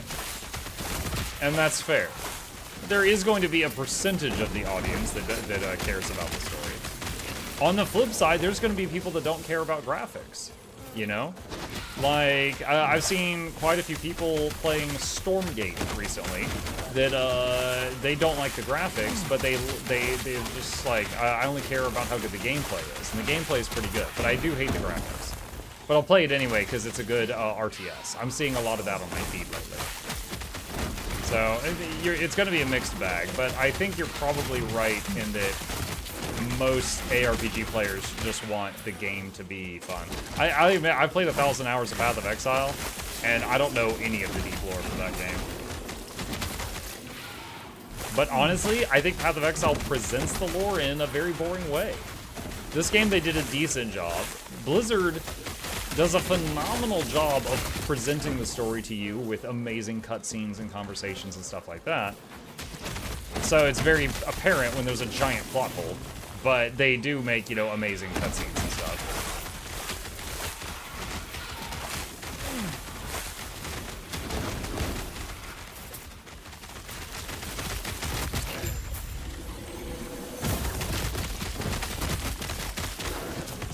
It's like kill boss, echo conquered, boss gets back up, then kill him again. I could have just left. There's a lady on YouTube that makes really good videos for PoE lore. It's actually pretty interesting. Makes me think of the guy on YouTube for the Dark Souls lore. I've watched quite a bit of his stuff. Got that ASMR voice.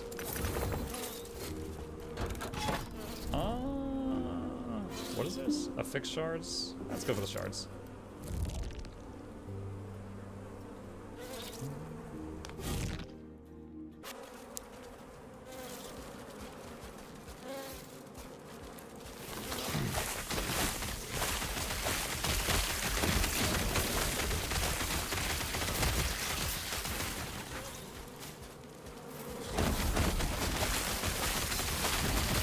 Well, we're doing fine right now. This stuff's 75, I'm 73. We're ripping through it at a pretty good pace right now. The angry, what is it? The Plants vs. Zombies build is still going strong.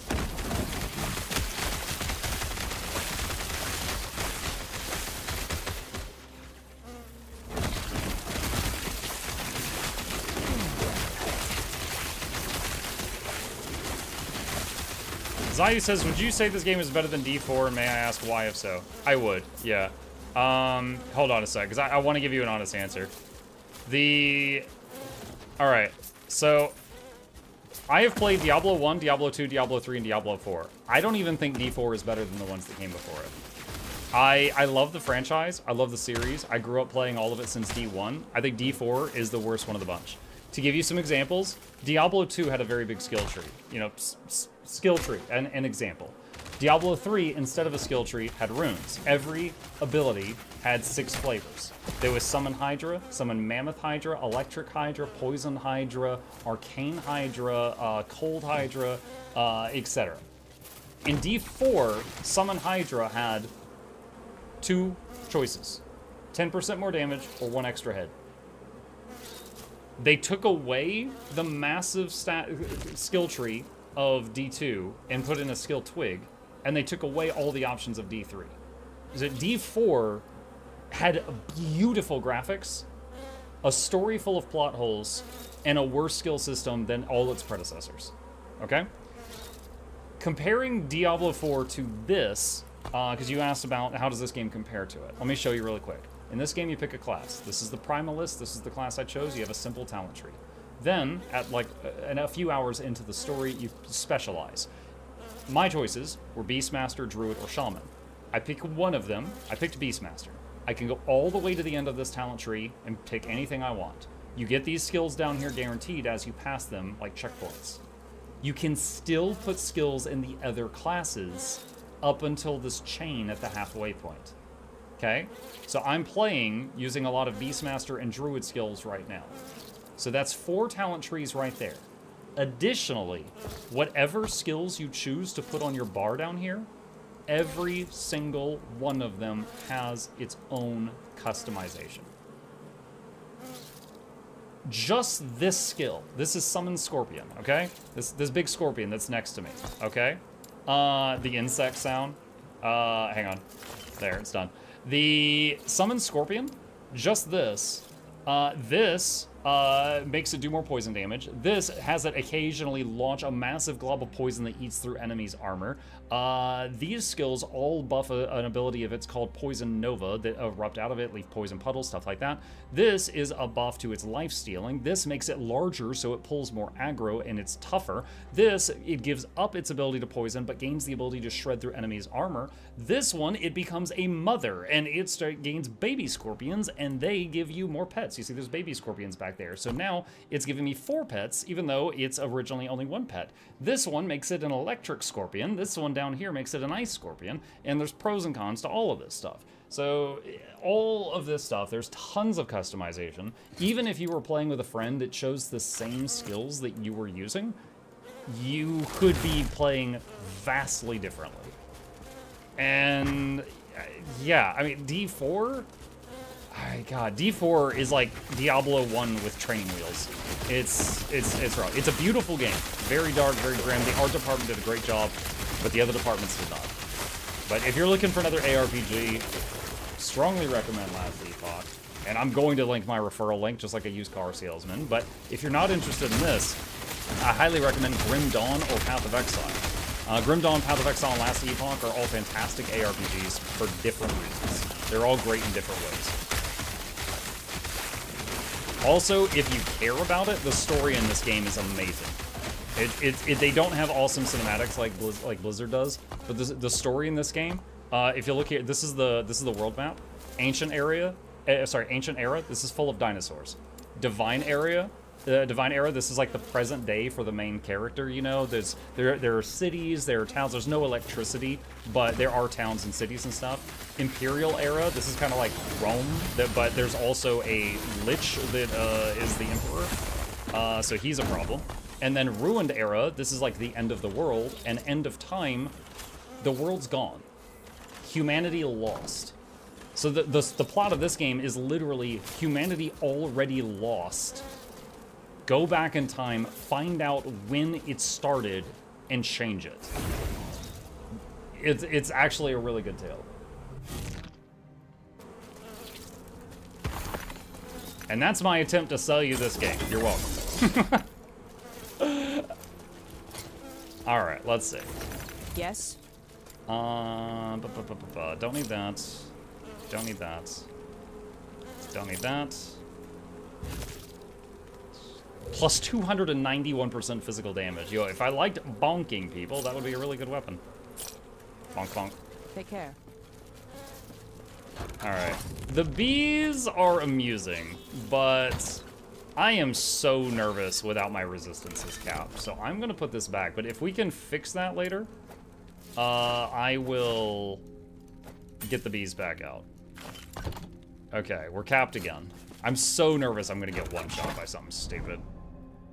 Let's go that one.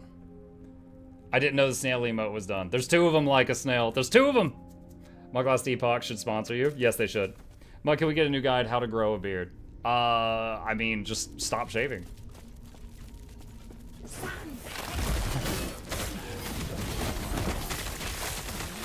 Just imagine some lady, she's like, yeah, I stopped shaving my legs, and boom, I grew a beard on my face. Mug was right.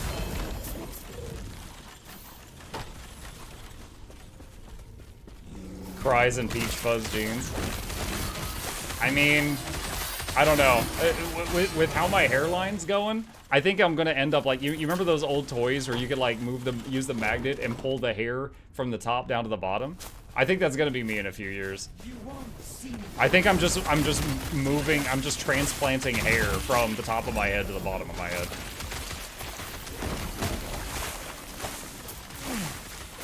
I grow mine through willpower alone.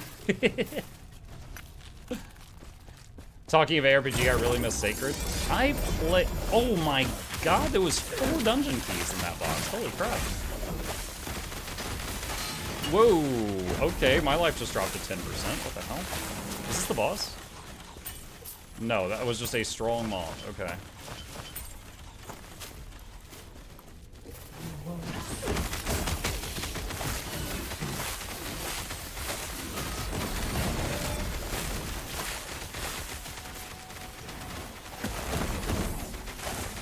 I don't know what type of damage that is. That thing said it was a gold elemental, so it was hitting me with like liquid gold. I'm assuming that would be like physical fire?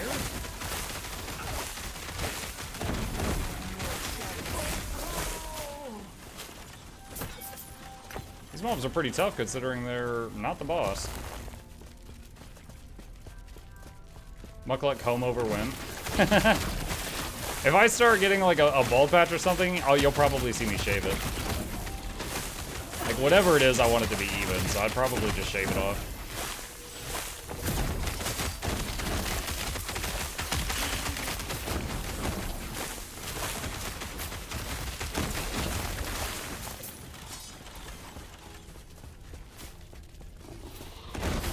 Sacred 2 had so many problems, was really fun. Was Sacred 2 the game that had, like, one of the classes was, like, a vampiress, like a lady vampire, and then there was, like, a battle mage, and there was, like, a gladiator, and he literally, like, breaks out of a coliseum in his movie zone?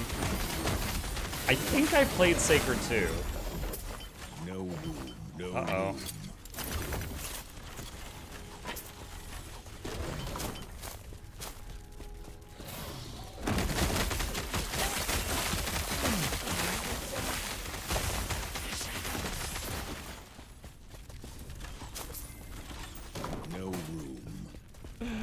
What's going on? I remember back in 2012, players were complaining that D3 skill system was too simple. 11 years later, we are at D4. Yeah, I remember that too, CXMM. I remember that as well, yeah. My Asian ethnicity only lets me grow the Fu Manchu. Already sold this game and Grim Dawn's upcoming expansion by 2 highlights this year at this point. Hey, if I convinced anyone to pick it up that hasn't already bought it, use my referral link. But yeah, I truly do believe this game. I've been playing this game on and off since 2 years ago. That's when I first tried this game in early access. And I honestly just believe it's a good game.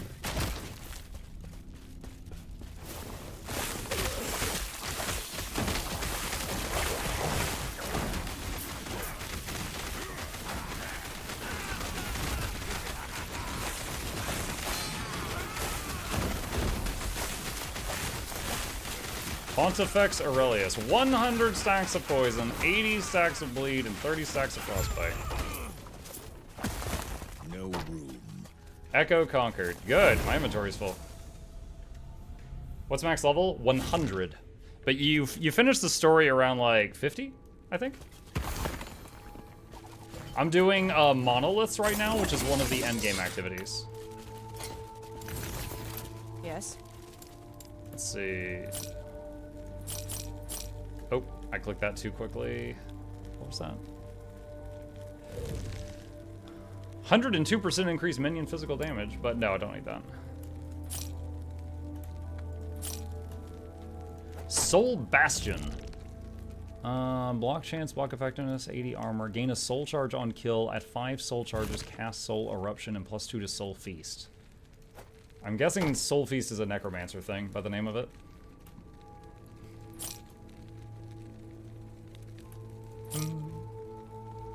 Campaign spits you out right around 58, yes. Snail plus salt equals rape snail. My coffee is ready. This time I don't remember the character class. That's a shame. We're trying to wing 7 to play through. Compatibility mode or something. Mug, congrats on finishing AC based game last night. I saw the twist of the cast going. The suit attire was weird, and it was a shame their interaction was so short. Yeah, but I guess at that point, Cass had been alive thousands of years, and she was like, "Look, I just want to die. Would you just take the stick?" I made about 400 gold selling charges everyone trying to make rooms for patch drops. Kind of nuts. Sacred 2 had a great quest to retrieve the instruments for the band that did the title Blind Guardian, and you got in-game performance of the song at the end.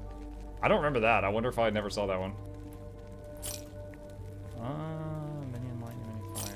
Don't need those.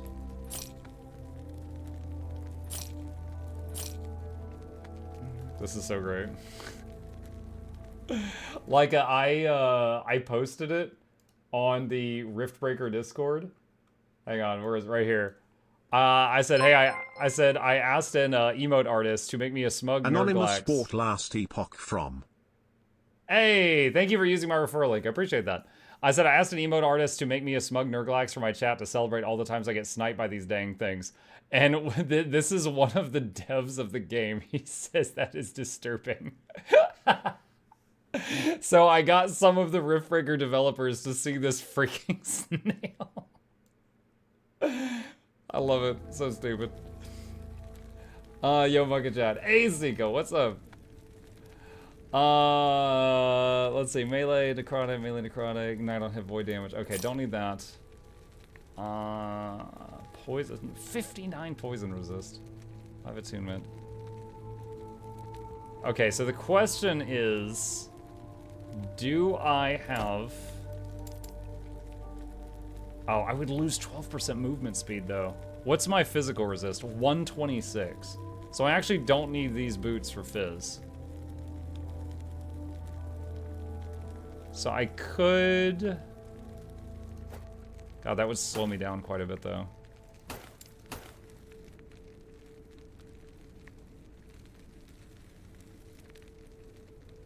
No. Yes. I don't think it's worth it. Get rid of that. Get rid of that. Get rid of that. Okay.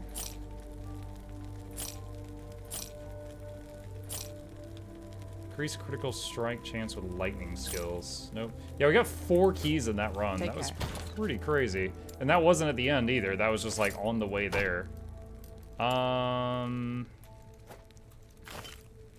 Alright, let's make this keys. And bump.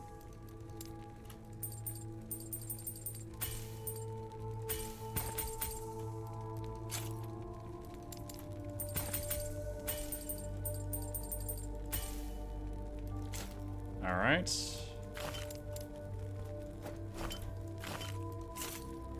Okay, looking much better.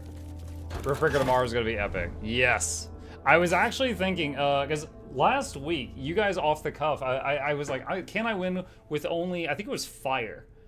And then I did. And then someone in chat was like, can you win with no weapons? And I was like, that sounds silly. What are the rules here? Am I allowed to punch? And they're like, yeah, but you can't equip any guns. And I was like, all right, so I can't use any swords or axes or hammers or guns, but I can just punch. And they were like, yeah, but you can't like buy better punching fists. You have to use the the naked ones. And I was like, okay. So then I was like, I'll try. And I did it. I beat the game on brutal while chat was mucking with me with the chat integration with no weapons. So I was like, all right.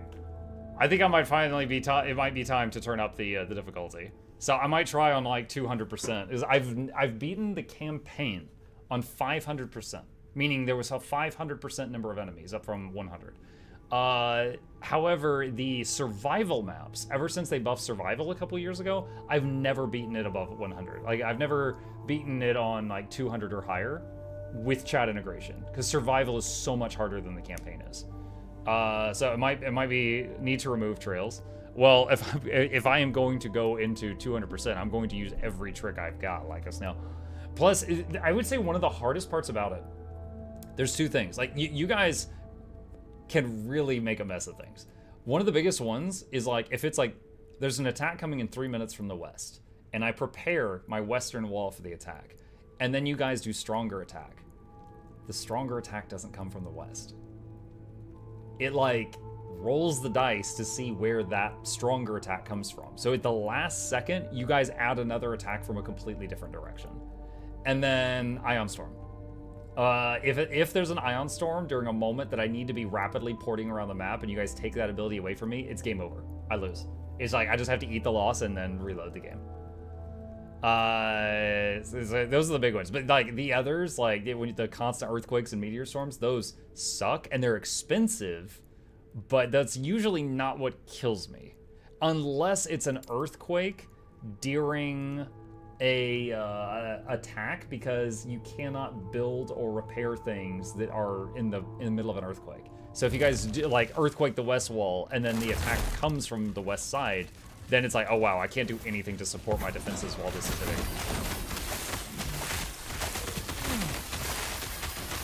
If chat has whales, much fails. That's alarmingly accurate, yes.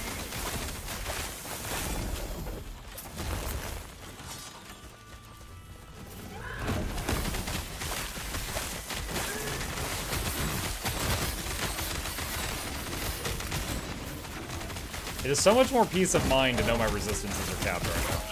So there's not some weird, like, fire dart that's gonna, like, come out of some guy's butt and then just kill me. Like, it might, but I'll know I'll have done what I can.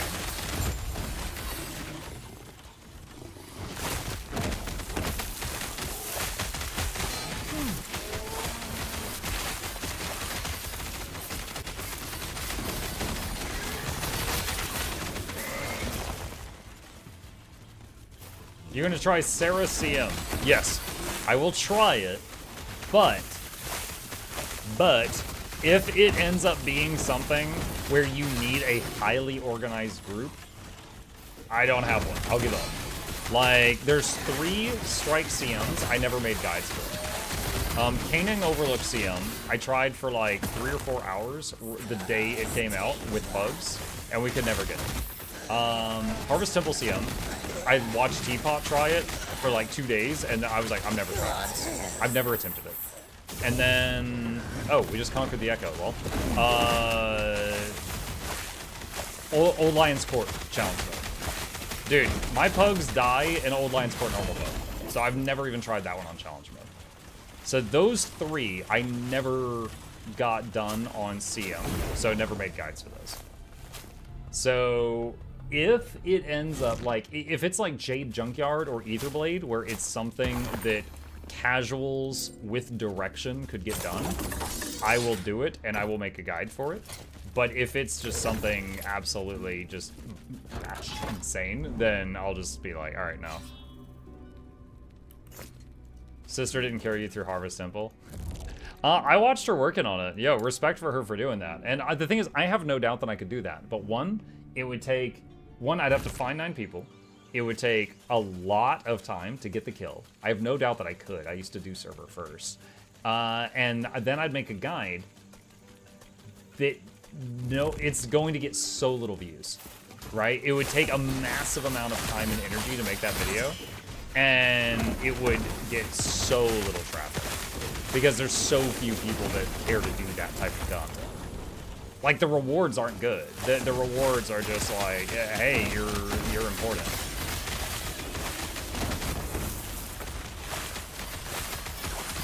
So my objectives for post-patch is tear through the new story.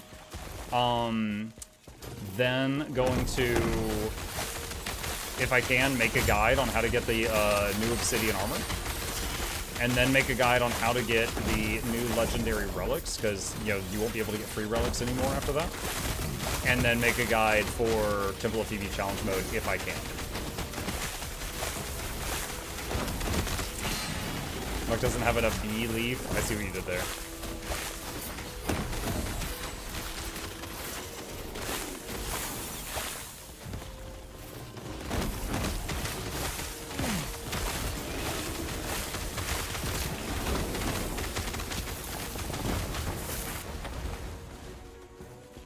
Oh, there's like a big treasure chest over to my right.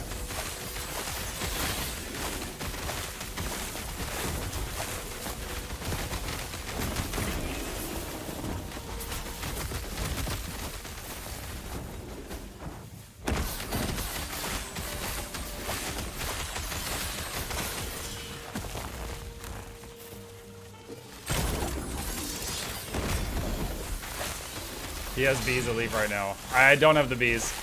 I got back my resist cap. The bees are in storage right now, waiting for me to get better resistances. Even on COCM, you get people with less DPS than a support, and that's a DPS high-race fight, yeah. Whoa! Oh no.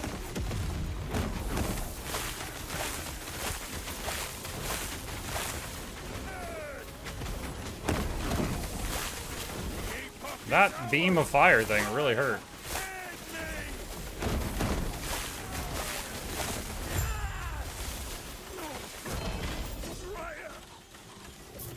Hello.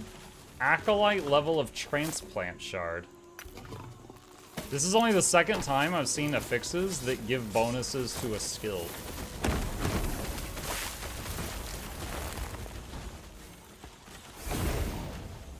Is the legendary relic going to require doing Soto-specific stuff? We actually do not know. One, I would imagine yes, because it's a key part of the expansion. They need to. The game doesn't have a subscription fee. They need to sell the expansion. So that's why features like Weapon Master training are behind the expansions, you know, the paywall. I would imagine it does, but we right now do not know the recipe at all on what is going to make the legendary relic. Will it require a amount of materials similar to a legendary rune or sigil? Don't know. Will it require an amount of materials more similar to a legendary piece of armor, which is more expensive than a rune is normally, with the exception of right now with the weird, the price change because of the that limited time offer they've got. So we do not know. What is the size of the bee idol? 1x4. It's fat. It's right there. This is it. Let's see. Box of Hydra Mage Relic. Okay. I can't even read the name of this item. It's off the top of the screen. Bonuses to Detonating Arrow. Detonating Arrow no longer requires a bow. Do you just yeet the arrow? Yeah. Okay. The Scavenger. Chance to find potions, gain haste after potion use, bonus dodge rating. Troika's Teeth, quiver. Plus chance to bleed on bow hit, plus chance to frostbite on bow hit. Bleed and poison chance converted to frostbite chance with puncture. Plus freeze rate with puncture. Huh.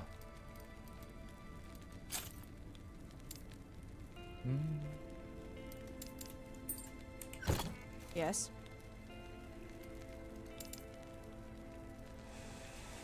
A relic will require 250 amalgamated Cryptus essence. Ugh. Ugh. Gross. Yuck, yuck, yuck, yuck. But Mug, you were the arrow this whole time, you just didn't know it. The real arrows were the friends we shot along the way. Wait, what?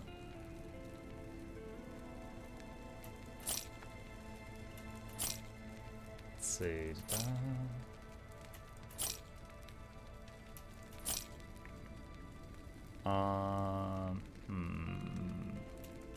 Okay. Scorpion leveled. He's level 19 plus 1. I had been leveling blood poisoning, but it's maxed out. Envenomed Prey is only 1 point, but I don't know. Hold on, I want to test something. Leave game. I'm doing this to despawn all my summons. I'm gonna leave game and then I'm gonna log back in.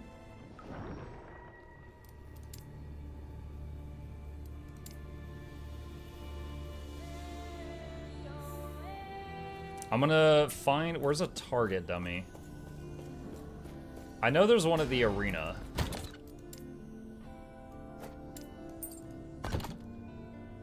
What?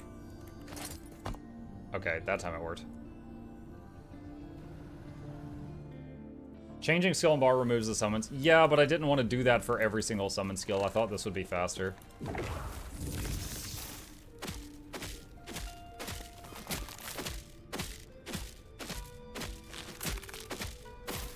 Well, it's kind of cool that he's cleaving, but...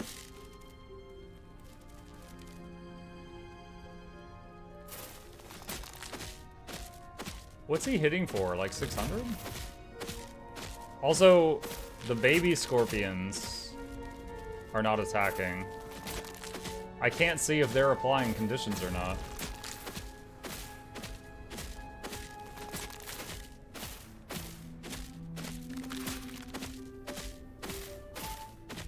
Interesting that... It looks like when he does the tail strike, it also hits stuff behind him. Do you see that? It's like hit, hit, hit, hit, hit everything.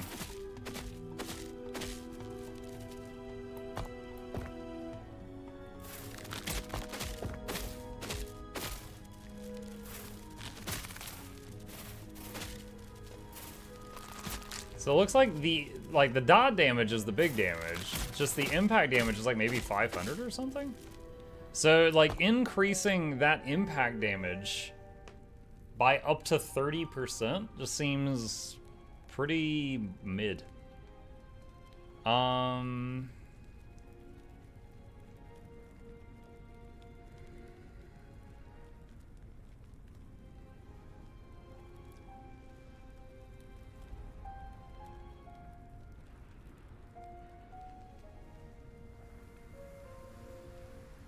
Scorpion takes less cold damage. Base physical damage to your opponent's melee attacks converted to cold. Consequently, this damage scales will increase a minion cold, but not minion physical. Melee attacks also gain chance to freeze.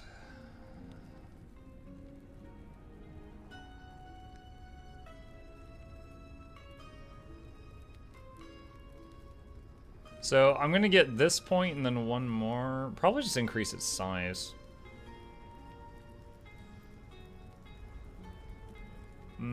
Okay, so I gotta do this one, which is melee, fizz resist, poison resist, and 8% size. Or this one is 10% size and 20% more melee area.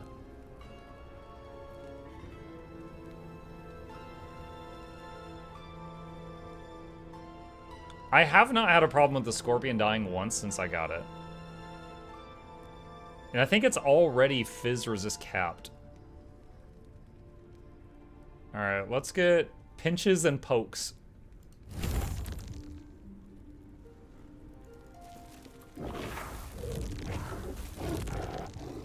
Alright.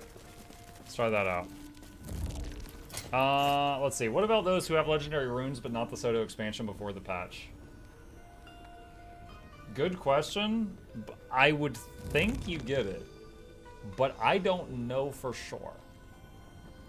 If you already have a legendary rune, you'll get the relic once it's released. Just going forward, you won't get new relic stuff, so you do unlock that quest. They did say if when you get the legendary relic, it would have all the relics that currently exist in the game on it. But then in the future, you unlock relics by doing content, and then they're added to the drop-down menu. Can you take skill points away from the wolf skill and put it towards the scorpion skill? I don't have any points in wolf right now, so not at the moment. I actually had wolf here earlier, and I undid it, and then I put a scorpion there.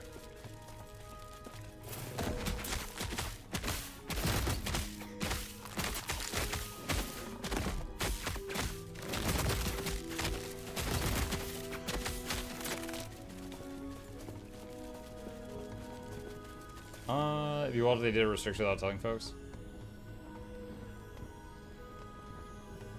Wonder if they will do the same thing with runes going forward. You have to do some content to unlock it on the rune. Runes?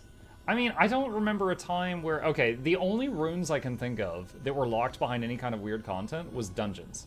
Like Rune of the Monk. You had to go to like the friggin' something something of the waves to get Rune of the Monk. Stuff like that. Kind of in the mood to do the arena again. Let's do the arena again, but this time I'll make it more difficult. I'll not pick the easy options, and let's see if we can do it.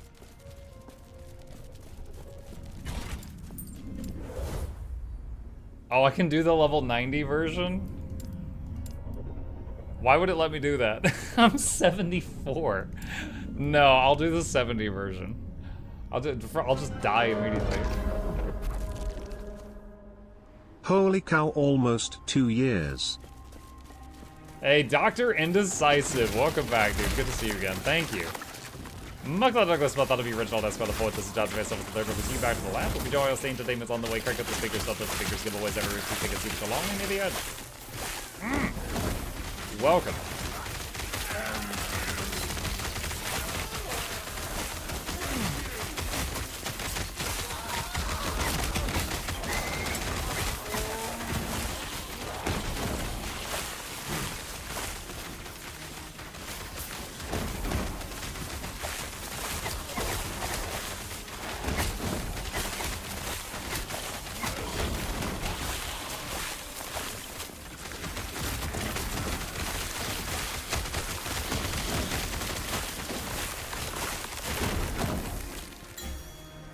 Harder waves.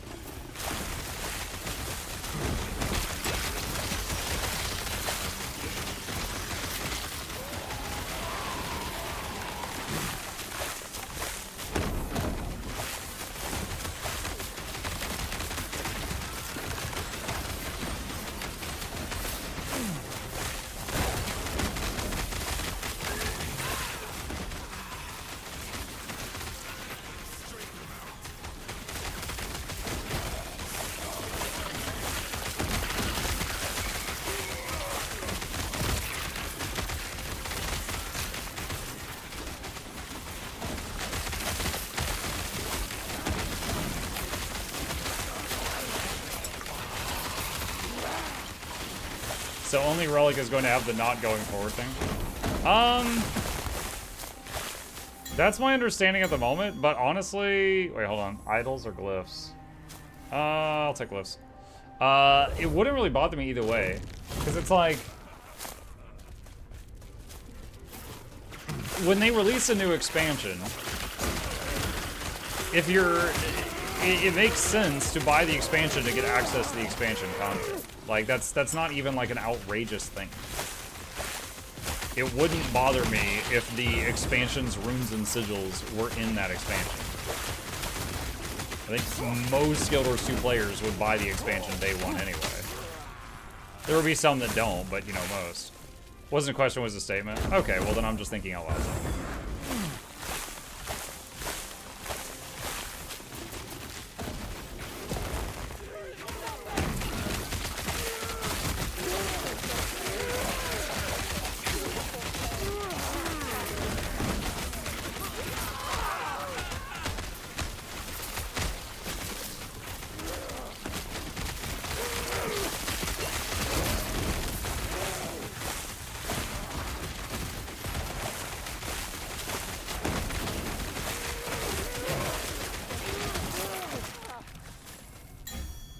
Harder waves.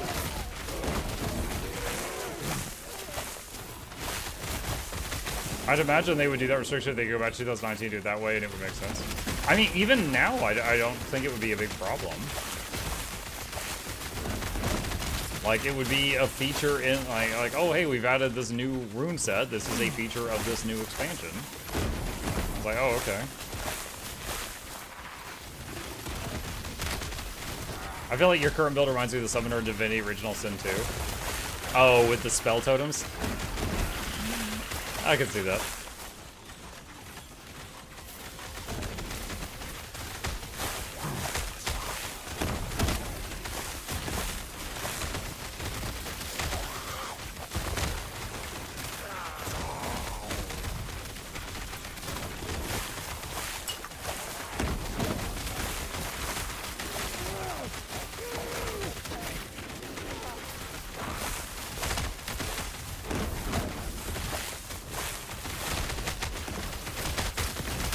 They publicly stated otherwise, so it would be a nightmare to backpedal. I mean, they publicly stated that World v. World alliances would be available years ago. So, I'm just saying, like, companies are run by humans, and humans can change their mind. So it's, I don't know, that doesn't really mean anything. Arena champion will drop runes or exalted jewelry. Give me that jewelry, which is gonna buff him tremendously.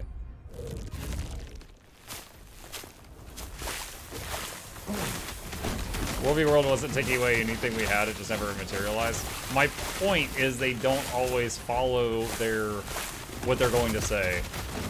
Like when they say, oh, we want your skills to give boons to be less spammy. So we changed your skills to give boons to be more spammy. What? Oh my god, that hurt.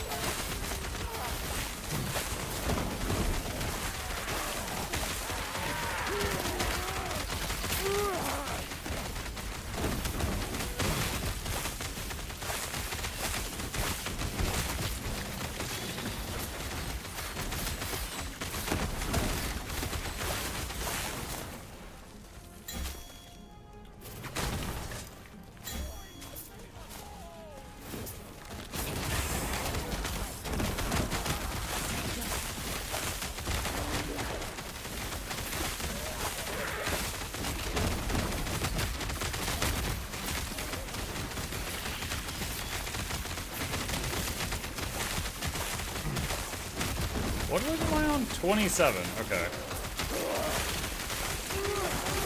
I was thinking the champion was overdue, but it's just my imagination.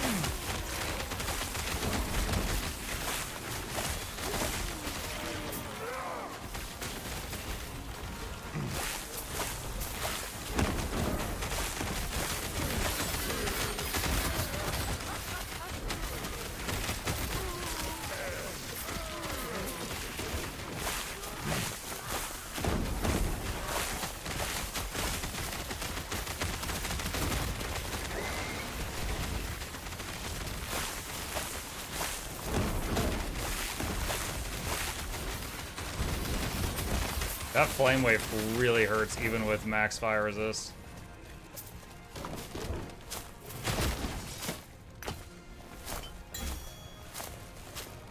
Wave 30. Unique champion will drop a unique weapon, but he has 160% more damage. Let's go! I'm dead. He's gonna one-shot me, chat.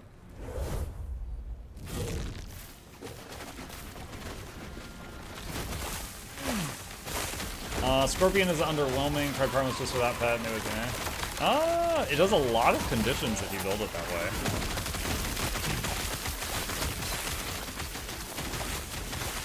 Should have brought the bees. Considering my fire resist was suffering when I had the bees, and we am fighting guys with fire, I'm okay with the current state of affairs.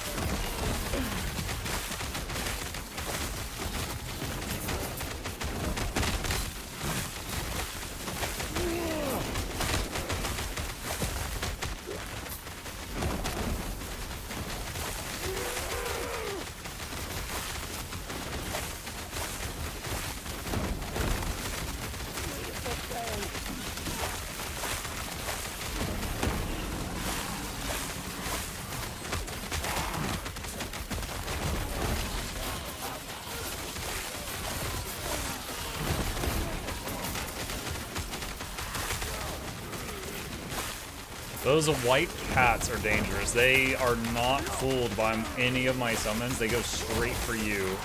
And they do like a long-range pounce.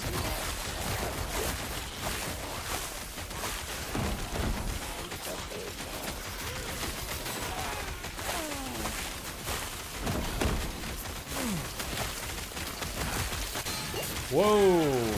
I used a potion. Alfred Wolfmaw. This guy again. Okay.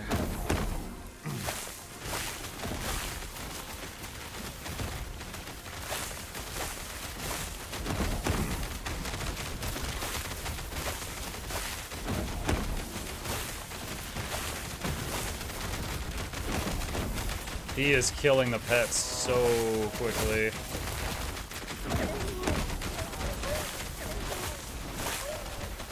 I'm occasionally pulling them back just so they get out of the ice storms.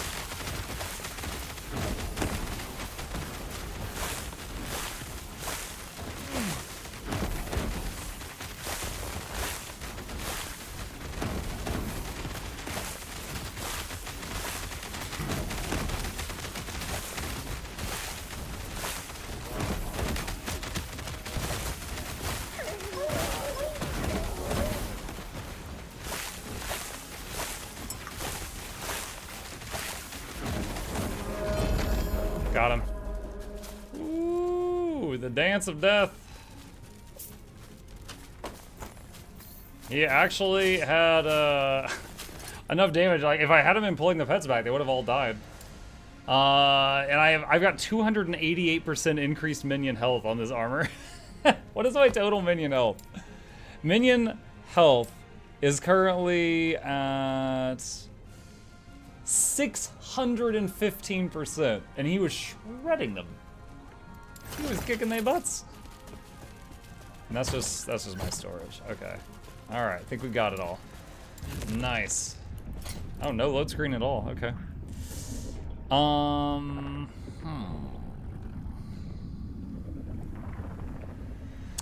Oh, this has potential. Okay, where is... Why did it unsummon all the dudes again? For some reason, whenever I finish like an arena, it like unsummons all the dudes. Buying, selling. Alright, let's see, armor, movement, cold resist, 3 gen. No. No. Nope. Nope. No. Kolnivar's Claim has legendary potential for crafting spell lightning damage, lightning spell crit chance, spell lightning damage, mana regen, 100% of mana converted to ward when you reach full mana. Interesting. 182. So it immediately dumped it all to ward, and now the ward is decaying. Huh. Could definitely do something with that if you had some build that recovered mana really quickly. Very interesting. Alright, you. Let us look at you. Alright, so this thing has 41% for minions to bleed on hit. That is 41% more bleeds from 6 vines, 4 scorpions, 1 saber-toothed tiger, and a spriggan, and the spriggan's vines. That's a lot. However, the one mandatory thing we need from this hat, the one mandatory thing is we need 28% critical strike avoidance. 28. This hat does have crit strike avoidance on it.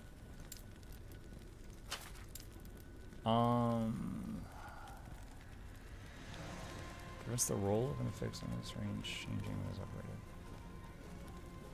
I don't understand the point of Glyph of Order. Prevents the roll of an affix within its range changing. Prevents the roll changing. Like, does that mean like the fact that it rolled a 10 out of 10 to 14? So that is Glyph of Despair. Seal, no. Alright, so Glyph of Hope I think is the best thing. If it rolled at max, it keeps rolling at max. Okay.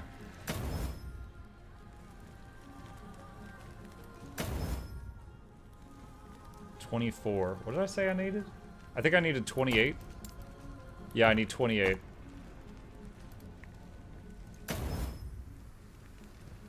$31. That should be it. 103% critical strike avoidance chance. And now we've got 41% minion chance to bleed on hit. Ah, I can't upgrade that anymore. Bummer. We do have some more foraging potential. Why can't I upgrade that more? Is it just because I don't have any shards of that?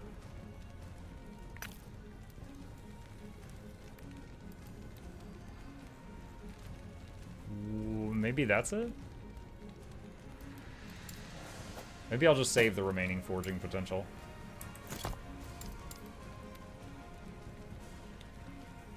Alright. That is going to be at 41% more bleeds from the 18 vine attacks per second and the 4 scorpion and the saber-tooth tiger and the Spriggan. That is going to be a lot of bleed chances. Ooh! That's going to be juicy.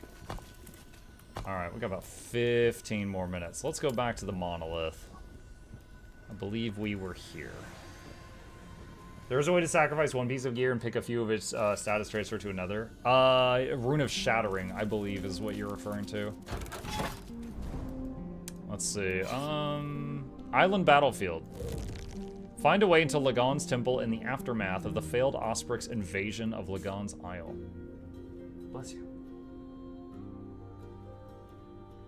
Chip sneezed.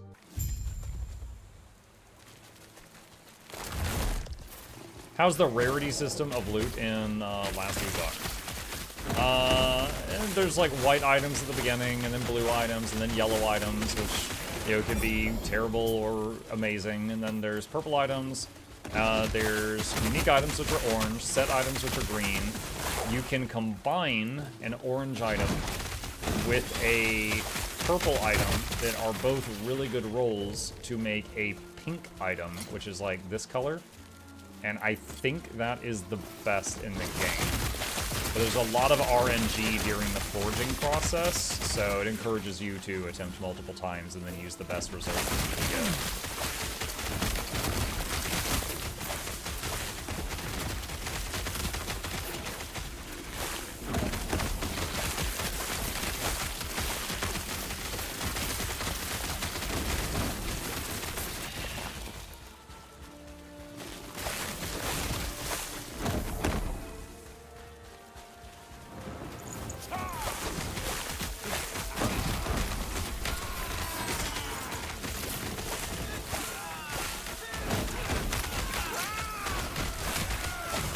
Gather the moon fragments sealing the temple's entrance. Oh, like the part of the story where I had to go find the 2 moon fragments, but there's more pieces this time. How? Okay, the quest update that was there just disappeared. I guess we picked it up.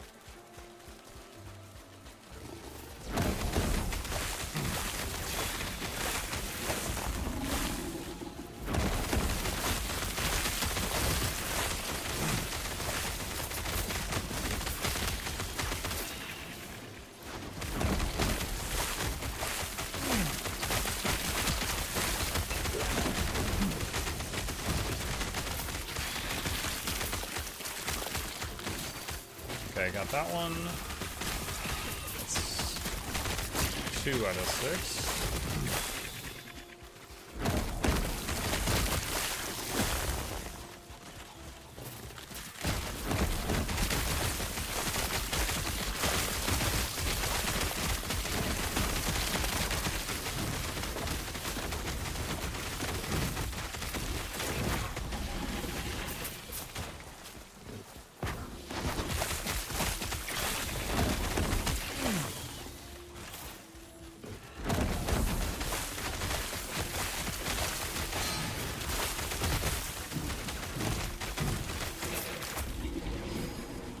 And 3 out of 6.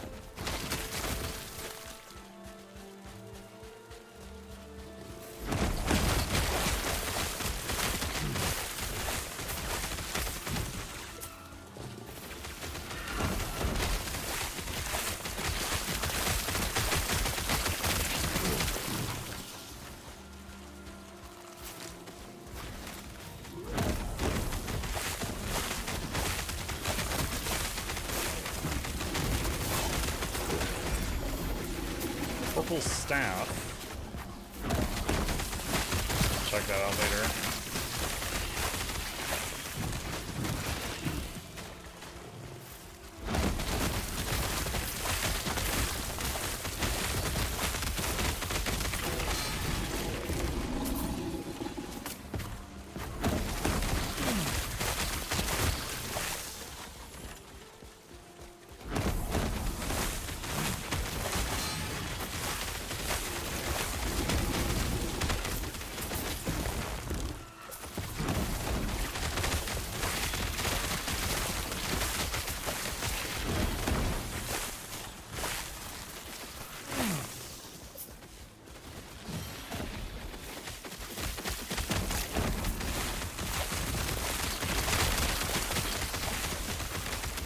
Four out of 6. This is a big map.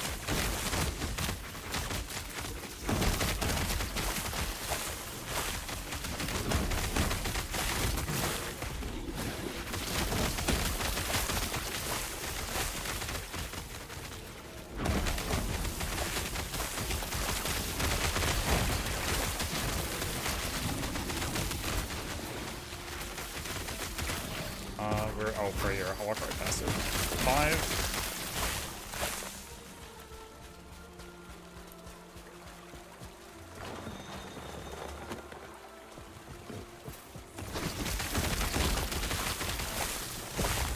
Yeah, what are the feet icons next to the R ability? That's just the walking, but basically like that's your left click. So left click is just movement, and then right click is a different ability. So that you got like 4 skills. Left click is just moving your character, and then right click is another skill.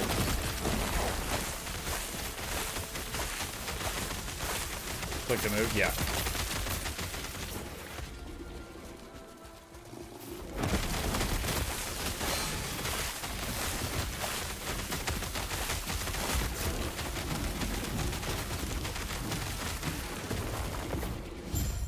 Six.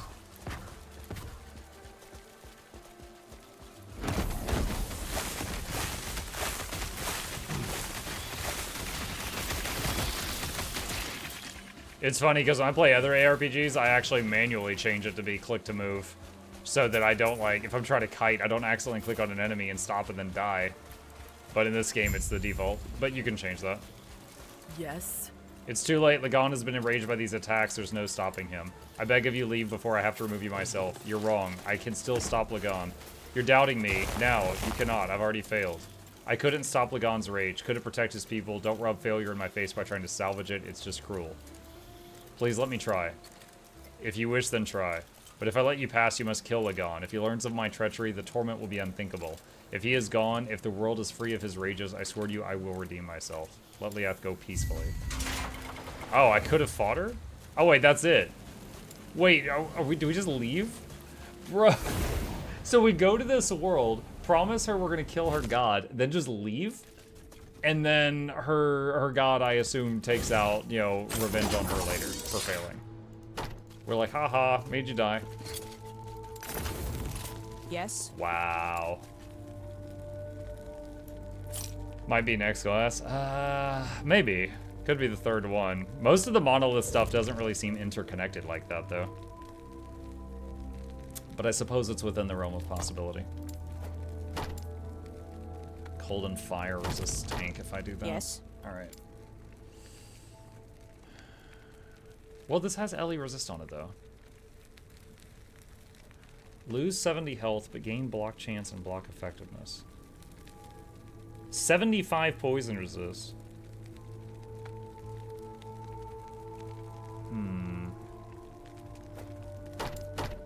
How much resist do I need? I need 13 elemental for this to be good.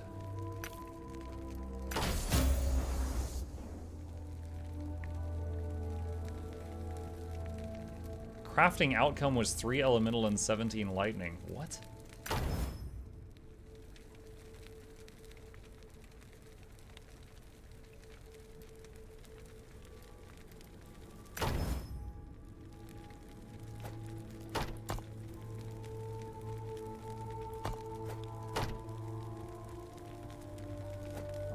so, is that close enough? Fire is just under cap. Do I still need this here? Yes, I do. Do I still need this? Yes, I do. Do I still need this? Do I have a 4 fire resist thing?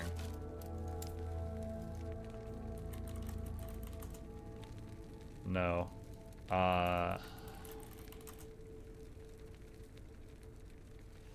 Not really.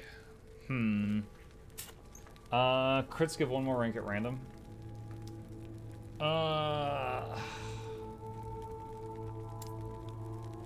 So this one has 51 endurance threshold and 70 health. This one has way more block chance, block effectiveness, and poison resist. Wait, where's my poison resist? My poison's 165. Alright, do I have any poison resist charms right now?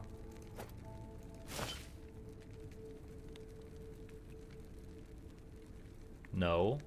Okay, good. Do I have poison resist on any gear that I can remove?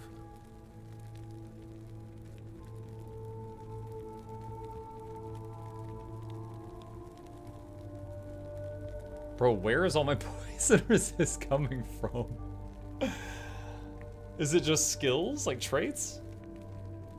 Is that where I'm getting it all? I don't know. What's more valuable? Block chance and block effectiveness, or health and endurance? Ring. That has 35 on it.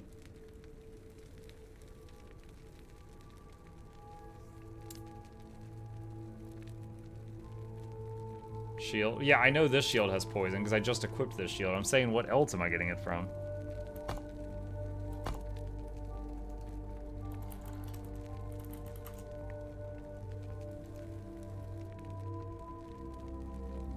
I'm getting 40 from Envenom.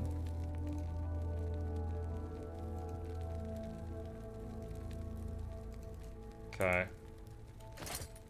Endurance gives you damage res when low life. Right.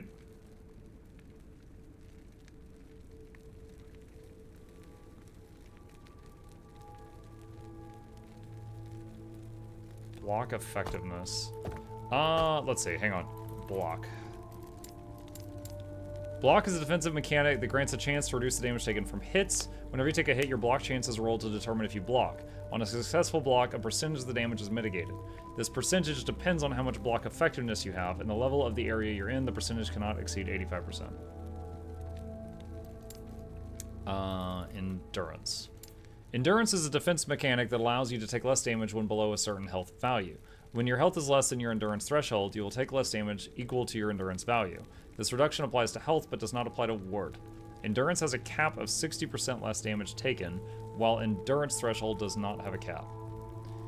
Endurance applies to any damage taken below your endurance threshold, even if the instance of damage applied while you are above it. For example, if you take a hit of 100 damage, but 50 of that damage was below your endurance threshold, the last 50 damage will have endurance applied to it. All characters start with 20% endurance and have an endurance threshold equal to 20% of their maximum health.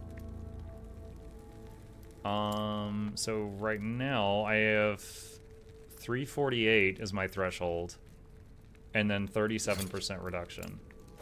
If I swap this out, it goes to 414, same reduction. Honestly, it's not gonna have a huge impact on gameplay. I think the block might be better. Block chance 28. Going from 21 to 28 block is pretty major. 7% higher chance. Yeah, I think I'll do that. Then I'm 2 under on the fire resist. Would like to fix that if I can at some point, but let's see. And what is this? +1 to all minion skills baseline. But the rest of the stats really suck for me. Yes. And considering I'd be losing both hands, no good. $2 attribute, blah blah blah blah blah blah blah. No. And mighty beast mail deflection, armor, movement speed, health regen, strength, blah blah blah blah blah blah blah. No. Does this have? Wait, this has forging potential. Wait a minute. Wait a minute. Wait a minute. Wait a minute. No, it won't let me do this. Oh, it's already tier 5. That's why. It's already tier 5.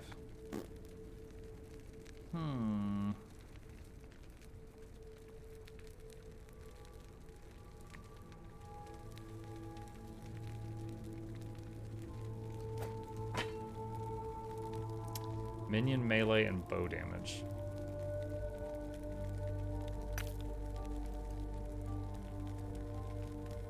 Is it possible to get fire res on...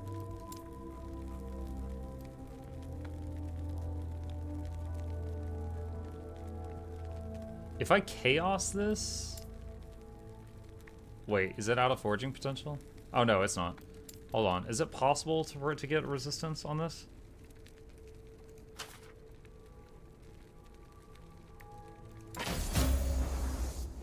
Increased stun chance. What time is it over there? Midnight on the dot. I'm gonna be wrapping up soon.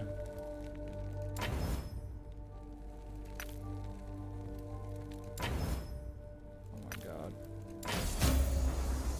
Dang it. Didn't get what I needed. Ah, well. 3 PM over here. Yeah, weapons don't get resistances, offhands can. Well, that was a waste of an attempt then. Shame. Not sure if there's anything else I can get that fire res from, and I think I've used every idol that has fire resist that I own.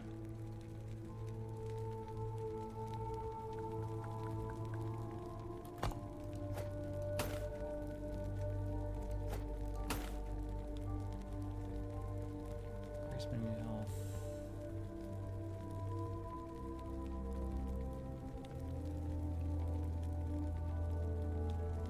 I certainly don't need the poison res on this anymore. Do I have any other rings? I don't know if I've saved any other good ones. Minion damage, minion health, minion crit, dex, health regen. 39 fire res!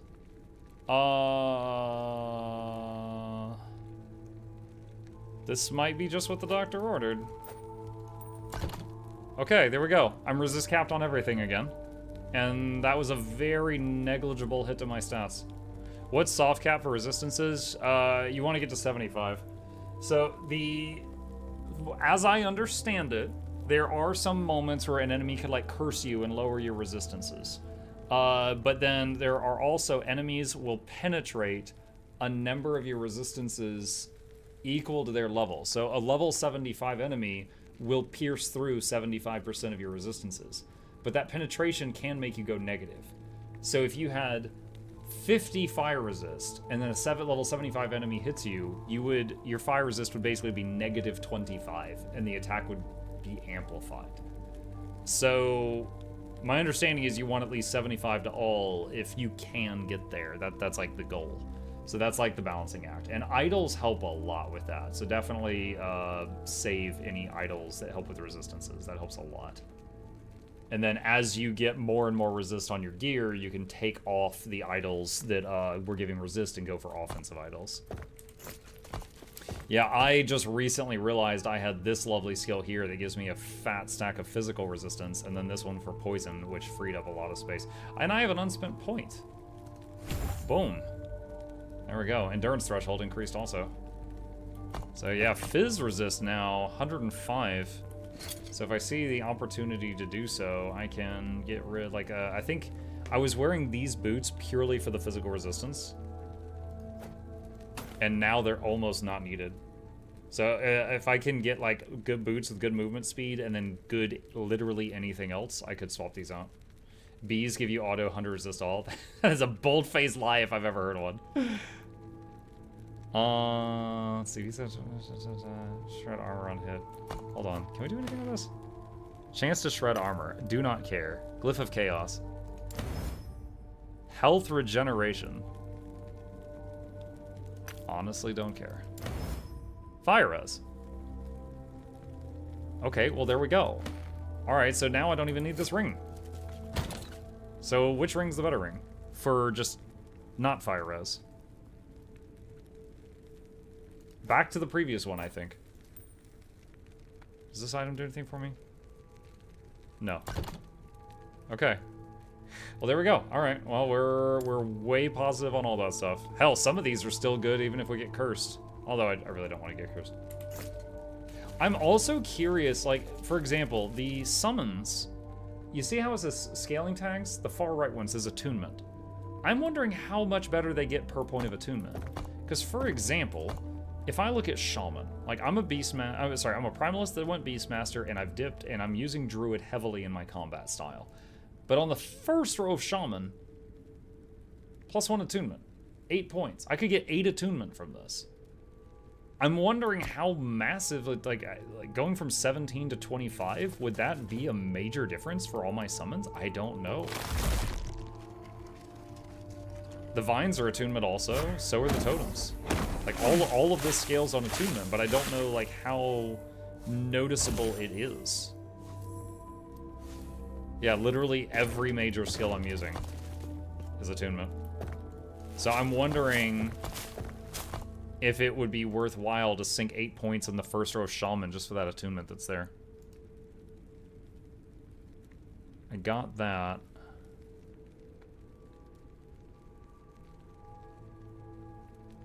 It's right. Look what I did in the Primalist tree. Just these 3 things. Tons of points, and then I moved on.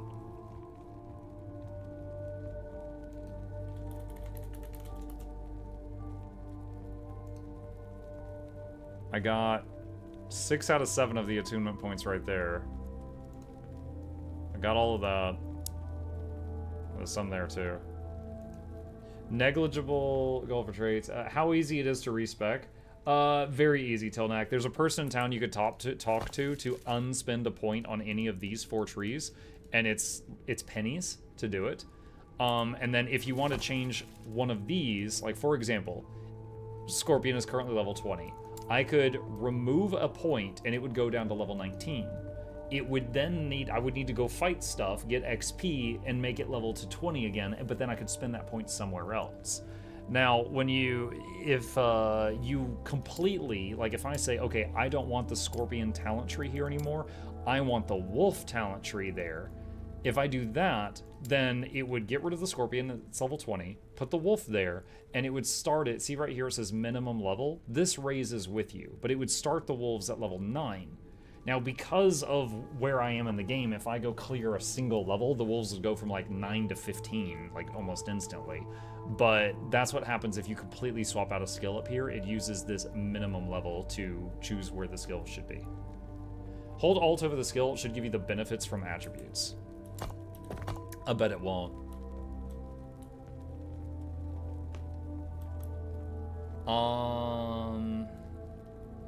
Oh, the Scorpion doesn't scale with attunement. Wait, what? Oh my god, the Scorpion's special ability scales with attunement, but the Summon Scorpion does not. Summon Sabertooth also does not, but its special ability says it does. Oh my god.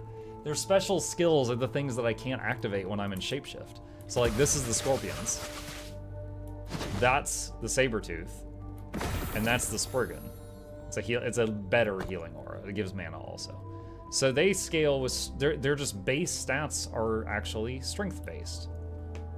Okay, so the Scorpion gets 15 health and 4% outgoing damage per strength point. The Sabertooth Tiger gets 12 health and 4% damage. The Summoned Spriggan gets 8 health, 4% increased damage, and 4% healing effectiveness per attunement.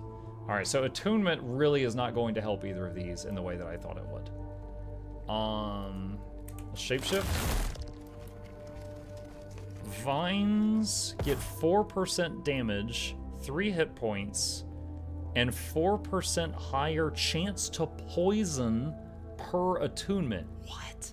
I did not realize attunement increased the Vine's chance to poison. And then the Summon Healing Totem gains 4% healing effectiveness and 5 hit points and 4% damage per point. So keep in mind, guys, that chance to poison can go above 100.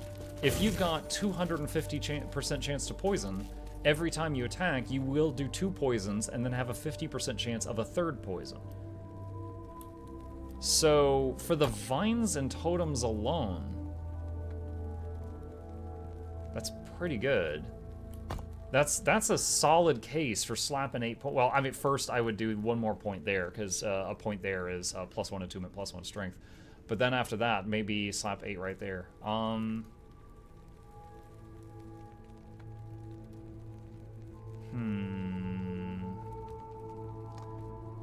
Health and companion health.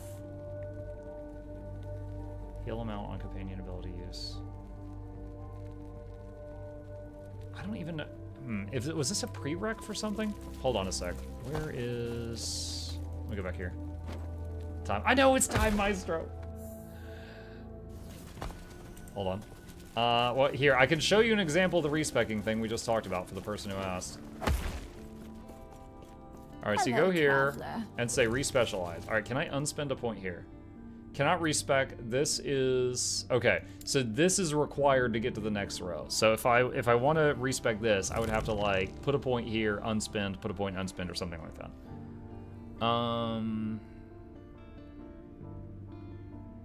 Okay, that's fine. So because of... If these points have to be on one of these 3 rows, I don't think I regret that. The strength may be. That point there might have been good. Okay, so let's do this. Respec 1 point from that.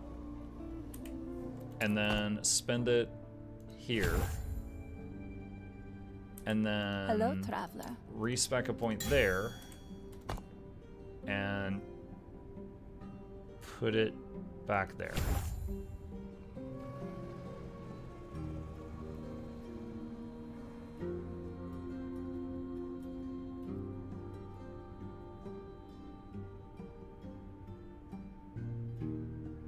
Looking around to see if there's anything else I don't like. Boreheart gives more strength. And what does strength do for you, the player? Each point of strength increases armor by 4%. Okay. Vitality is 6 health and 1% poison and necro resistance. Dex is 4 dodge. Int is 4% ward retention, which is useless for me right now. I'm not using ward. And attunement is 2 mana.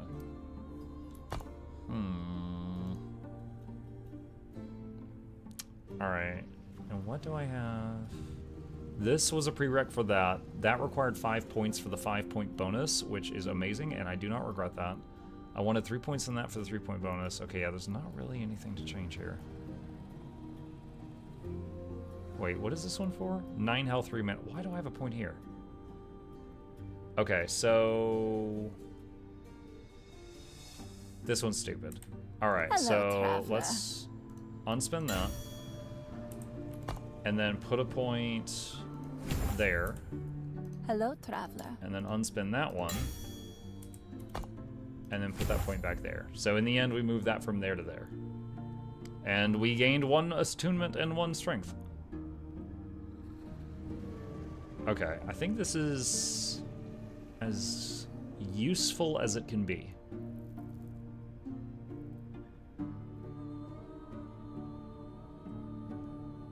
Claws of the Forest, increase poison damage and minion poison damage. Alright, look at BeastMaster again. This is a really good node. Okay, I think that's pretty solid. And we're level, what, 74? So if we go all the way to max level, we still got 26 more points on the way.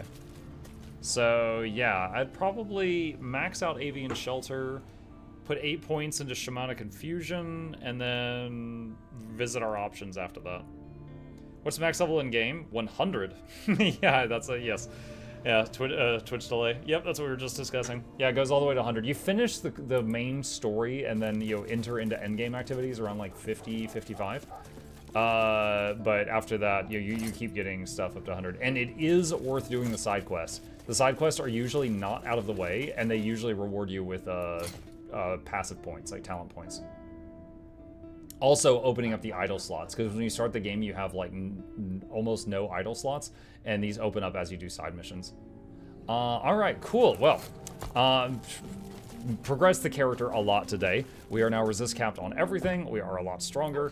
Managed to beat every dungeon. There's a space dragon in the background. Managed to beat every dungeon at least one time. Feeling accomplished about that, especially since one of them took me 4 tries. But we are going to save it here and pick it up here another time. All right, chat. Thank you guys for a wonderful evening stream. Couple plugs on the way out. If you happen to be new to my channel, hello. My name is Mukluk. I stream every single evening. I have for over 5 years and every weekday morning.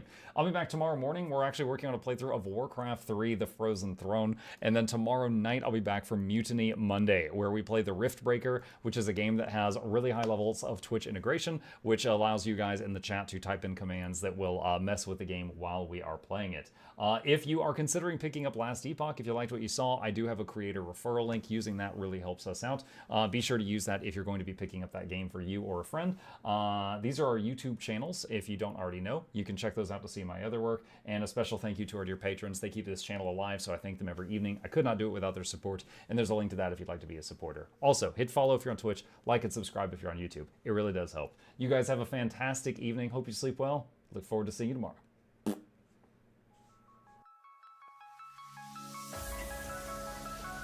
Say it backwards. Edge the need only you'll but see to take, please. Week every giveaways, beakers, the touch don't speakers, the up crank way the on is entertainment, stay the enjoy. You hope we lab the two viewer, dear you welcomes third the Snuffles Van Chauncey, Sir and fourth the Esquire, Reginald Bartholomew Douglas Mukluk. The words pour from his mouth, nearly tripping over themselves in their haste. My name is Zunikai. I used to be a slave here, but then I worked hard and they made me an overseer. I kept a good eye on the slaves, and if anyone slacked off, I whipped them hard.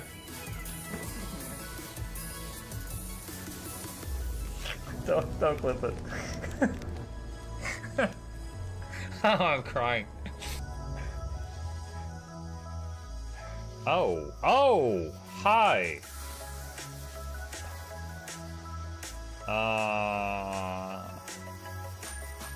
You stay there. I'm going that way. Deal. You broke the deal.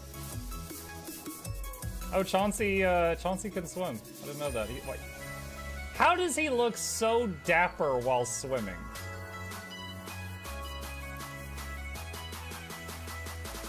I've never seen a cat look that dapper while swimming. Like, look, his chest is out. He's just like, yeah. Have you attempted Oxygen Not Included? I played it on stream, and one very memorable memory is anyone who was at the stream, I was letting them name one of my replicants after them, and I said, Joe Niels, which one do you want to be you? And one of them had like explosive bowel syndrome or something, and he donated $50 and he was drunk and he made the British guy said, I want a character, make me the poop one. I don't know if anyone on Twitch has ever spent $50 to say make me the poop one, but that day Joe did, and it burned into my mind. The flashlight that we picked up earlier is in hand now. Oh, that's us. Oh, yo, I was getting...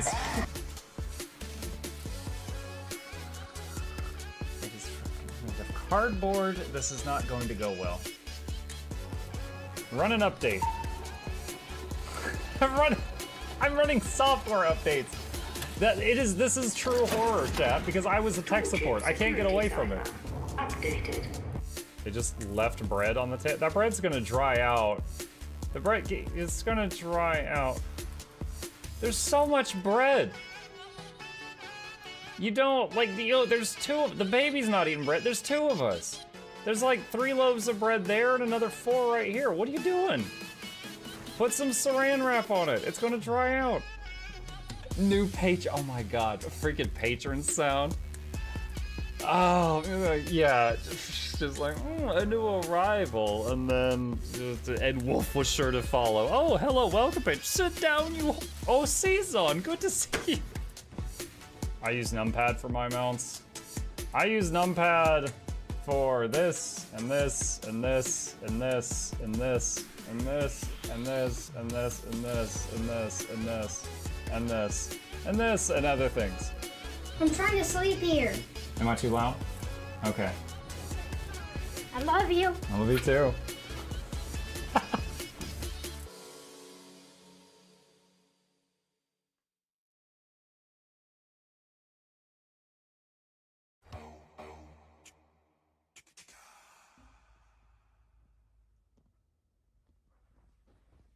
You're still here?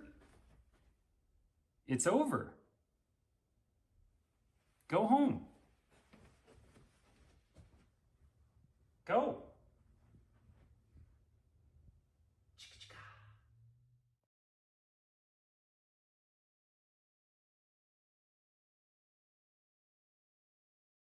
Who's that character? It's Pikachu! It's Queen Jenna!